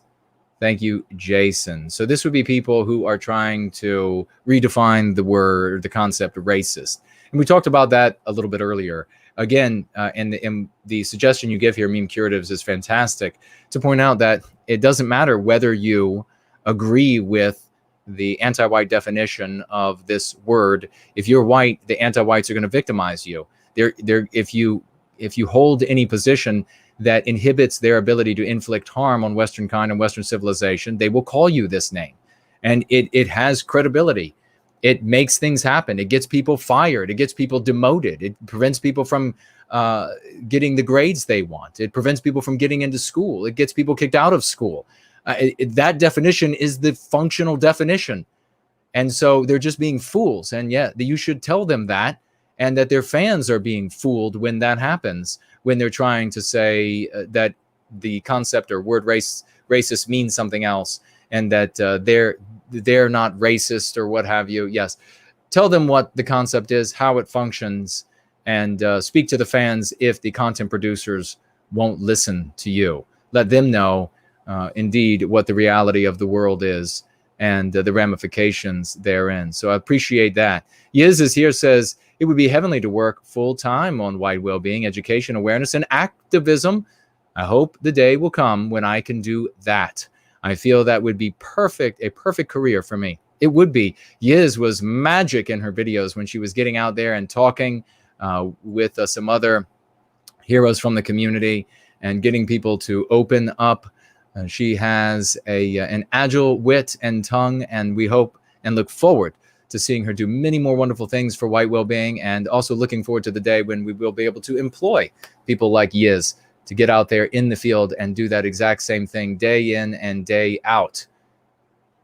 And we have here TJ writing their debate ace card is they bring up their baby's safety. TJ's perfect for the name. And okay, so earlier TJ asked us with a financial gift about debating women, I guess this is, white women who have mixed babies. So white, the baby is part white and something else.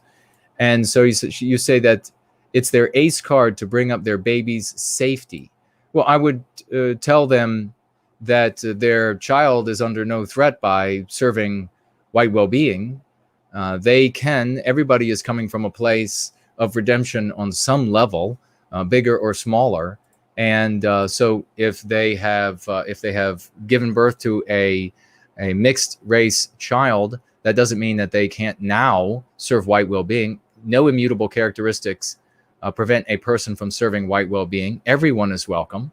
And I would say, if anything, if they are just coming to the reality of what's going on in the world, they now have this child that gave birth to, and I assume these people, you're saying that they're single, so I assume the fathers have taken off anyhow, so they don't have to worry about convincing the father to be white positive, that now's the time to do it. Now's the time to go right. Now's the time to stop going wrong. Now is the time to live a better life for a better world.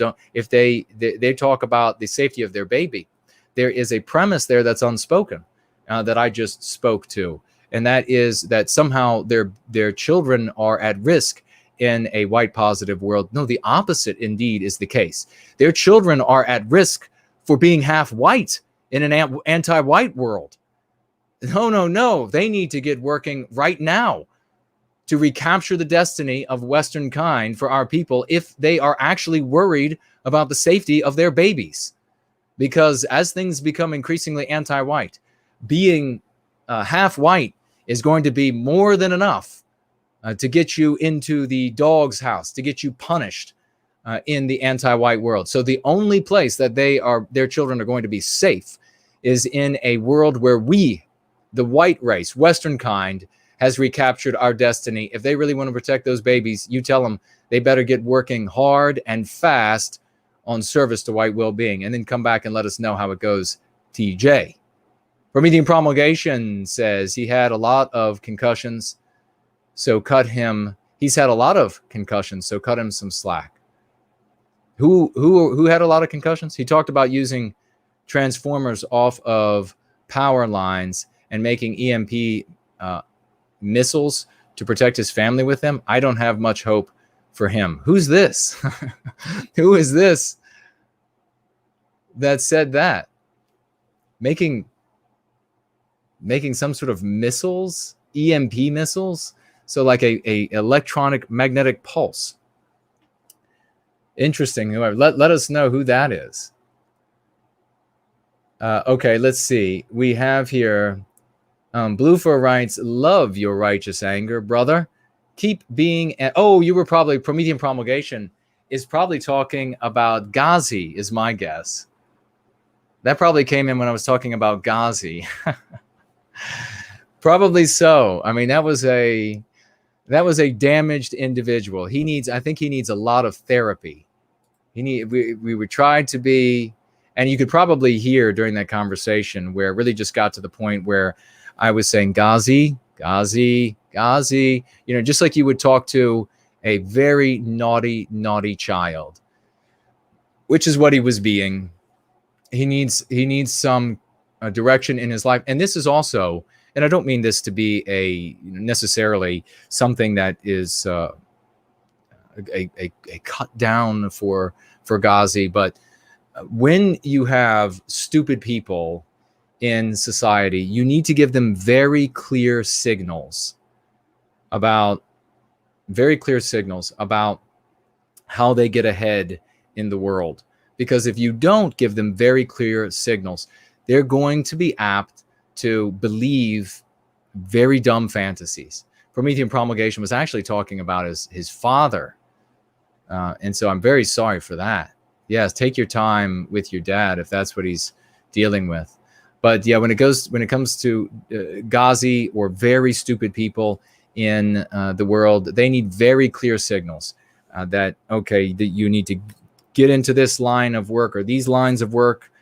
Choose among all of these lines of work. You'll be able to have the best living that you are capable of achieving. And be totally honest with them. These are all the lines of work, and then you get into this. Whatever it might be, you learn what you can learn there, get into that line of work and stick with it. You'll make money. This is how you save, and very clear instructions for how to get ahead. Or if you give them these lies that they're being held down or something, then they're inclined to be someone who impacts your life with a wrench in your skull.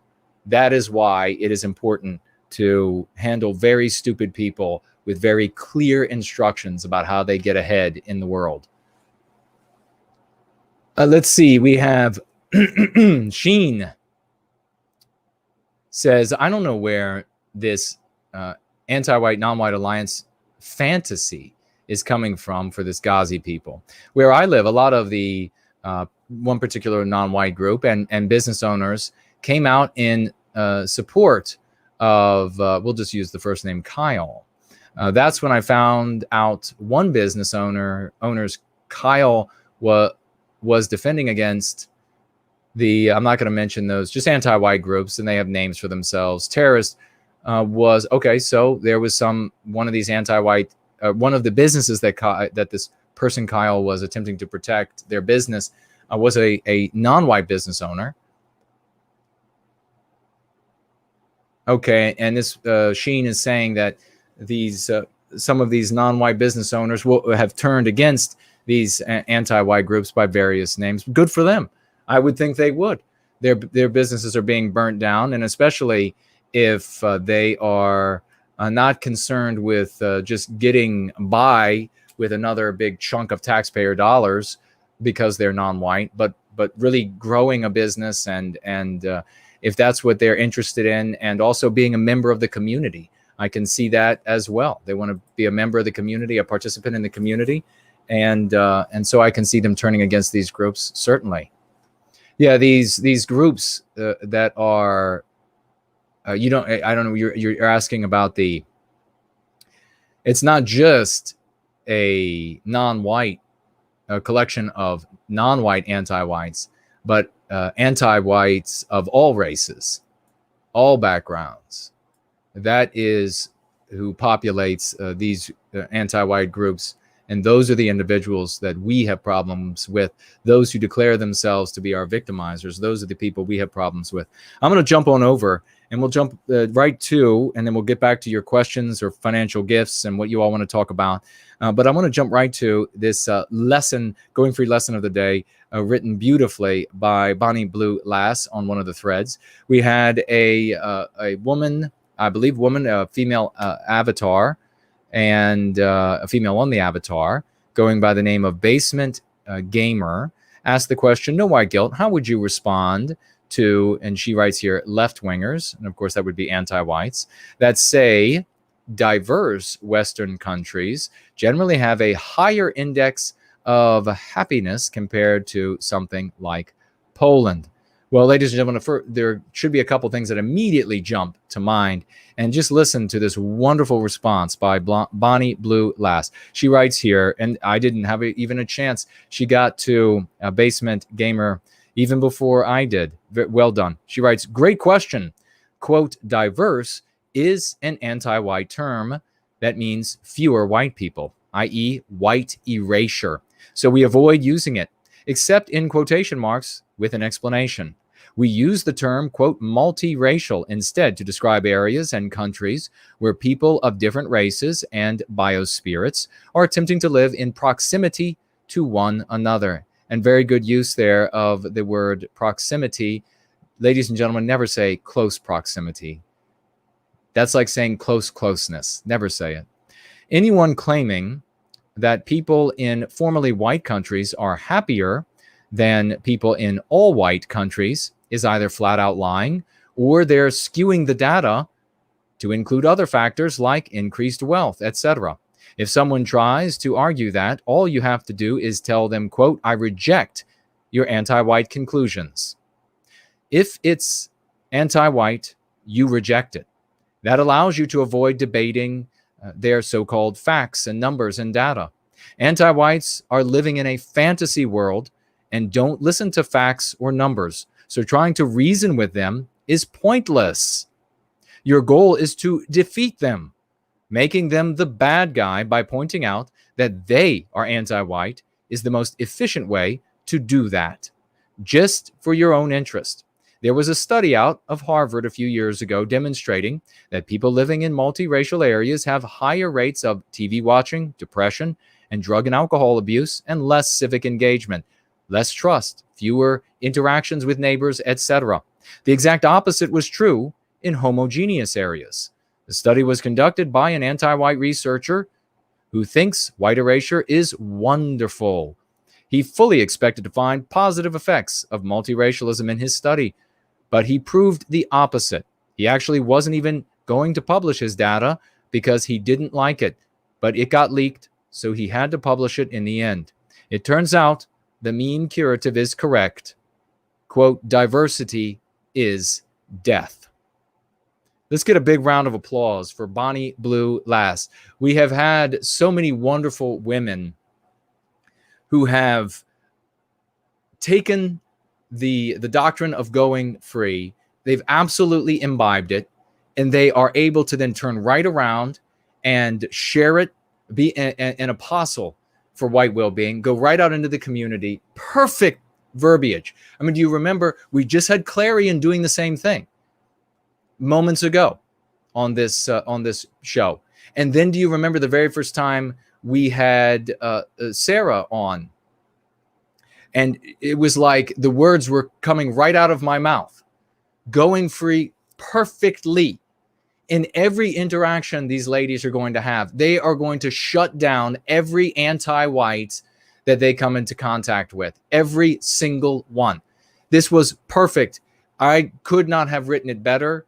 It could absolutely look like it came right out of the pages of Go Free, like I had written it myself. Beautifully done, Bonnie Blue Lass. People are going to read this now on the thread, going to bring many people over to Going Free. As a consequence, going to be teaching them exactly what they need to be taught, how to get folks, them first of all, themselves out of the anti-white narrative, and then how to help others get out of the anti-white narrative. Immediately addressing how might others have gone wrong with Basement Gamer. Now, Basement Gamer, she could be honest, a person just asking a question. She could be an anti-white trying to set us up. I don't know. I don't recall Basement Gamer. If she's here, then she can let us know. If she's here today or she's in the thread later, she can let us know whether it was an honest question or just trying to trip us up, or wherever she is in her thinking. But how might a response have gone wrong? Basement Gamer asked again, No White Guilt, how would you respond to left-wingers that say diverse Western countries generally have a higher index of happiness compared to something like Poland? Well, the first place that you could have gone wrong is to ignore the use of the word diverse. If you were to, you would have adopted the premise of diverse and what diverse means, all of the meme pathogens associated with that concept, diverse, in the anti-white narrative. And the moment you yield that to the anti-white, you are losing the conversation. You are inside of the anti-white narrative. So Bonnie Blue Lass refields it beautifully right here at the very beginning, that it is an anti-white concept. And what it means is fewer white people. In every case, it means fewer white people. We use multiracial. She pivots right to, what do we use? We use multiracial to describe those areas. Another place, pardon me, that most people would go wrong then is to begin debating this claim with such a person, such an anti-white, whether a Basement Gamer is asking for a friend or is actually asking for herself. It would be then to begin debating with inside the anti-white narrative. What did we just learn about Ghazi? You are dealing, every anti-white you talk with is Ghazi. You are dealing with people that live in another reality. It's a false reality. It is a construct. It's the anti-white narrative. They are living in another reality. Every anti-white you talk to is Ghazi. Just remember that. Go get a look at this guy doing his thing, and then you just put his face over every anti-white person you talk to. You do not have a conversation inside their fantasy. If you have a conversation inside their fantasy, they're going to be able to say that people in white areas are unhappy because they read it somewhere. Some scientist has proved it. Some advocacy research somewhere that was funded to prove that people in homogeneous areas are unhappy. Whatever it might be, you would be losing because you would be on their field. You don't bother discussing that with them, and Bonnie Blue Lass works that out perfectly here. She says, anyone claiming that people in formerly white countries are happier than people in all white countries is either flat out lying or they're skewing the data to include other factors like increased wealth. If someone tries to argue that, all you do is tell them, I reject your anti-white conclusions. So that's all you have to do with somebody who says, so when you come up against a Ghazi, you say, I reject your anti-white claim, I reject your anti-white conclusion, anything that's going to arrive at an anti-white outcome, I just reject it. That's the end of the conversation with you. He's going to claim to have all of the evidence in the world that everything, every fantasy that he advances in the anti-white narrative is true. You can just come back to the point that all you want to do is harm white people. And so I reject every one of the arguments you are going to make to achieve that outcome. And to that end, maybe I can briefly, I don't know, is it still up? I had an anti-white, non-white female reach out to me, and I don't know why. She says, you advocate for white well-being. Y'all already have, so you already have that. So, fight for somebody else that doesn't have it. No white guilt. She then puts a bunch of question marks.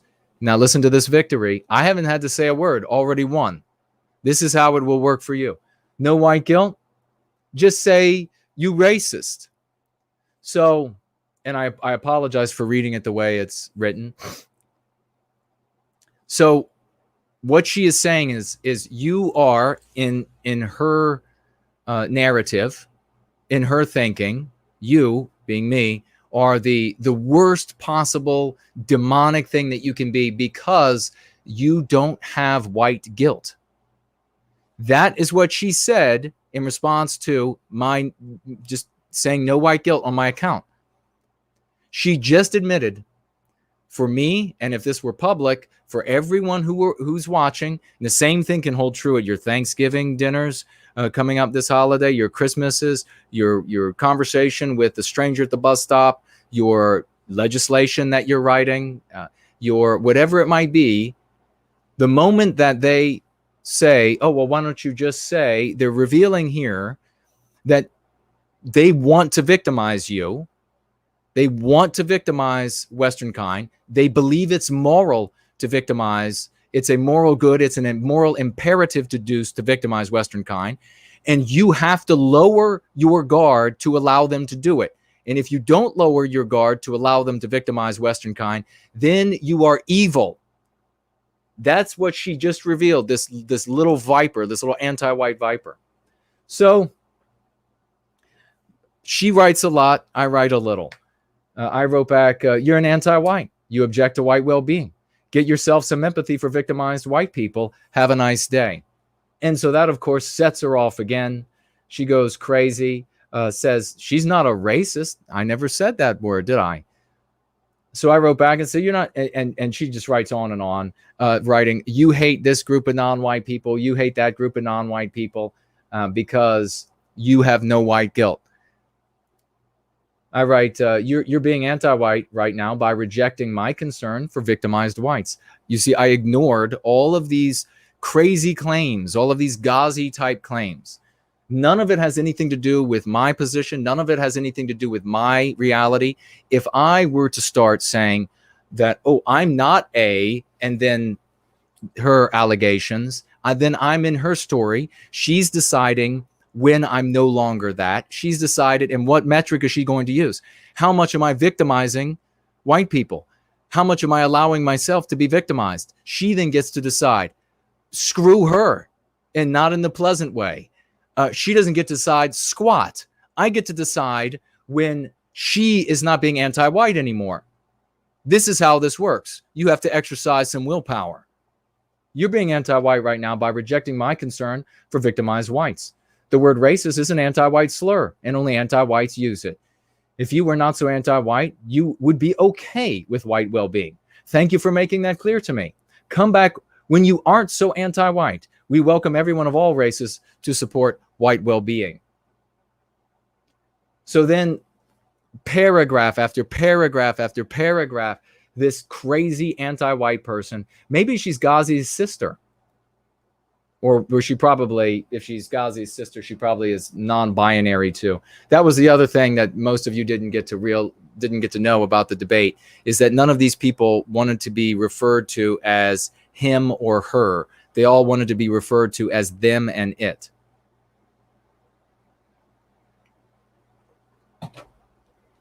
That's absolute truth. And I said, you guys are going to have to understand that it is not common for us. We might slip up. But anyhow, we'll give it our best. We understand what you want to be called. We'll try to call you by the it and the they and the them.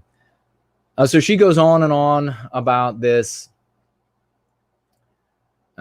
wild claims that she's making here. And then where does she start to break? It doesn't take long.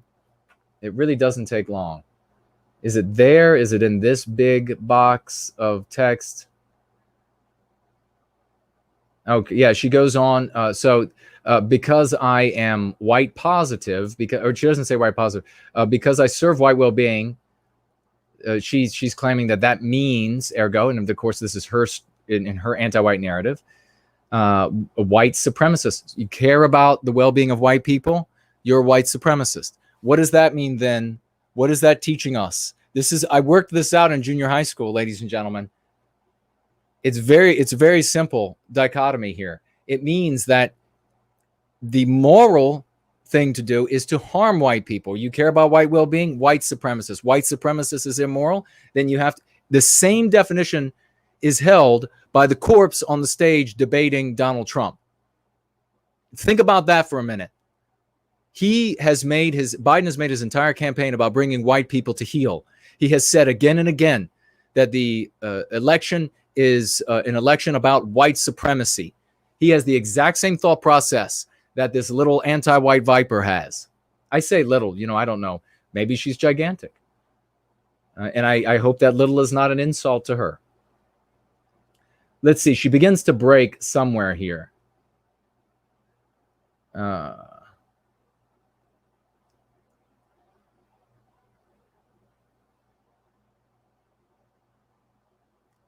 right. She says, all right, I write back here.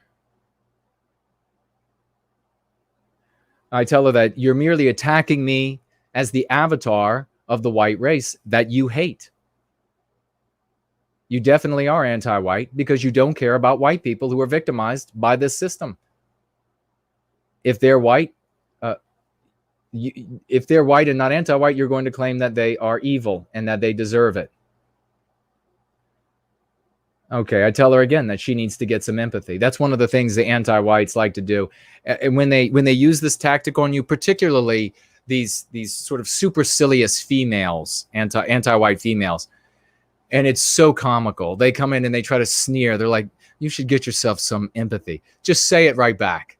That infuriates them. They'll go strangle half the cats that they own because they'll be so furious over. And now, mind you, cat ladies are not always anti-white. I know I had some cat ladies reach out. They are lovely people. They take care of cats and they're white positive. So we do draw a distinction between white positive people who have lots of cats and people who are anti-white and have lots of cats.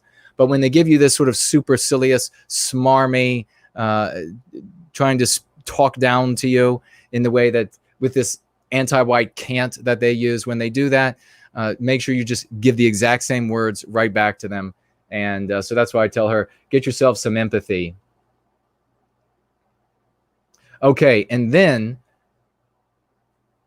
I've written very little. She's written a whole lot. And then she comes back with, stop putting words and actions on me. I care about all people, no matter their color. Do you see the victory beginning to be won? This is a rabid anti-white. Fanatical, rabid anti-white, grown up and educated and trained in the dojo of anti-whiteism to just be this fierce weapon against white people. And it has taken 3 different messages from me to start to break her and defeat her. So then I write back to that. Then stop being so anti-white. For the love of God, I write, care about white people who are being victimized. There is no one out there who cares for them. And then what is the... Okay, and then she writes here another long list of information where she's saying, into the conversation, I'm not talking to you anymore. And then she concludes with, I love all people. So, ladies and gentlemen, This is how you spread white well-being. This is how you defeat the anti-whites. Do you want to step away from these conversations?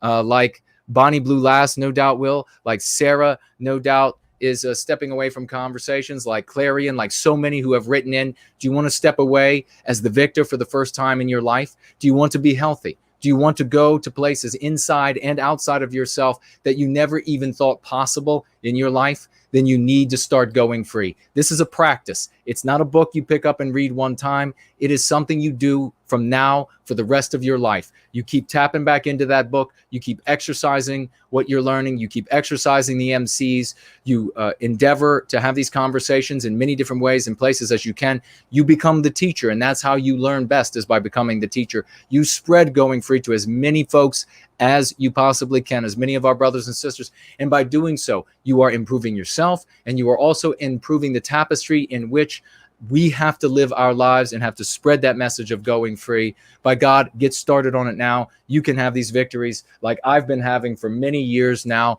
and like so many more of you are beginning to have. We've read the testimonies. There are so many testimonies.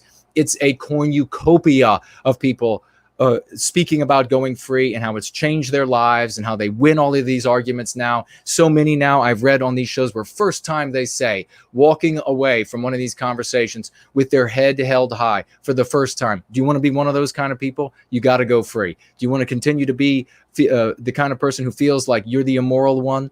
Do you want to continue to walk away feeling like you've been shamed? Do you want to continue? How does that feel? You know that stings like hell. Don't spend another day in that environment. You're not going to get this going free anywhere else. You're only going to get it here. Make sure you learn it. Make sure you practice it, and then take it out to the rest of the white positive sphere. Specifically, take it to the MAGA communities that are a little bit more on the periphery, a little bit further out there, First Amendment, Second Amendment, etc. Take it to all of these groups. Why? Because as Lovely Porridge, a brilliant man from Australia in this service to white well-being. Remember, we are a global people, ladies and gentlemen.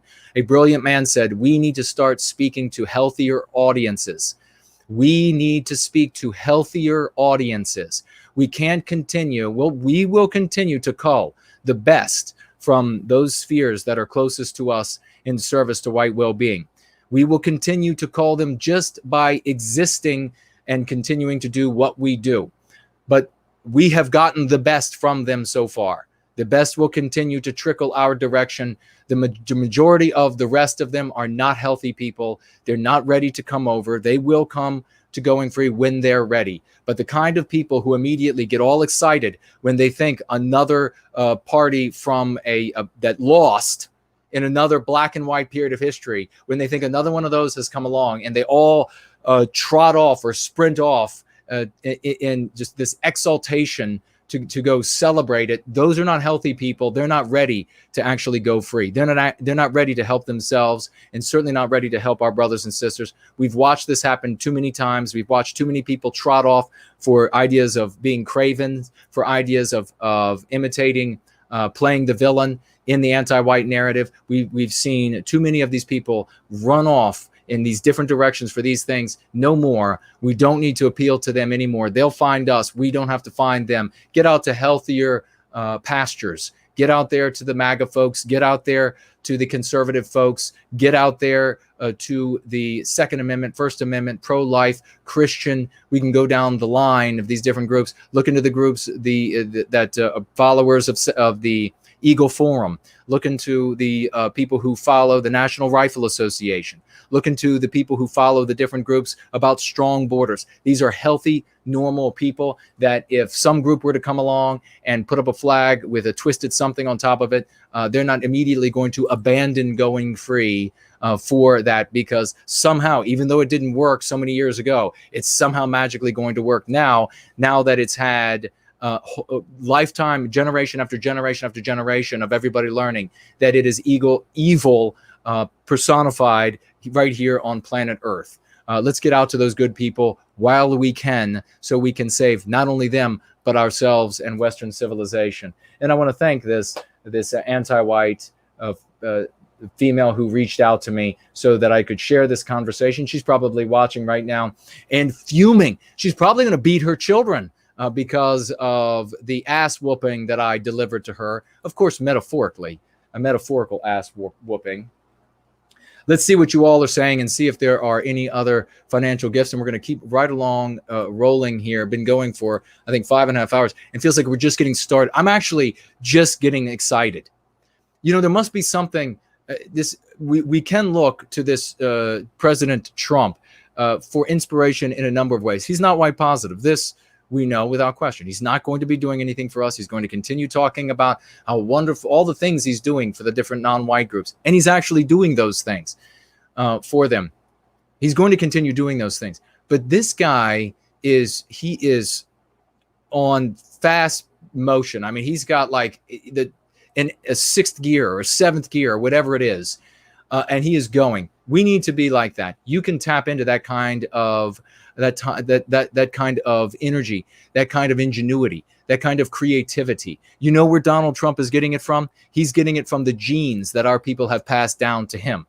He might not be using those genes in a direct way that benefits us, but let me tell you what. It's the same kind of energy that motivated a lot of or all of our heroes throughout all of the history of Western kind. You can begin naming them now. Some of them you like, some of them you might not like. But the reality is that energy, that passion, that creativity, that tenacity is in you because it was in them. You need to break through the mean pathogens and reach into that reservoir of energy, not something that is outside of you, not some sort of group mind, not any of this nonsense that they teach in all of these bizarre cults that have made these cult leaders into the wealthy beyond imagination. Nothing like that.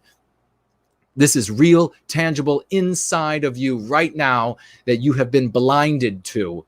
You need to start going free. The only way to tap into this is to treat those mean pathogens, turn around and face those demons, and I guarantee you, you'll transform your life.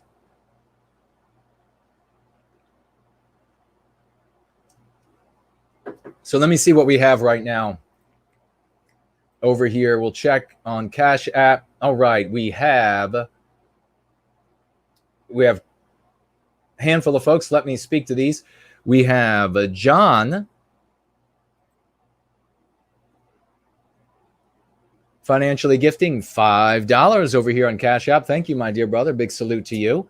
And he writes here, this is a gift from, I guess, in the name of Michelle Obama. Michelle Obama, in the name of $5 for White Wellbeing in the name of Michelle Obama. I could just imagine how elated she is while she's, I almost said something that would have got the channel absolutely deleted. Thank you so much, John, for that financial gift. Let's jump on up to the great Yiz. Did we read this? I don't think we saw this. Financially gifting $5, folk tithe for White Wellbeing. Thank you so very much, dear sister. $5 from Yiz. Such a glorious rising star coming out of nowhere practically, getting involved and both feet. Talk about jumping in the deep end. Yiz has some bravery there that so many others lack. So thank you so much, dear sister. And we have right here, Keith, financially gifting again. Saw Keith last week, $10 from Keith. Wonderful. Thank you so much, dear brother. And again, I mentioned last week, kind of guy that you probably would want in a foxhole with you or in a bar fight. And thank you for being here, brother. And thank you for that $10 for White Wellbeing. Remember, I want Keith and Yiz and John, all three of you, to think about the fact that the white well-being that we are serving here, your dollars are going to be helping us to protect white children. I want you to, those three particular, everyone, it's the same with all of you, but I want you to own this reality. I want you to own this. This is not something that's just like intangible. This is not subjective. This is real, that the white well-being that we serve is helping white children, and that is exactly what you are funding when you gift to White Wellbeing here in Going Free. So thank you so very much. We have, wow, let's get a big round of applause going, ladies and gentlemen. Another new person to the community, and this is not a piano key, financially gifting $50 US to White Wellbeing. Thank you so much, my dear brother. Writes, for the cause of White Wellbeing. Well, exactly what I just said. So thank you so very much. And the kind of things we're doing now, we are getting the message out. Now we're all doing this. We're all working together. So many talented people. That's where we are different than the rest of the white positive sphere. That is what's so exciting about the work that we are doing. That is what's so different about the work that we are doing here. And these dollars, as they're coming in, and I gave the breakdown, and we'll give a breakdown again. I gave far more. I have people come to me who run political campaigns and said, oh, Jason, you gave way more information than we feel obligated to give financial donors who give far more than the people who give to you. Why did you do that? And the reason I did it, and the reason I'll do it again, and I'll give that information a breakdown of where the monies go again, is because it is important that you all know that the kind of work that we're doing here is efficacious. It's not, you can see in a campaign whether or not you achieve the outcome. You can see whether or not there's specific type of campaign ads. You need to know here that we are taking efficacious steps, especially because there isn't going to be an immediate satisfaction, an immediate, oh, well, I see an election that took place, or, oh, I see these campaign commercials on TV or what have you.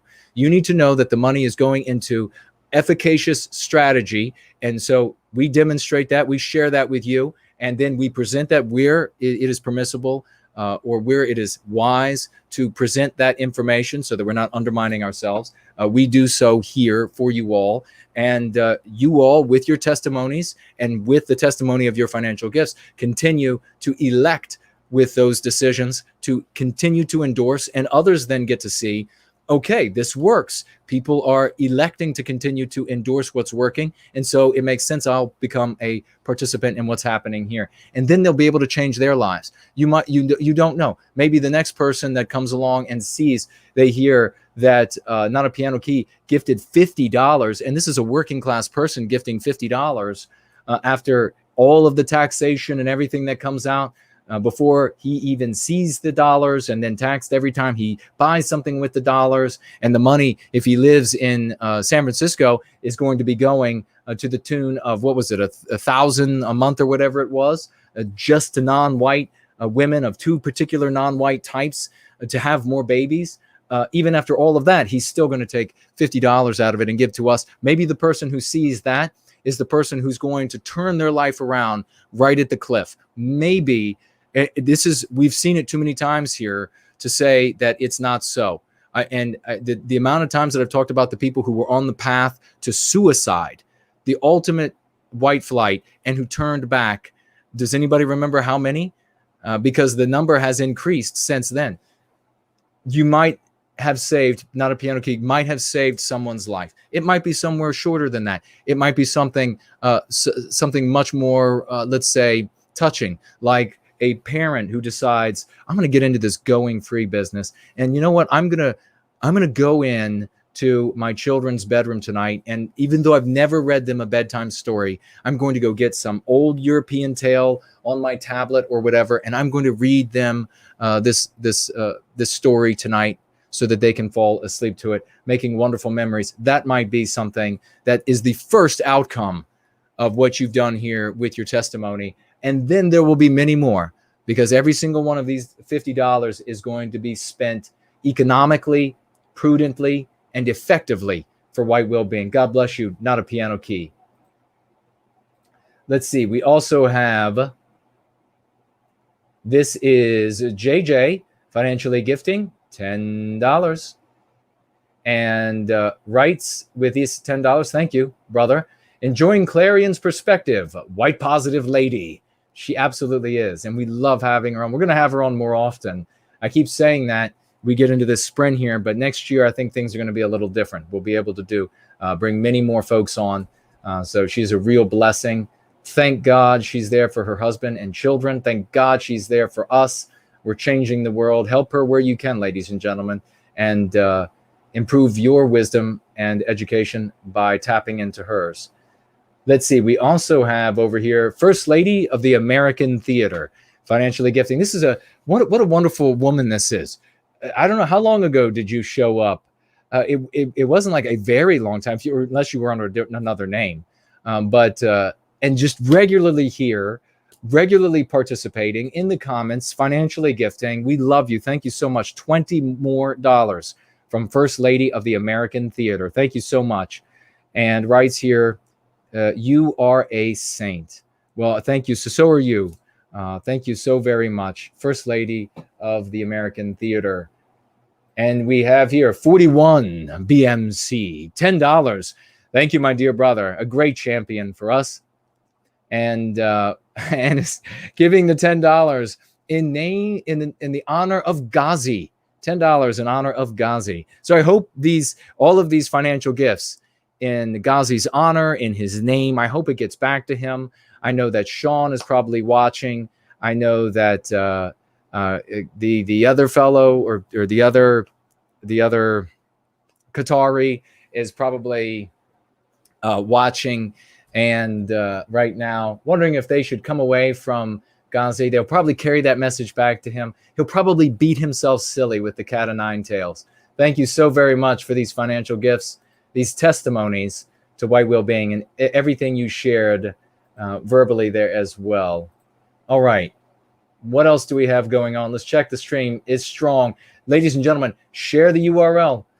You don't know, somebody's getting off work, they're getting into work, they're jumping into the cab of the truck they're going to be driving for the next 9 hours or 10 hours today for their job somewhere on planet Earth. And they're going to want to tap into somebody so they have something to listen to, improve their life. Somebody is getting into some other place where they're going to be going through legislation. They're going to need this in the background so that they can improve their lives, improve the lives of their families, improve the lives of their children. How many people have we already touched?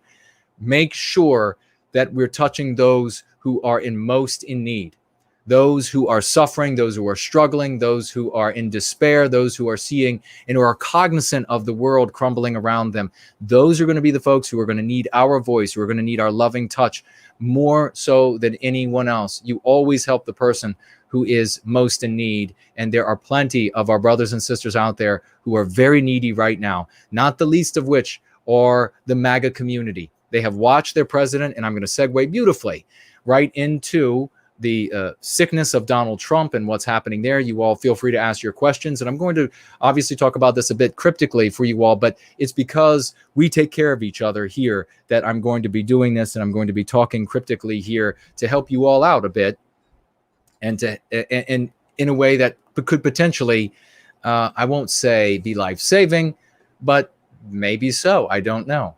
But the people in the MAGA community right now, they are distraught. They're not terribly happy with their candidate's performance. They thought he won, but they know that it could have been a lot better than it was. They had plenty of criticisms. They thought he should have talked more about all the good he's doing for non-white people and women. They now see that their champion, this guy who seemed like he had limitless health, I guess he's still demonstrating limitless energy reserves. I mean, the photographs of him, there's no way that these are fake. The photographs of him, or just staged rather, I should say, of him working while he's at Walter Reed, which down the road here, you can get out into the traffic. It'll take you forever. You'll get into an area that is most dangerous. And it's not because of the street signs. It's not because of the pavement or concrete that they lay there. It's for other reasons. But I guarantee you, he's at Walter Reed and he's working his ass off, even sick to whatever degree that he is sick. Maybe we can't even say that here. I don't know if he's sick. If CNN says that he's sick, then he's sick. If they say he's not sick, then he's not sick. Whatever CNN says about whatever his state is. The MAGA people are distraught. They'd like to see the campaign looking similar to the way it did in 2016. They'd like to see the gigantic rallies. They're not seeing the gigantic rallies. They would like to see a healthy president. They're not seeing a healthy president. They're seeing a president at a hospital right now, a candidate at a hospital right now. They're seeing a party that is being smeared and defamed and misrepresented, objectives misrepresented, a president and candidate misrepresented in every conceivable way by every network, including Fox News. Only a couple programs now left on Fox that don't go out of their way to misrepresent the president of the United States of America, when he has said to these couple programs, Fox News has really changed. He's not just whistling Dixie, as they say. He absolutely means it. And in fact, Althea told us that was going to happen a long time ago. If you all remember, Althea said when Disney acquired the majority of Fox, of the holdings that had been owned by Fox, she said, that's it.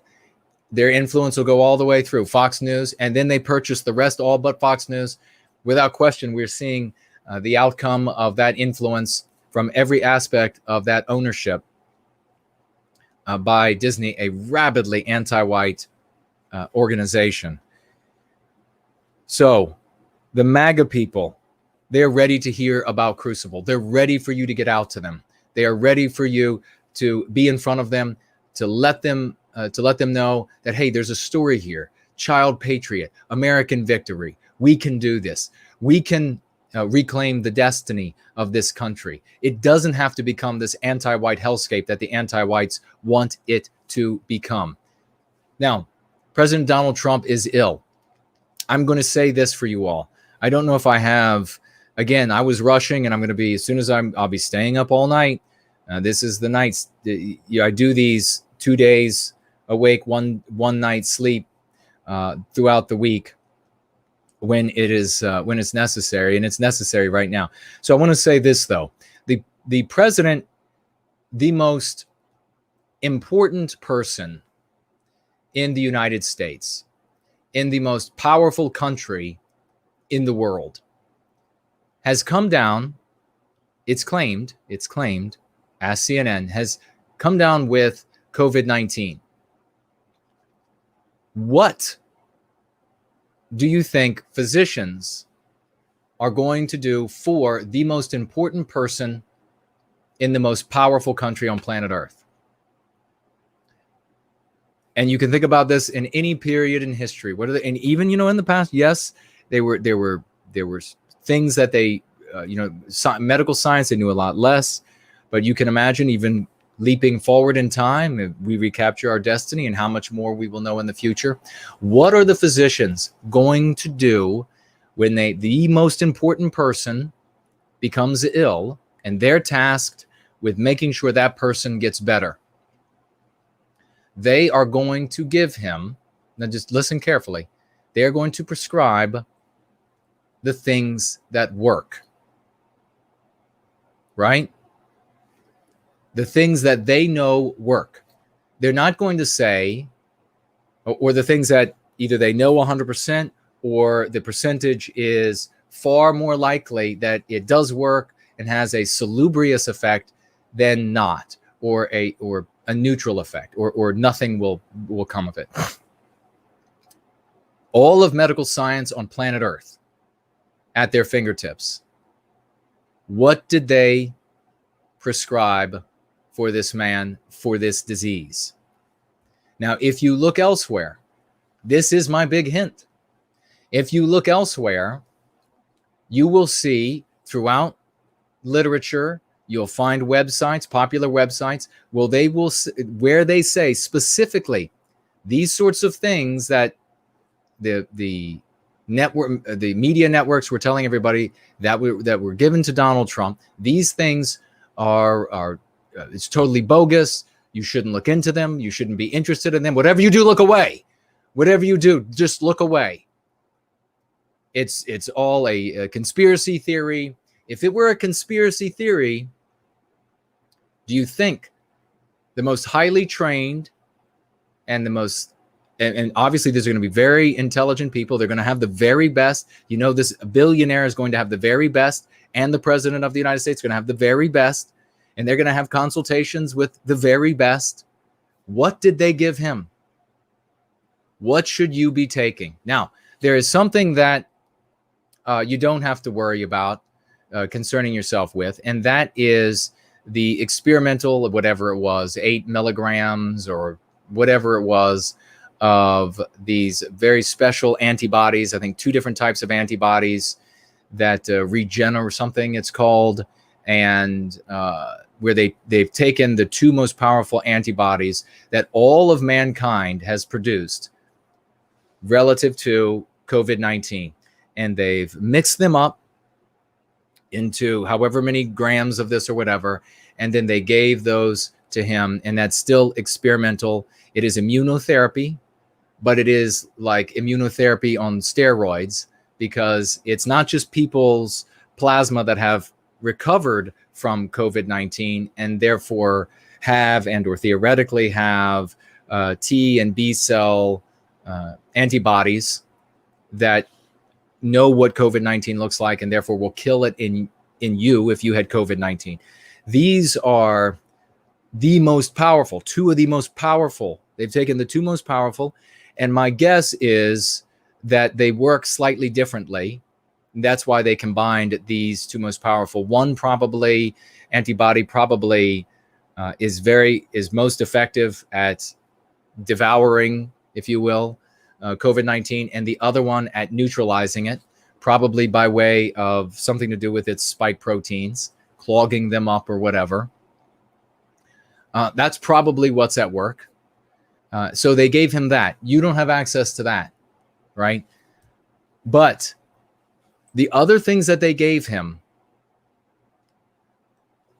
nowhere did it say on and I'm being careful about saying this, all of this. So you all are going to have to figure this out on your own.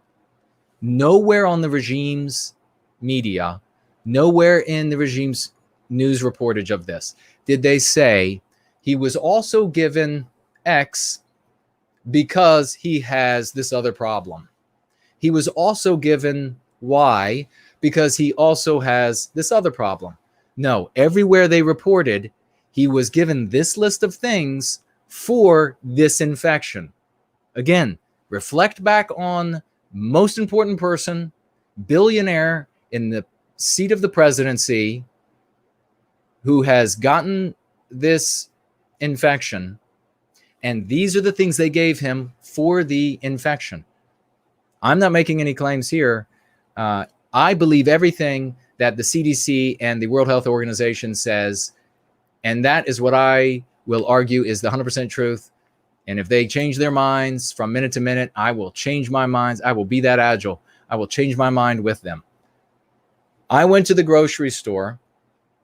You can go to your pharmacy. You can go to any of these sorts of, whatever they're called across the West. I wish I knew all of the different names for what these sorts of places are called. What are they called in your country? The pharmacy, where you can get vitamins, where you can get Band-Aids, where you can get sunblock, where you can get, what do they call it where you live? You can go into these places and get all of these things. I went in there expecting that, boy, every one of these items is going to be sold out, because surely everyone saw what I saw and discovered that no, indeed, none of that stuff had been sold out. So I want to share it with you all, because this is like a giant, in the weeks to come, it's so weird. It is like a horn going off. We used to have this giant horn living outside of the nation's capital. There was this, it was like the size of a Volkswagen. It was bright yellow, and it was on top of like a telephone pole that was 2 times as tall as a normal telephone pole, and it rotated 360 degrees, and it would make this god awful deafening sound. We practiced it. It would go off once a month, and so that was this is the end of the world siren. The nuclear missiles or something is going to be coming in here, since it's the nation's capital, and so we're just telling you all, hide right now because it's the end. That was like having that siren go off and nobody noticing. They're all just like walking about their day, like it wasn't, like they weren't going deaf. And so, yeah, I went up there, everything was there. And I thought, oh my God, I am going to tell the entire community that this indeed is something that they should pay close attention to, because guaranteed next month, the month after, every day, every week, there are going to be articles on top of articles telling you that all of those things that were prescribed to him don't have any effect whatsoever. That it's all that it's all, you need to go out there and you need to buy something from them. I don't know what that something might be. I can't say here what it might be, but you need to buy it from them. And then after you get that little, how can I say, how can I phrase this? After you spend that little moment of ouch pain, like, oh, I just felt that. After you have that little moment like a bee sting, then everything is going to be okay. But whatever you do, don't prophylactically or what have you do those things, because they absolutely don't work. I hope everybody was able to remember, trust CNN and the World Health Organization. I was in the middle of, as busy as I am, and I want everybody to just put their minds on this for a moment, is in the middle of as busy as I am. I had Traditional Mike. Everybody knows who this great champion is for Western kind, and we've had him on several times on tap. I was in the middle of being as busy as all hell, and this guy reaches out to me. And as you know, he has stood up for a great many wonderful people who down in South Africa. He's an Australian and one of our brothers in service to White Wellbeing, and first came to our attention for the story of Kayla Meyer, and he came to our attention that he wanted to tell the world about this daughter of our people who had been ritualistically murdered in South Africa. And that episode on tap, still available, thank God, is something that is gut wrenching. Mr. George and I were tearing up. It was very emotional, what had happened to this little girl, her parents, and she was in South Africa.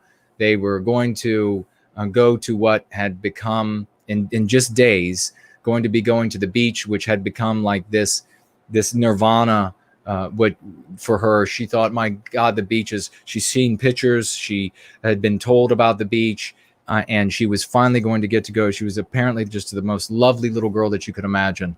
Days away from this dream becoming reality for her, the family was butchered by anti-whites because they were white. And of course, this story wasn't told. And of course, it's probably fake. I'm sure it's fake. You'll have to look at Snopes to see, ask them if it's true, send them a direct message. But this is what was claimed. And Mike had spoken with the family, this Kayla's family, extended family, about Kayla, about everything that happened, and finally got received the nod from them to write the story about Kayla and her family. And Mike honored me by reaching out and saying, brother, would you please write the foreword for that, about this heartbreaking, absolutely heartbreaking story that as I said, it was heartbreaking, but also at the same time, there were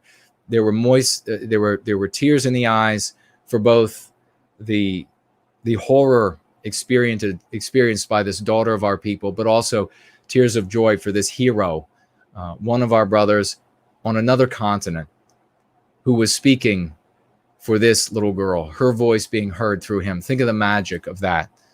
Her little voice being heard through this man, bringing this message to the world. And he asked me to write the foreword. I dropped everything. I immediately dropped everything and wrote the foreword for his book, which will be coming out, I believe, at the beginning of 2021. So keep an eye out. And Mike, it was my honor. I wrote that foreword. I got it back to him.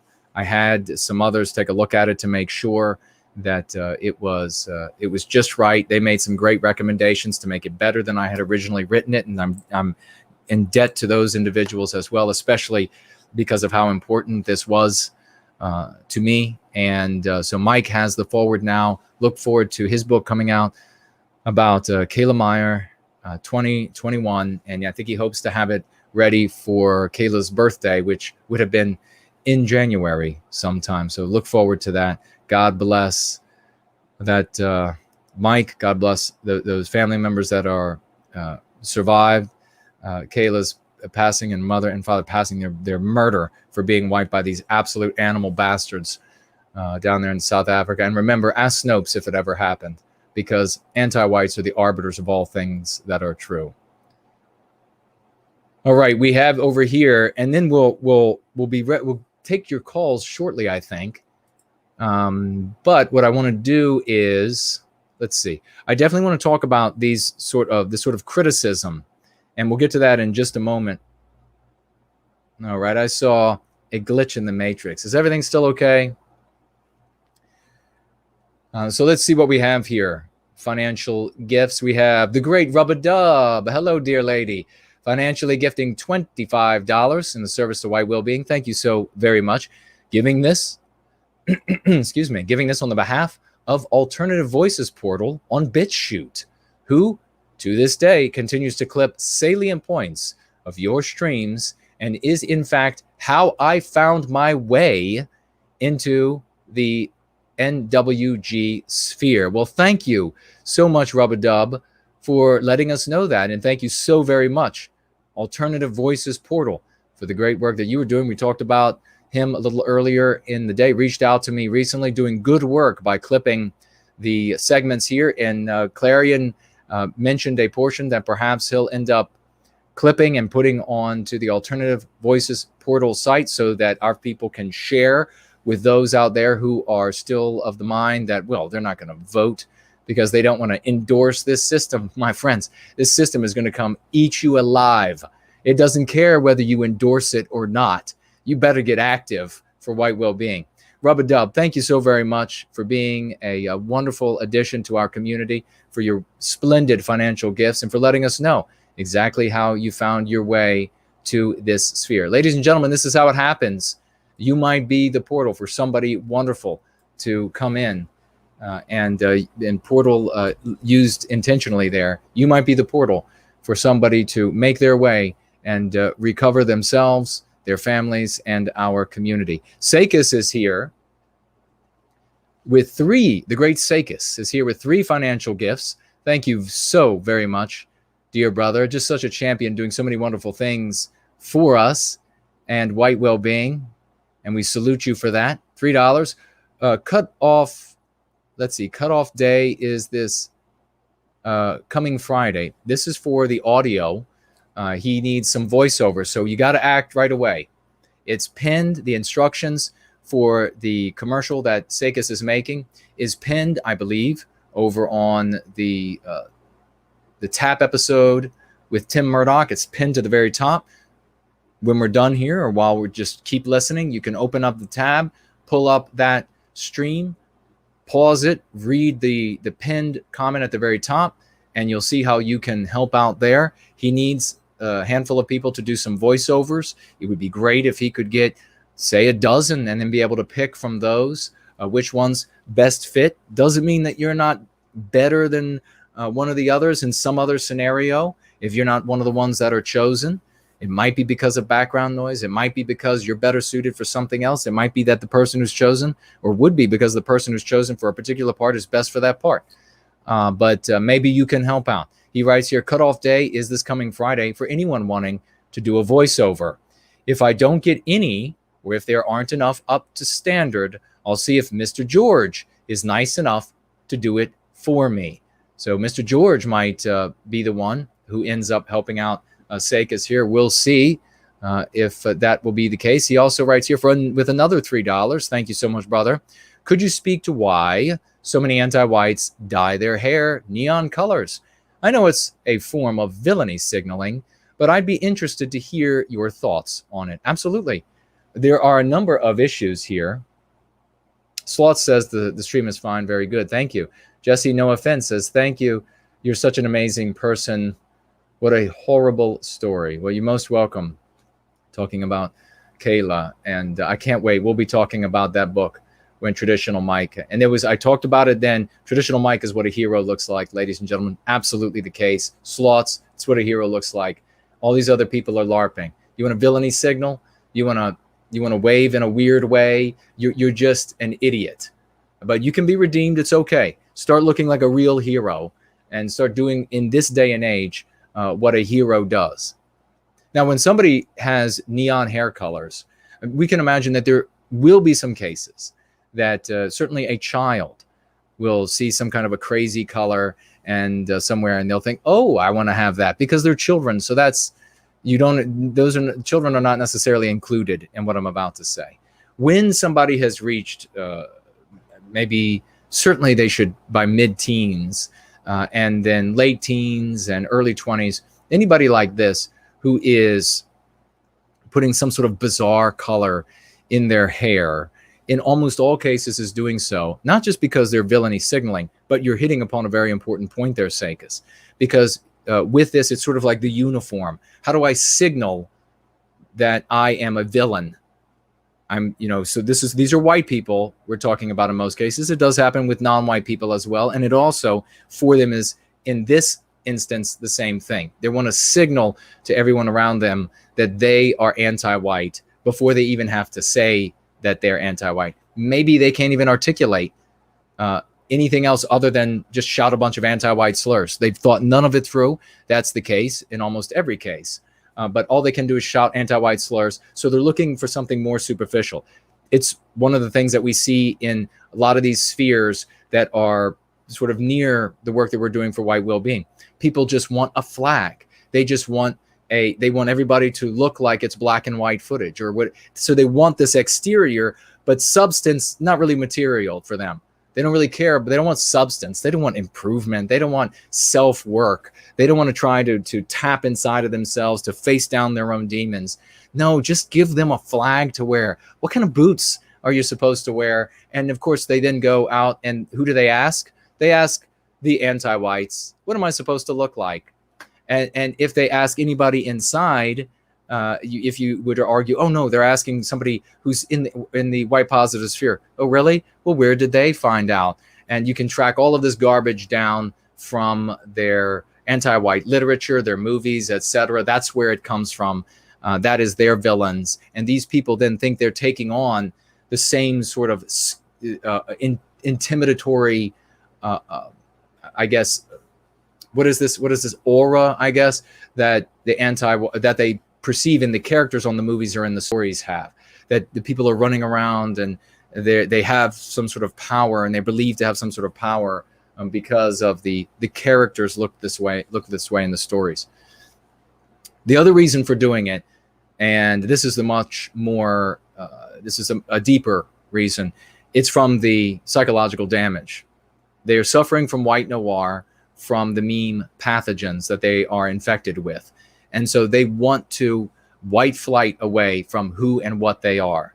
What is more radically different than being a normal or an ordinary member of Western kind than to have neon colored hair? What is more of a divergent path than being an ordinary member of Western kind than to pierce your face and ears and neck and have tattoos from head to foot? And here I'm not talking about somebody who has, a particular, a particular liking for, what do they call this in tattooing, where there are people, they have this, their own sort of language for the tapestry of their body. And these are not the kind of people who cover themselves in most cases. These are the people who they'll get one work of art, if you will, or whatever they'll call it. It'll be here or there, or maybe a couple. But in these other cases, these folks are absolutely white flighting from who and what they are. They want to cover up. They want to besmirch. They are saying, I hate this skin. I hate this identity. I hate this hair. That is what they are telling you when you see these people who do this, Sakis. That is why it's happening. That is why they do it in this environment. And that's the real world that we have to deal with. So thank you very much for that question. These are wounded people, and they are projecting how wounded they are to the world. Sakis says here with another $3. Thank you so much, brother. We should all do a Crucible Twitter campaign to Steven Crowder for this week. Not a bad idea. Let's do it. I will. I'll send out a tweet to him as well and see if he listens. We've had this, like, these people who are just studiously going out of their way to ignore these tweets. For now, they'll be able to ignore, but they won't be able to ignore forever. Thank you so much, Sakis, for all of those financial gifts, for everything you're doing. You're doing a stupendous job, brother, and we salute you. Let's get a round of applause for everything that this hero is doing right now to help to spread Crucible to as many of our brothers and sisters, the vagues out there in the MAGA sphere who need it most. All right, I thought I saw another, perhaps I didn't. Let's take a look at what you all are saying. And I'll look over here. I see. Who wrote Trust CNN? Fiery rebukes. Yes. Trust CNN. All right. Yiz has gone to bed. She has to get up early in the morning. We love those videos she makes on her morning walks. She's made it. The Irish Rose is here. Great to see you, dear lady. Haven't seen you in a while. Over there on the Discipline channel. And I think they were trying to guess. They were trying to guess over there at Ghazi's IQ. I wouldn't say that it's up near, I was going to say nowhere near the top of a skyscraper, but probably nowhere near the top of a basement. Okay, Unapologetic Pagan says, I wrote down the timestamp when you read off the bills list and plan to download that clip for sharing. Well, thank you so very much for that. Please, in the thread afterward, if you could put the timestamp in the thread as well, so other folks could go to that and just say, hey, this is where Jason briefly touches upon a bunch of these bills that the anti-whites are going to instantiate when or if they were to achieve the presidency. Okay, what do we have here? And I'll swivel back around. What are you all saying over there? I see Fornull. I see White Healing. Great to see you. Euphemia Singe is here. Great to see you. Mentioned Popcorn Popper a little bit ago, along with Fornull. And is that Tanuth? I saw something go by like that. Althea is still here with us. Oh, and she says, thanks for remembering the Disney Fox thing. Well, you are most welcome. We give credit where credit is due, ladies and gentlemen. The Widowmaker is here and writes, Jason is so positive, not a nasty bone in his body. And well, thank you so much for that. We're going to remain positive because we're going to keep winning. We are going to keep achieving victory. The winning thing was what everybody thought they were having under Donald Trump. And then they got tired of all the winning that felt a lot like losing. That felt a lot like not getting anything we asked for, voted for. But we have victories. And we have one right after the other. So many victories. We've been talking about them over the course of the night, haven't we? We have 4 games. This is culture clothing the body of the psychological defense, the skeleton, the psychological defense for the psychological warfare that's waged against us, ladies and gentlemen. There's no replacing this. We have great people like Brant Danger and his whole team that are working on curricula for homeschooling families so that they have something else to tap into other than just this pure anti-whiteism. We have the admonition from parents to say, take going free and then modify it for your children of whatever age. It is modifiable. You can place it in anywhere, and the children immediately conjure to it. They want it. They want that life-giving, that life-nourishing message. They need to be inoculated. We have those victories to talk about. We have the victories of how many people have already seen the cover of Crucible. And we're talking about scores of thousands. And we gave a big thank you to all of those who are helping with advertisements right now, because yours truly is not permitted to advertise for some peculiar reason. I wonder why. So we've had that going on. We have had colossal, absolutely earth-moving, continent-moving victories behind the scenes that are continuing to take place. If you have like these seismic meter and you're watching this, the needle is still moving, folks. Things are happening, and keep your eyes open, because as it percolates and more people see it, those early adopters will begin speaking this way as well.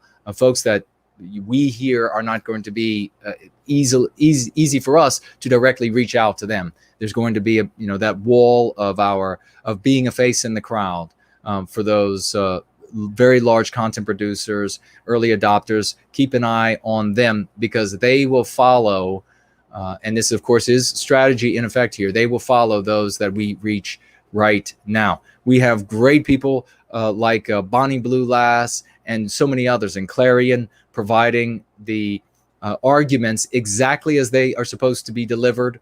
We have people making, as I said, the video games, as well as the card games, the commercials. Segas is making a commercial, and we have Groundhog Fury in the midst of making a just magnificent commercial as well. I will tell you this, what I've seen of it so far. And there are more things to come. There are more things in the works that are going to be rolling out over the course of this sprint, from where we are today to where we want to be at the end of October. We're going to make it there, and it's going to be the momentum that's going to propel us into the next 4 years, where we are going to make the difference that needs to be made to recapture a big chunk of our destiny, so that this milieu in which we operate will be more favorable to us than it has ever been. That's where we need to be. Less favorable to the anti-whites than it has ever been. Nowhere else do you have the opportunity to wield the kind of power that we wield here in Going Free. Nowhere else. Everywhere else you go, you are an ant. You are a roach to the power of the anti-white superstructure. You have no power relative to them. You are nothing next to them. But where you come here, where you have the words as magic, the lexicon and dialectics that defeat what they bring at us, proven again and again and again, you suddenly are on an even playing field. You suddenly have the strength to make a difference in the world. And that, my friends, is the difference that we are making. Let me see the final things that we're saying over here. I think we will take a look at some of the news. And I want to talk about our friends who are being subjected to this endless criticism, how this happens, why this happens. Probably speak to that when I come back after a music break. I'll see what you're saying right now. I'll have one more music break. I'll come back. I'll speak to that important element. And then maybe one of these other stories that we have, or one of the stories you all want to talk about. And we'll go to a couple calls and we'll wrap up for tonight. And I will get back to work on other activities for White Wellbeing. Let's see. Euphemia Singe saying hello. I see applause. I see raucous emojis. I see birdies saying Ayn Rand has a concept called sanction of the victim, whereby the victimizers want their victims' permission to harm them but escape their own consequences. The function of white guilt. So they want the victim to say it's okay to victimize me. Well, yeah, that's exactly what the anti-whites need of us. That's why when we say no white guilt, that's why they get so furious. They come unglued when they hear that you have no white guilt. When they hear that you're serving white well-being, they come unglued. They hate having to look like the villain. They hate having to look like the black hat. Let me slide through here. We'll jump to the bottom, and I'll check over here to make sure I haven't missed anybody. Let me meander through the crowd. Nullis is here. Great to see you, brother. And says hello. A big hello to you. Good seeing you. First time in a while. Nullis, a great author, ladies and gentlemen. Signy writes slots. Jesse says, what would you think if somebody got a Go Free tattoo? Well, if you're into tattoos and you want to get one of those and have a picture taken of that, we'll share that. I definitely would not say that would be trying to white flight from who and what you are. Let's see, what else do we have? Sloth says it's fine about something. And what else do we have? The chat leapt on me. I apologize for that, folks. Great to see that Nellis is here, though. I think that what we'll do is we will take the final musical break, and we will honor our good friend Raymond Foster with one of his pieces directly from his site. I believe we played it on the Garage Party before, but I didn't want to try to track down exactly where it was because I knew I could more easily find it where it was on his site. So I think what we'll do is we will have a very brief interlude. Again, what will it be? What will it be? Maybe we'll do this. I don't know. That might be a little too short. No, I don't know. Maybe we will. I'm vacillating on this. We'll go to the quick musical break. We'll be right back, and then we'll discuss those things and take your calls, ladies and gentlemen. Does that make sense?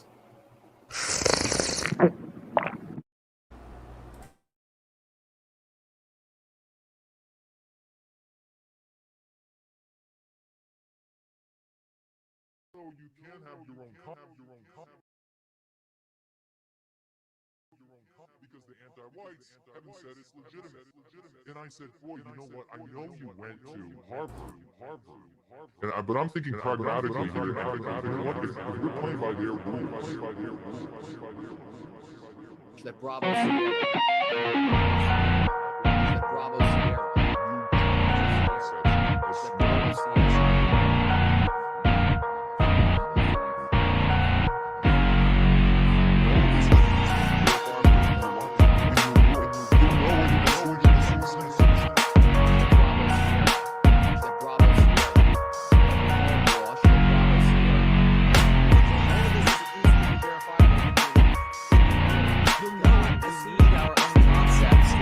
Our own story if we are going to live. But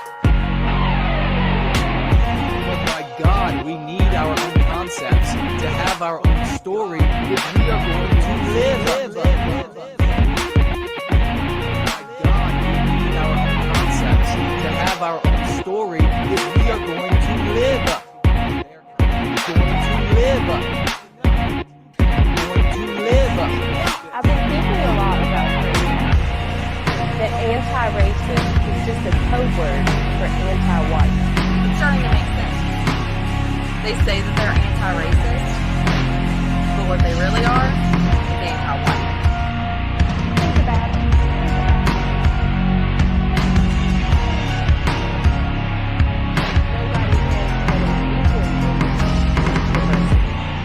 White neighborhoods and only white neighborhoods are said to need more diversity. I cannot stand if one more person says to me, but we need to use their concepts to be legitimate. I have heard that for 2 decades, especially from the academic.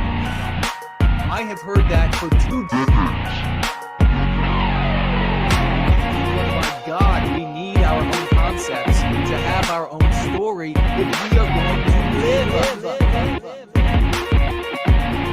God, we need our own concepts to have our own story if we are going to live. Going to live. Going to live. Asian pride, seeing it as good, healthy.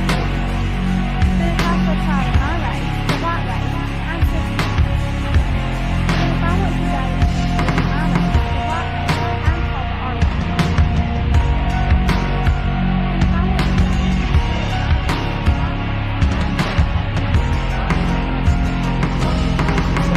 But we need to use their concept. I cannot stand if one more person says to me, but we need to use their concept. I have heard that for 2 decades, especially from the I have heard that for 2 decades. If an Asian woman wants to go decide her race, that's acceptable. But if I want to die in my race, the white race, I'm called the R race. But if I want to die in my race, the white race, I'm called the R race. But if I want to die in my race, the white race, I'm called the R race. The white race, I'm called the R all race. day long. But maybe somehow you're missing something. If they get to write the rule book, you don't get to win, idiot.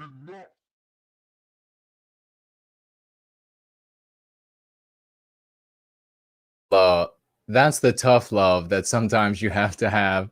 ladies and gentlemen, some of those words that I guess I was sharing. I guess that was me in the song. Is the audio working okay? We're back now, and more excited, more energized than ever to continue service to white well-being and speak with you all, talk about the things that are going on now in our world, in your world, in your lives. You know what I was just thinking too? When you are talking with someone, whether this is a vague or an anti-white, and they want to say that, well, you anti, or don't you want to XYZ, or don't you claim to that you have this perfect human being, or something like this, and it's clearly all stuff from the anti-white narrative. One of the things, and I don't know why this came to me, maybe there's a need there that's communicating to me in some way, and I just feel that I should share this. If somebody is talking to you this way, vague or an anti-white, you can easily burn them down, knock them down many notches by saying you watch way too much television, you watch way too many movies. This is all just only in TV, only in movies. You are addled by this propaganda. Do you want to know what actually exists? Do you want to know who we actually are in service to white well-being? Or do you want to just keep getting your, we have the meme curative, Hollywood isn't history. And if you use that, by the way, please tell us about how it lands, because I always love how that one lands. The looks on people's faces when they cite movies or TV or something, you say Hollywood isn't history, and it's just like the big deer in the headlights of the car, eyes are blinking. What do you mean Hollywood isn't history? Yeah, dumbass, it's not history. But I guess the audio is working fine.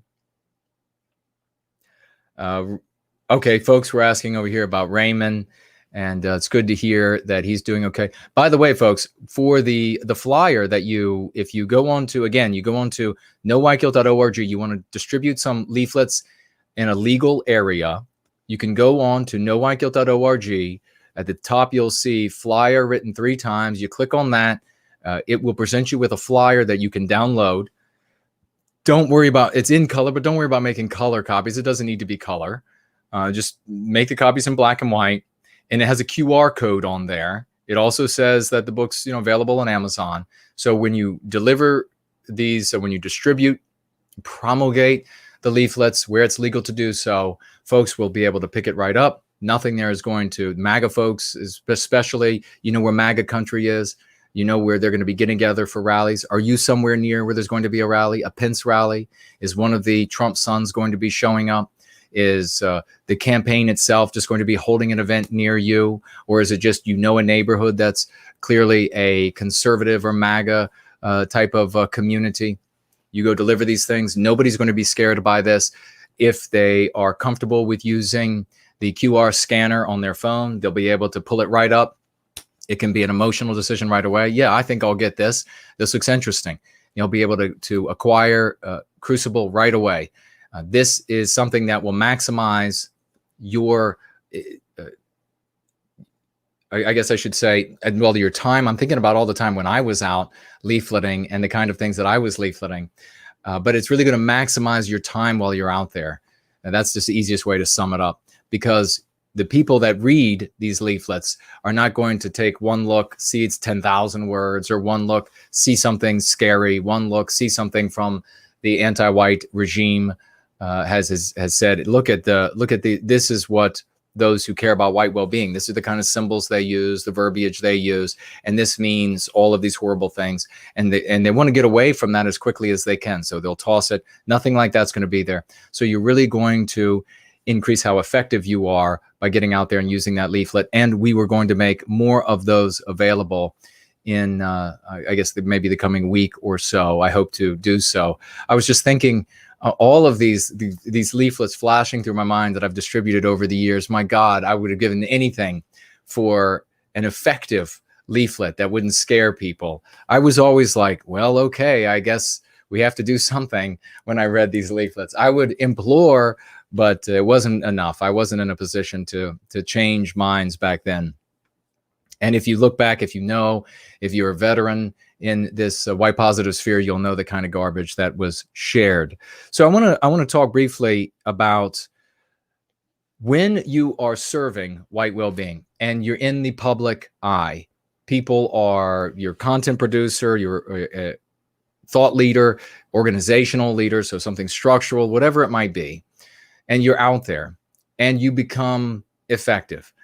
You start drawing people to you, whether what you're sharing is ultimately going to be successful or not, whether it has a poison pill sewn into it, or already drank the Kool-Aid, or it's going to undermine itself. No matter what, if you begin to have some success, your run-of-the-mill anti-whites, your anti-whites of various levels, intellectual levels, education levels, financial levels, they're not necessarily going to know, and they don't need to know, that your idea, your approach, whatever it is going to self-detonate, implode, or be totally successful. All they know is that you are drawing people to you, and that by drawing people to you, people means power, people mean resources, people mean connectivity, people mean liquidity, people mean talents, right? So that's all they need to know to then decide to target you.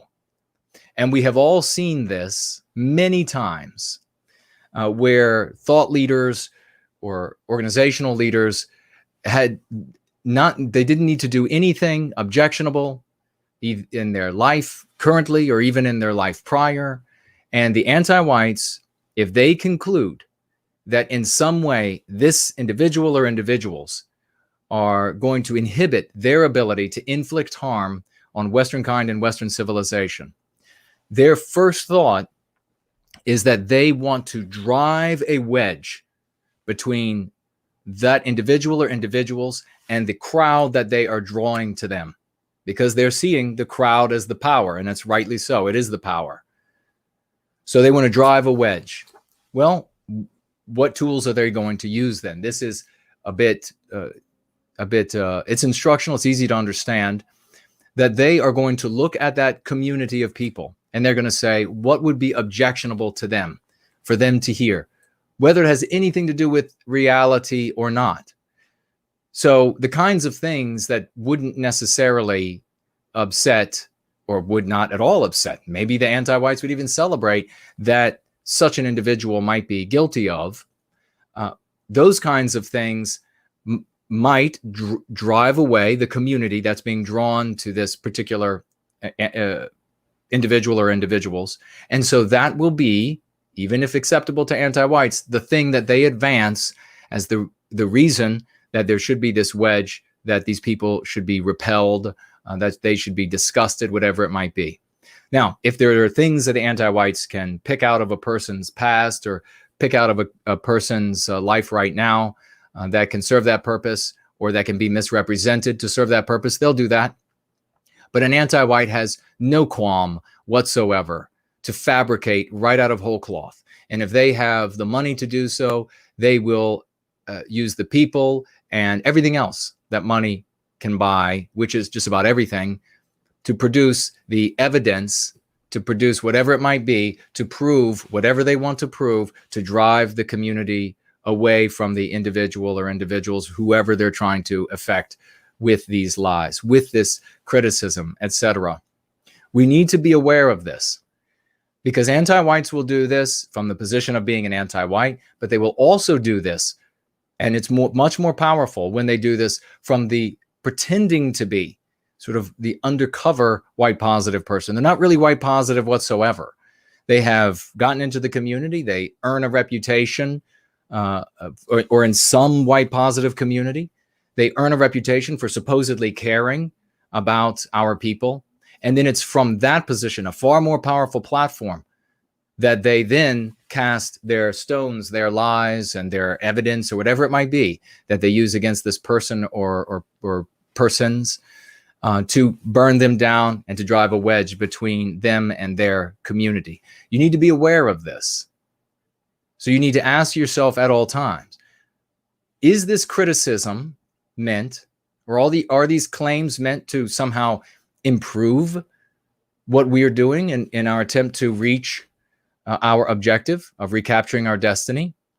If you view their statements from that perspective, you very often, and these are the people who are making the accusations and the criticisms, you very often will easily be able to identify the frauds, the ne'er-do-wells, the people who mean to do ill to you, who mean to do white ill-being to us, simply on that basis alone and through that lens alone. Criticism that is constructive, someone might say, let's say that someone, a leader has some bad, they took on some sort of persona in their past, and that is, still on record somewhere, whatever it might be. But now that leader today is totally different. That's not who they are anymore. For somebody to come forward and then argue, excuse me, that that person can't be listened to, can't be a part of the effort for white well-being because of that thing in the past, has immediately outed themselves as anti-white. They're either anti-white because they hate the white race, they hate Western civilization, and it's just they are undercover, or they're just a midget wit, they're jealous, and they want to burn down somebody who's successful, tall poppy syndrome, whatever it might be. But you're seeing them for what they are. When their criticism undermines the work that we're doing. Now, a person could say, well, somebody who has had this in their past couldn't someday be voted into office, for example, or couldn't someday be let's just leave it at that, voted into the office by millions, because everyone will be able to look back at those old whatever and say, well, I don't know if I'll vote for that person because look what they said back then, or look what they dressed like back then, or whatever it was. You could make that criticism about somebody if they had some sort of a past that would be objectionable to too many people to get elected to office. But that criticism doesn't fit when you're talking about the here and now. We're nowhere near getting somebody elected to office on some sort of major scale. We're growing a community. So you immediately out the person who is using this criticism, who are using and lies as well, to try to drive a wedge. They're just trying to undermine the incipient formation, this growth that's taking place. Know them for what they produce. Criticism by someone or people within the white positive sphere is healthy when it produces greater strength for what we are doing in service to white well-being. Criticism that undermines what we're doing for white well-being is the work of the devil. It's the work of anti-whites, whether they are just an anti-white pretending to be white positive, or whether they're tall poppy syndrome, or they're jealous for whatever other reasons. You know them for what they are. So you also look for these sorts of lies that surround these sorts of people, the people who are doing the criticizing. What kind of lies are they making? Is it is it something that is not a criticism to help empower the community? So again, if it's something to just burn down some thought or content leader or organization leader, if it's something that's just burning them down, you need not listen to another word they have to say. You know the people by the fruits that they produce. Now, one of the things that people in such positions can do, if there are claims that are spurious being made about them, is they can always avail themselves of a polygraph test and put a swift end to anything that is extremely detrimental. They should not have to do that, though. And they certainly should not have to do, you could imagine that these anti-whites could come forward every 2 weeks with another sort of wild claim about them. And then they would have to just keep going out to having polygraph tests. And those are not inexpensive. I looked into those, and we're going to be doing a polygraph test. If you all remember, Mr. George suggested when we came out with Prometheus Rising that since I didn't have any training in learning how to write the way that I wrote, the lyrical way that I wrote in Prometheus Rising, We wanted to prove that with a polygraph test. And since I did not have any formal training in European lore, and yet nonetheless, I projected the European lore throughout the totality and meanings, etc., on many levels throughout Prometheus Rising, that there's something more there. And we wanted to be able to prove to people that indeed, I don't have any of that training. I'm telling you now, I don't have any of that training. And we're going to prove that with a polygraph test. And probably what I will also have asked of myself during the polygraph test is, do you hate non-white people? Do you want to harm non-white people? Are you a government agent? All of these sorts of ignorant kind of claims that losers make to try to burn down an organization. And there it will be for every sort of the sort of general claim that's made. There it will be on unedited video from start to finish, a polygraph test by a reputable company. And as you can imagine, there are a great many here in Northern Virginia that do testing for the federal government. And this is the kind of thing that organizational leaders and thought leaders should avail themselves of, I would think, if and when these sorts of lies and the like, and I define that as that which would divide the leader from the community that he and she are building. They should avail themselves of that if the need warrants it. Otherwise, we should do what should be done by the community when these sort of liars, these sort of anti-whites show up with the endless claims, the endless criticisms that will accomplish nothing but destroying the strength that we currently have and the strength that we are building in the white positive sphere. Everyone is not going to be on the exact same page. Everyone is not going to think the exact same thing. Everyone is not going to think that, you know, X economy is the only way to go, or Y political structure is the only way to go. We're not going to be agreeing on all of these things. We're not going to all be agreeing exactly on abortion. We're not going to all be agreeing exactly on pornography. We're not going to all be agreeing exactly on drugs. We're not going to all be agreeing exactly on a great many things. We need to come together in service to white well-being for the recapture of our destiny. When we recapture our destiny on these different levels, as we do recapture it, we will be able to resolve all of these problems. There isn't going to be, or disagreements, there isn't going to be a single idea or a single this or a single that for the country or for the world or whatever it might be. We have been of a mind and demonstrated for a very long time that we are able to say, I'll have in my backyard while you have in yours. We will be able to resolve all of these disagreements equitably so that people can live in the way that they want to live, where they want to live, have the entertainment they want to have, and we will be peaceful and powerful as a consequence. We have nothing to worry about when it comes to that. There are going to always be these disagreements. When individuals come in and they try to use these disagreements, or they try to, what's it called again? Virtue trap, we named it, where they try to virtue trap and they say, oh, well, you say that women having children is a good thing, and so therefore women shouldn't be participating in leadership. Or they try to virtue trap by saying, this person was, I don't know, used drugs in the past, or any number of lies. It's practically, you know, sky's the limit when it comes to an anti-white, trying to cleave off groups of people from where growth is taking place. This other thing too, and I'll end it on this, and putting the onus on us, the community, is this guilt by association.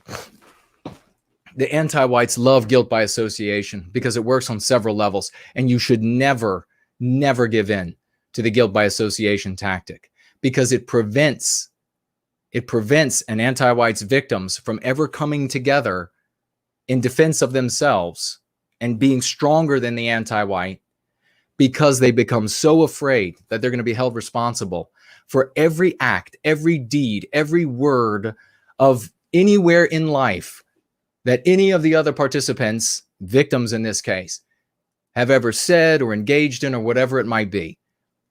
So again, we as a community, when we see the anti-whites, whether they are intentionally anti-white or they're just low IQ midget wits, or it's tall poppy syndrome, or whatever it might be, and all of that's going to be at work. When we see them step up, and for these various, in this various ways, using guilt by association, using virtue trapping, any sort of lie that cleaves the community into pieces, splinters the community, reduces the growing edge, the growing power of what we are doing here.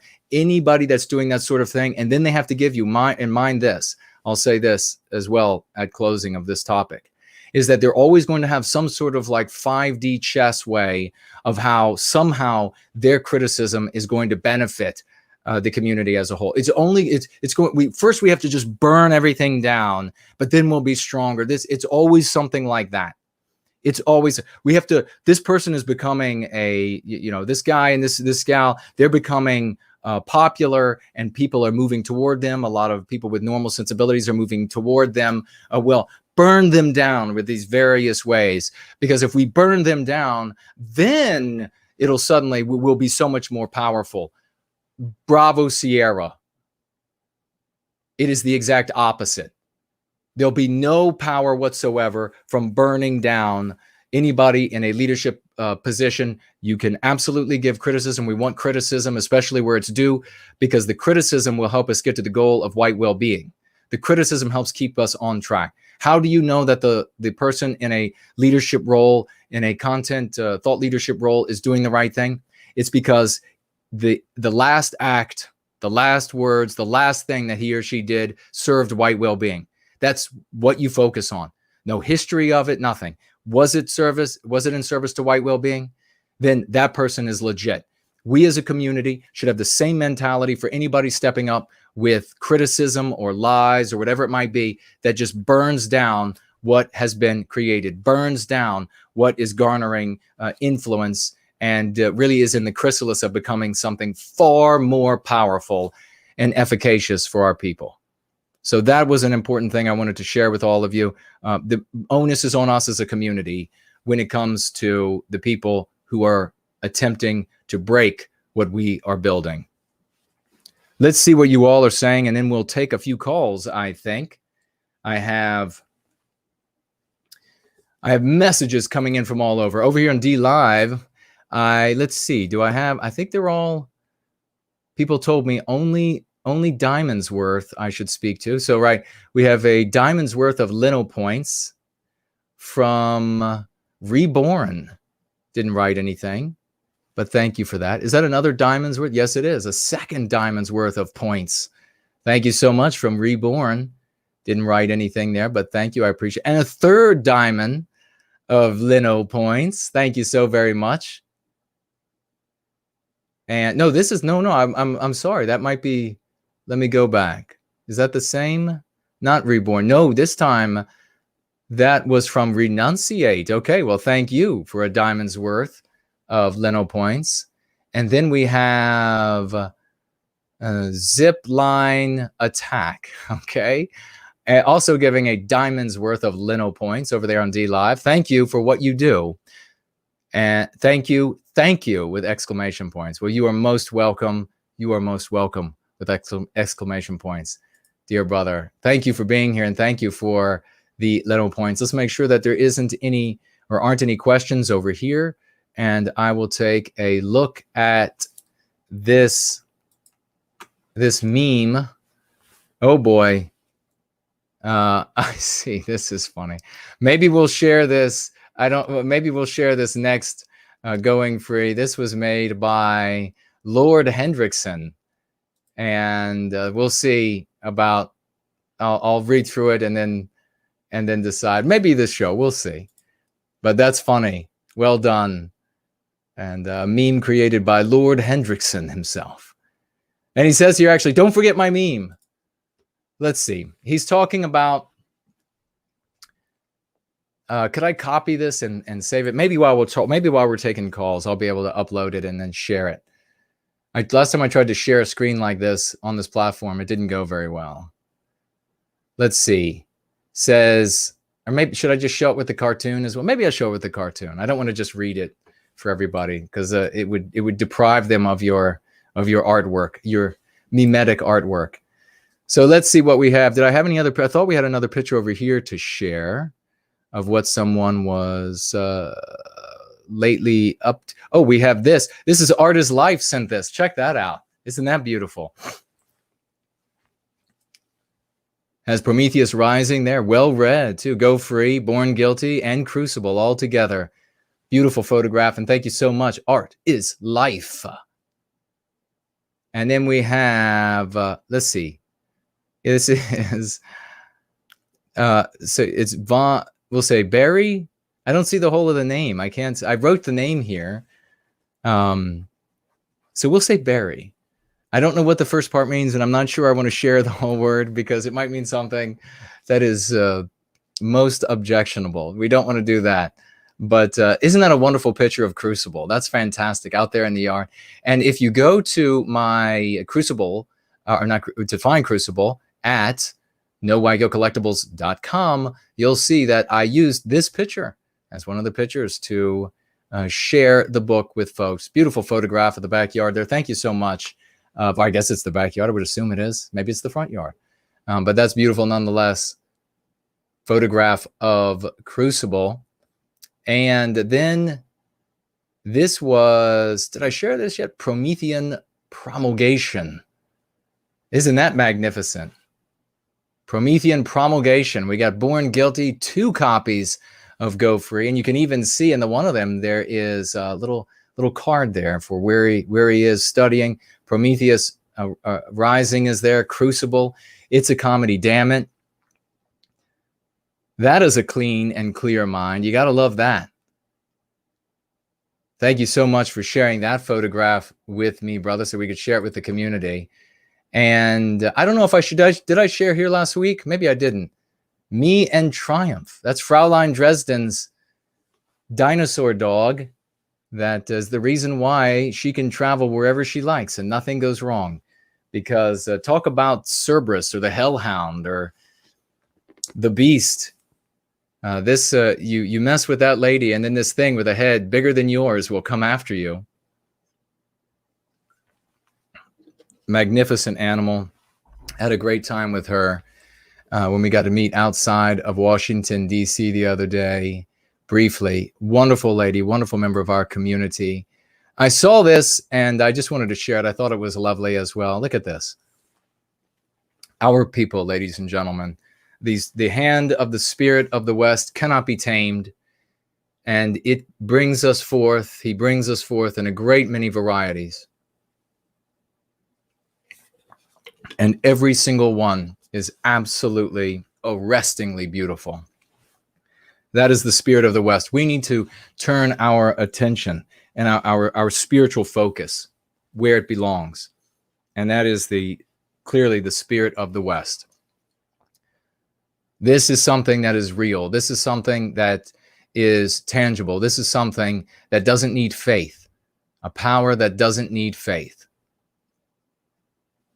And that is what we need to look to. And then look at this. One of our champions, we will share this. One of our champions, Tall Kevin, found this. I don't know if you can see, but it's a giant banner. And I'm not going to actually read what it says because I know our anonymous friend at YouTube, and we speak of him by his initials, AI, is listening. And I know that if I say that, he will be listening even more closely, bringing all his anti-white friends from the Philippines and India and Washington State to have a closer listen and a closer look at what's going on here. So I'll just say you can just maybe take a screenshot, zoom in on that. Yes, Tall Kevin found this over a highway, and God bless him with that keen eyesight that he has from that great height that he has. He spotted this and wanted to share it with the community. Bless you, brother, for all that you're doing in service to White Wellbeing, keeping your eyes open to anomalies, auguries that are anomalous in our anti-white environment. Thank you, brother. Great to see that. So we had so many things to share today, and I'm glad we got to share them. If you would like to have a brief call today, you can write to me on Skype, and I will call you back. Just let me know. and we'll see if anybody is interested today. Otherwise, I'll take a look at what you all are saying, what's left here in the chat, and I will get back to work because there is a lot to do yet, a lot of exciting things. Just wait until next Sunday. I've got something to reveal to you next Sunday. I'll tell you this. I have something to reveal to you next Sunday that you are going to be most impressed by. Very excited. I'm very excited about it. And I want you all to get as excited because that's the energy we need. It's okay to be worried. It's okay to pardon me. It's okay to feel down sometimes. It's never okay to give up hope. We need all hands on deck. Every single person doing their little bit to bring this ship of mercy, if you will, that if need be at times needs to take on a warlike footing, a metaphorical warlike footing, the battleships of old sort of a footing. This mercy ship, we need everybody on deck so we can make this happen. It's not going to be done by one person. As much as I can do, as much as all of these other heroes have done, we need your help to get over the finish line. Just making sure with my scrambled notes that I didn't miss anything or anybody. As I said, I want to really acknowledge everybody for all the great work that they are doing in service to white well-being. And I do want to acknowledge again that the statistics are going through the roof. We're making it happen. We are getting the message out there. We need to keep going, and we need to use this energy to propel us to the next level. So it looks like we're blank over there. That's good. I didn't miss anybody. And I don't believe I missed anybody from the time before. And this is the time, ladies and gentlemen, if you have any final questions about anything we talked about tonight or any pieces of news, I will happily tell you, give my thoughts. And I see Katie is here. Great to see you. I haven't seen you in a while. Is that a monarch butterfly or a viceroy? Beautiful butterfly. Right now we have a couple of monarchs in the backyard. Dan is here. Great to see you, brother. I saw a red spotted purple the other day. Look it up if you don't know what that looks like. That's a lovely butterfly. You can know, ladies and gentlemen, men out there, a man that is fully rounded, he can tell you all about a 2-stroke, 4-stroke engine. He can tell you all about an over-under on a firearm. He can tell you all about that. He can also tell you about the trees in the backyard and the wildlife and the butterflies. That's what a real man of the West is all about. He can be a warrior on the metaphorical battlefield. He can be a warrior on the physical battlefield. He can be a father in the house, a lover in the bedroom. He can be all of those things. And that's what we as men of the West should be striving to do. Tap back into who and what we really are. And you'll find that within you, I promise you. Promethean Promulgation said, that's not me. Well, it must have been, maybe it's Promethean, oh gosh, what's the other name? Regrettably, they changed on here the way that I see the titles for each of the pictures, and they've chopped it off. So I love when they make changes like this. They're like, by the way, everything's working just fine, so we're going to ruin that. We're going to ruin that, and then you'll have to learn this whole new system, and it'll have a bunch of hiccups in it. But then once we fix all the hiccups and it works just fine, we'll ruin it again. So just stick with us. We'll figure out, and then we'll share it. If that person is here, let us know. Elaine Sabatino is with us. Someone should clip this segment too, Jason. Which segment is that? But thank you for saying so.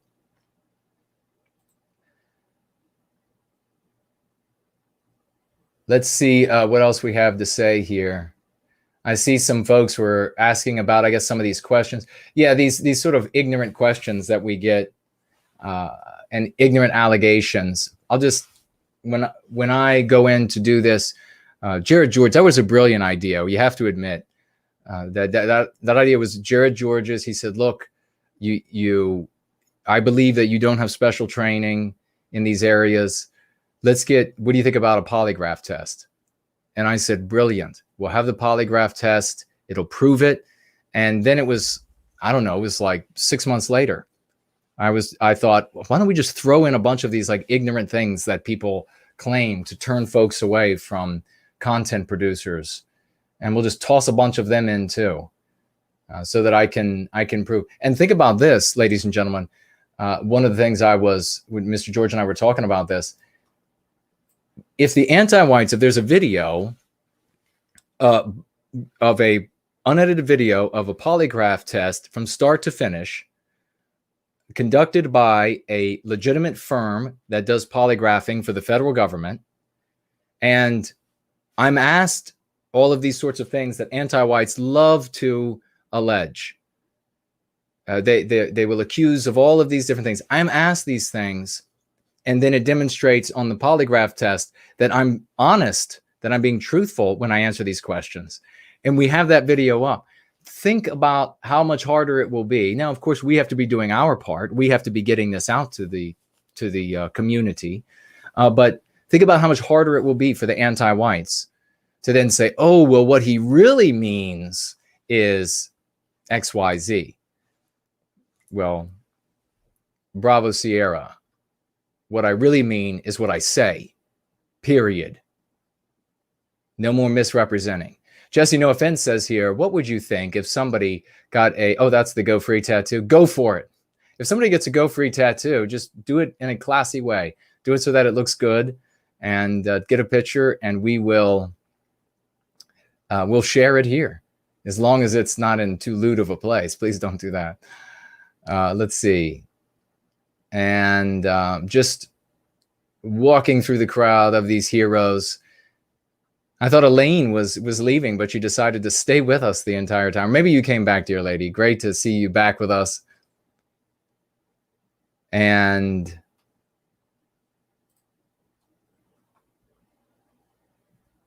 okay, yeah, I see.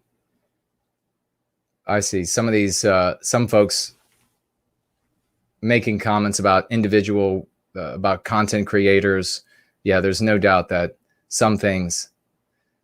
Oh, it's Promethean Epoch. It's Sakis. Yes, what a beautiful image. Thank you, brother. See, if it hadn't cut it off, the title, then on this, on the way they're doing this now, then that would have been clear to me. But there's no way to even, you can't even hover over it. So I assure you, some sort of diversity hire made that brilliant decision, because those are all brilliant decisions. When you hire people on the basis of their race. Thank you so much, Sakis. Can you tell us about the sign behind you? Are you going to post it somewhere public? Well, thank you for asking that, Jesse. No offense. I will indeed. That sign is it's going to be on one of those. It's like, it looks like a triangular prism. And so there's one on both sides. There are the QR codes across the top, so people can act on them right away.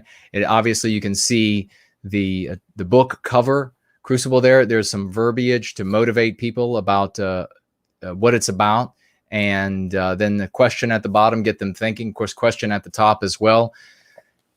Pardon me, you have it in red, white, and blue. And yes, we are going to be we have more than one of these, and we are going to be getting them out into public places, especially where you're going to have a lot of the MAGA folks. And for now, this one is going to be the one that stays with me, so that I can go places with it when it needs to be someplace that's relatively close to me. I can set it up. And who knows? We'd like to get it places where there are many thousands of people. That would be best case scenarios for these, where thousands of people are going to be walking by it. And the more that get by it, the more that see it. Remember, getting the impression is important when it comes to marketing.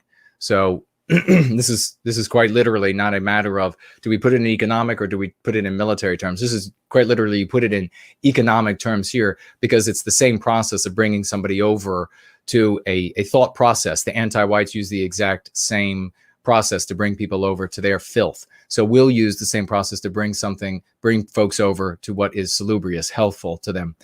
And so getting them to acquire the book on the first citing is wonderful, but getting them seeing it over and over, that's where the energy is engendered, because then it becomes conversation. Then it becomes something that people say, hey, have you seen the book? I saw this somewhere. This was the second time I've seen this.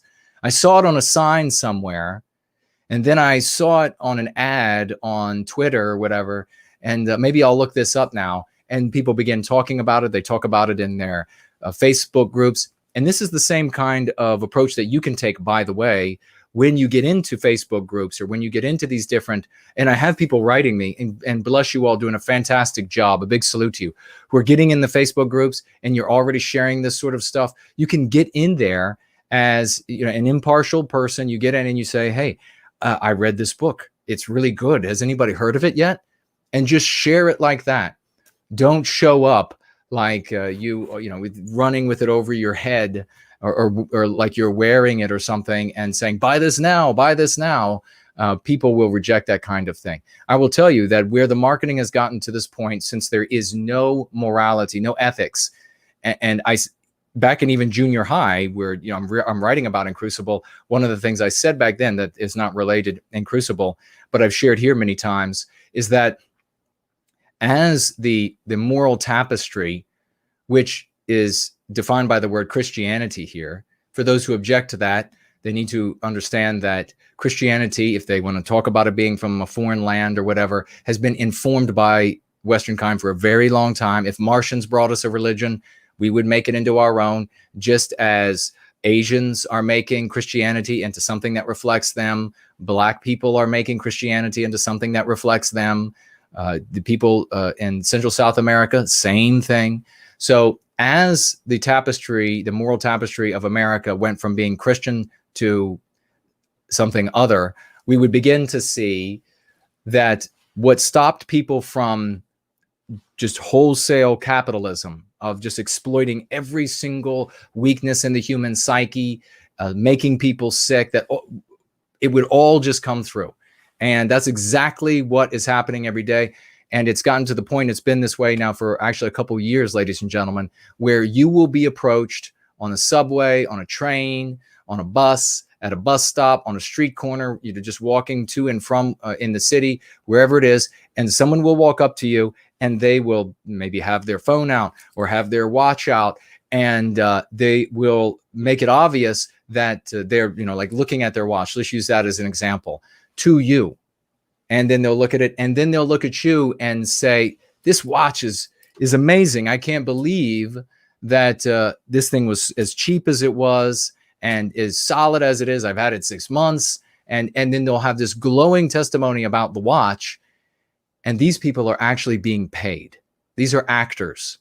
You think you're getting, and what is considered the gold standard for advertisers, and that's that word of mouth. You think you're getting somebody's genuine opinion that this watch is really inexpensive, but it does last. It is wonderful, when really this is just some loser. Well, let me not put it that way. I mean, these are people who are hired, but I mean, they're tricking you. So, and they know they're tricking you. So there's this unethical element to it. These are people who are tricking you into thinking that this is a genuine testimony for this product. Be aware of that. Our community should also be aware of that. And meanwhile, while I'm on the subject talking about protecting our community, let's do this as a whole.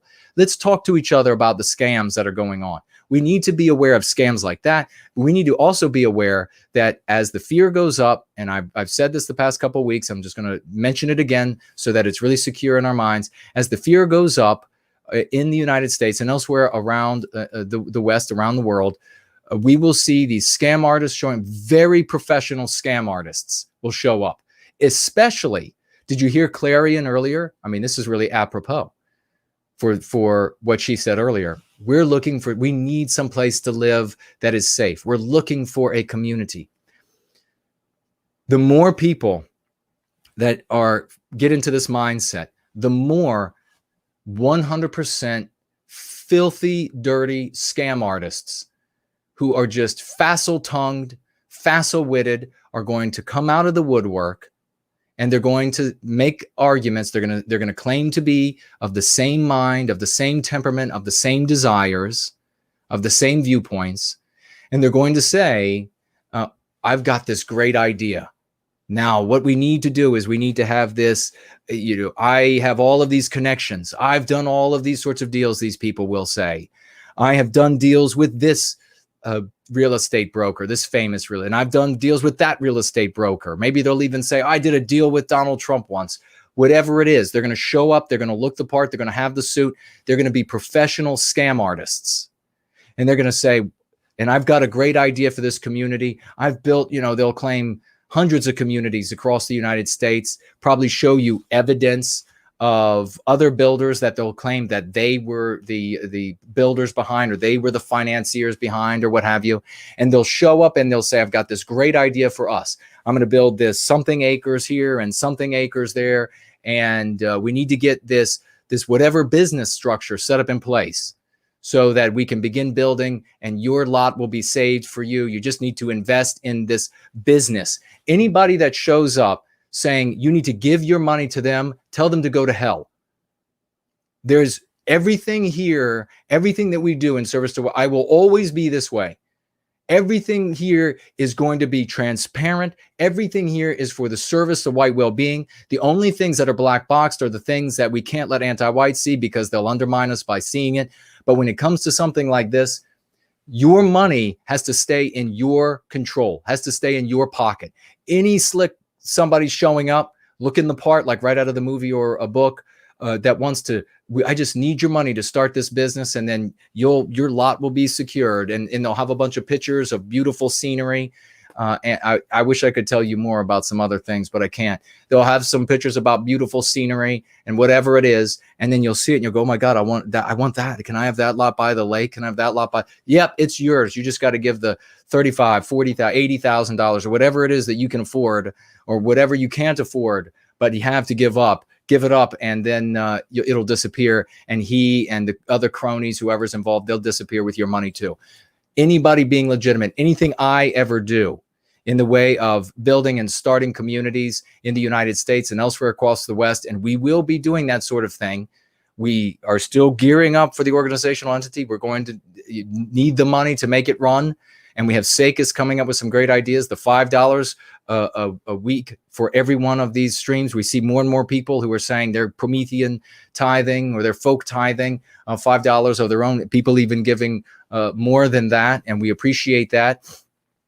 But what SACUS pointed out mathematically is if everybody did, it would be $80,000 a month. If even half did, that would be $40,000 a month. We would definitely be up and running. Anything I do is going to be clear, and your assets, your money, etc., is going to remain in your control. Anybody trying to take it out of your control is fleecing your ass, and we're not going to let that happen here. We're all going to undermine anybody trying to do something like that.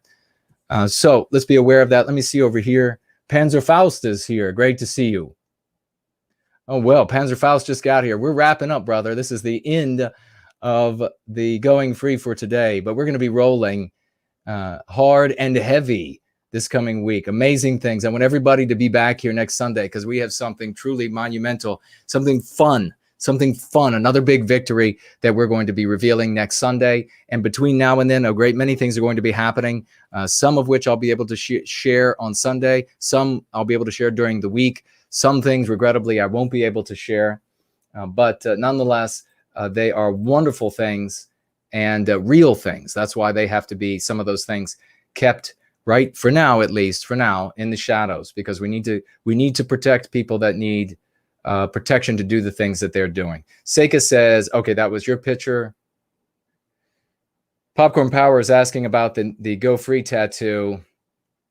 I guess, I don't know, just somewhere, if you're going to take a picture of it, it's got to be someplace that we're allowed to share it. We are, even though every now and again, I use a little colorful language. I try not to. We know that there are children. We shouldn't speak this. We shouldn't use bad language. All right, let's see.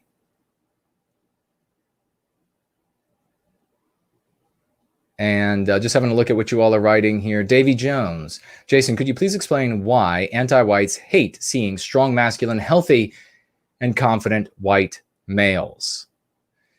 Well, that goes to what we were talking about earlier. And this is something that we should remember so that we can all articulate it. And this is the motivation of an anti-white.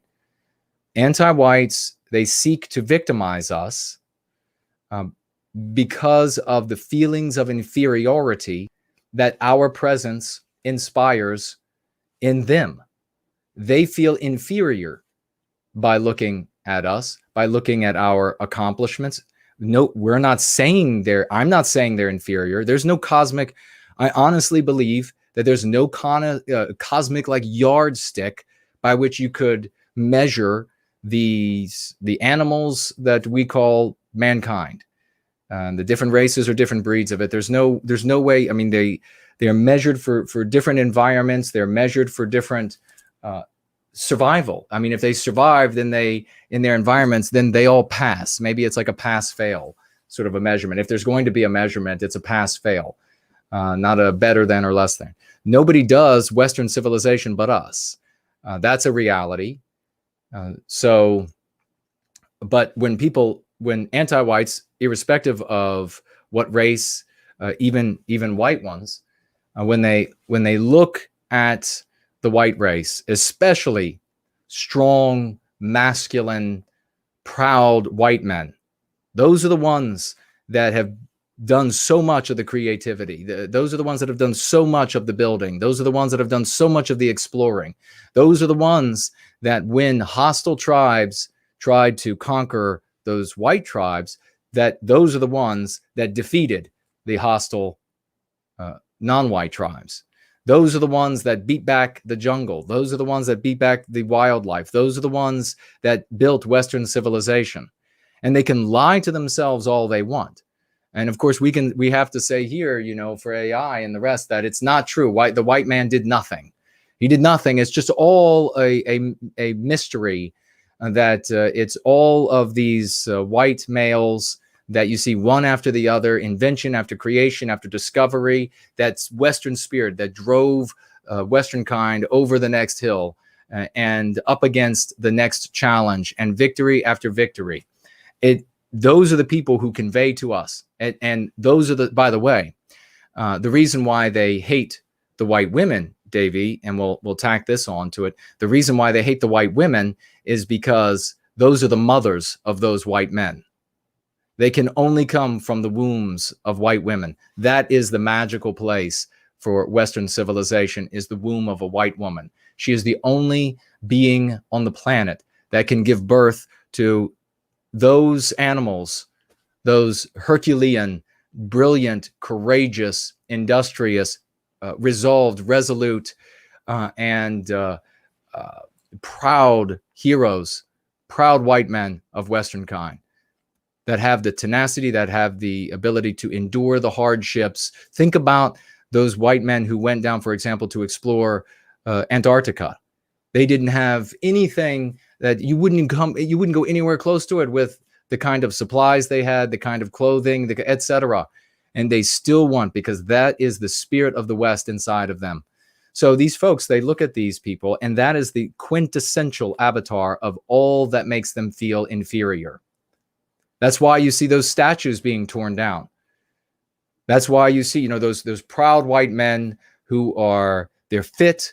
They look just fantastic. You can tell that of all of the animals on planet, and whether you believe we have a soul or not, it resides inside of the body of an animal. I think there is, well, I'll just put the question to those watching, and we all can come to the conclusion that we come to. If an alien civilization, even alien species, came to Earth, if we were to be aware of them coming, it's entirely possible that aliens have come and gone, or who knows. But if they were to come and we were aware of it, and they were to observe the different animals on planet Earth, I think I know what I would think that they would conclude is really the animal that impresses them most. And these anti-whites, they have the same answer I would give in their heads. And you know that that's the case because of how they behave as a consequence of those individuals. They want to say what? It's all theft. They didn't do it. They stole it from us. They beat us unfairly at warfare, as though there's any such thing as fair warfare with groups of people around the world who never came together as we did, as brothers and cousins and Europe, and said, hey, we're only going to allow these sorts of things to happen, not those sorts of things to happen in war. We didn't see that on any substantive level anywhere else in the world.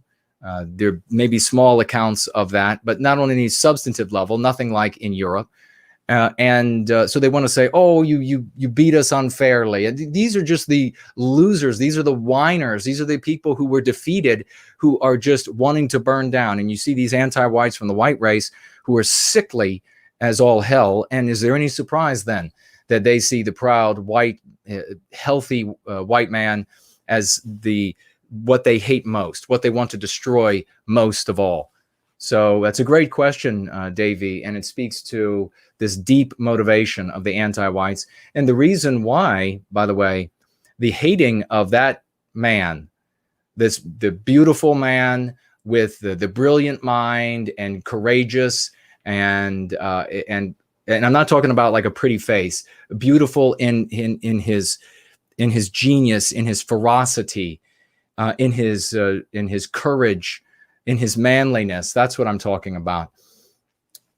Hating that guy is the reason why they can turn on the white guy that is the block over, who is 100 pounds overweight and it doesn't look anything like the guy we were just talking about at all. Because that guy, even though he's none of those things, he becomes the avatar. He's the white person that the anti-white can get at to inflict harm.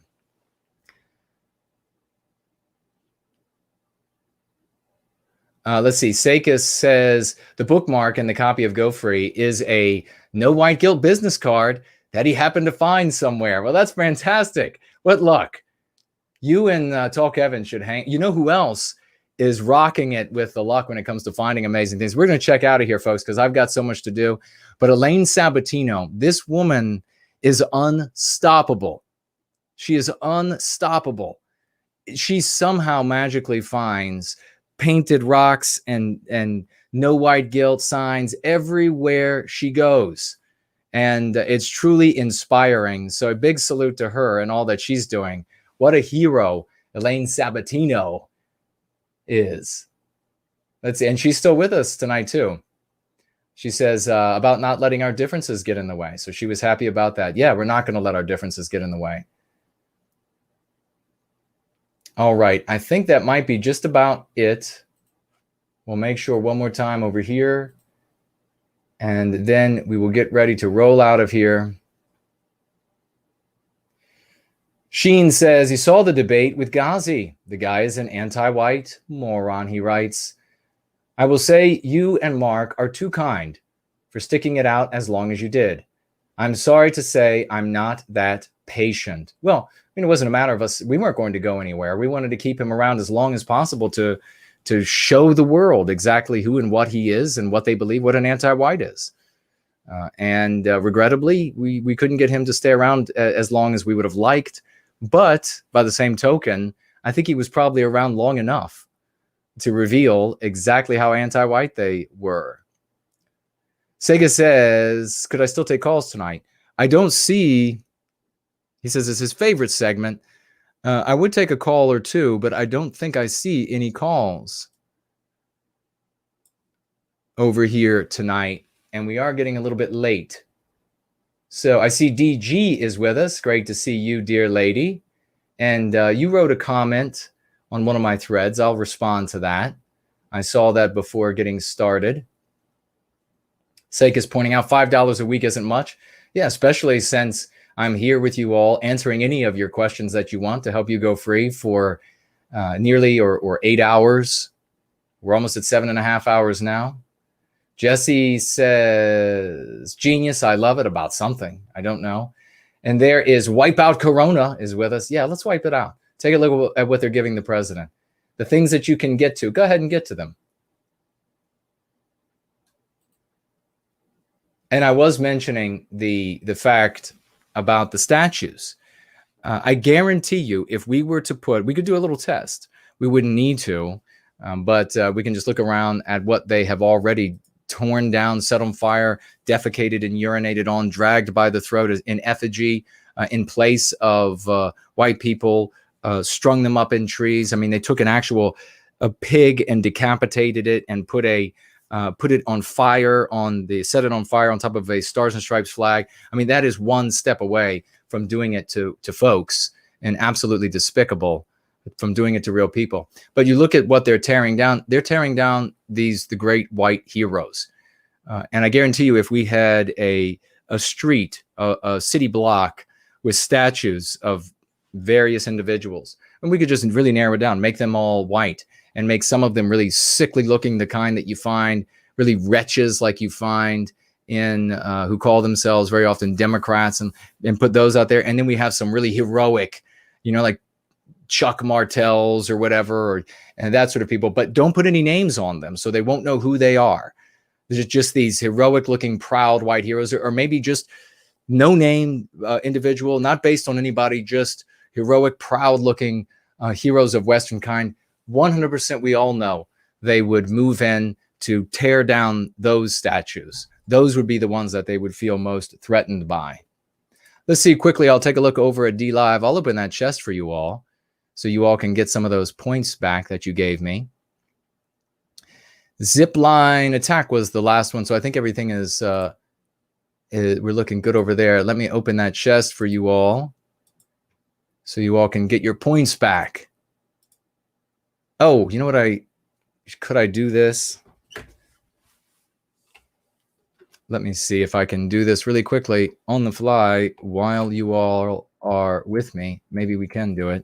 See if we can get this up to this platform. I don't know how good this will work, but just stick with me. We'll see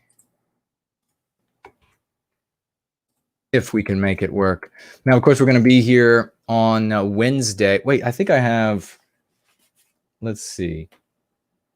Yeah, Wednesday, PWR, and then Thursday, I'm on with Tim Murdoch on his show at 3 p.m. Eastern Standard Time, and it is not behind the paywall, I don't believe, so everyone will be able to see that. We're going to have a tap this week where we will be able, where we'll be talking rather about Crucible. I think it probably will be just Jared and I talking about it, because even when we go out to get a big list of guests, people end up, it's about the same size audience. Let's see how, let me just take a quick look to see if I can make this work.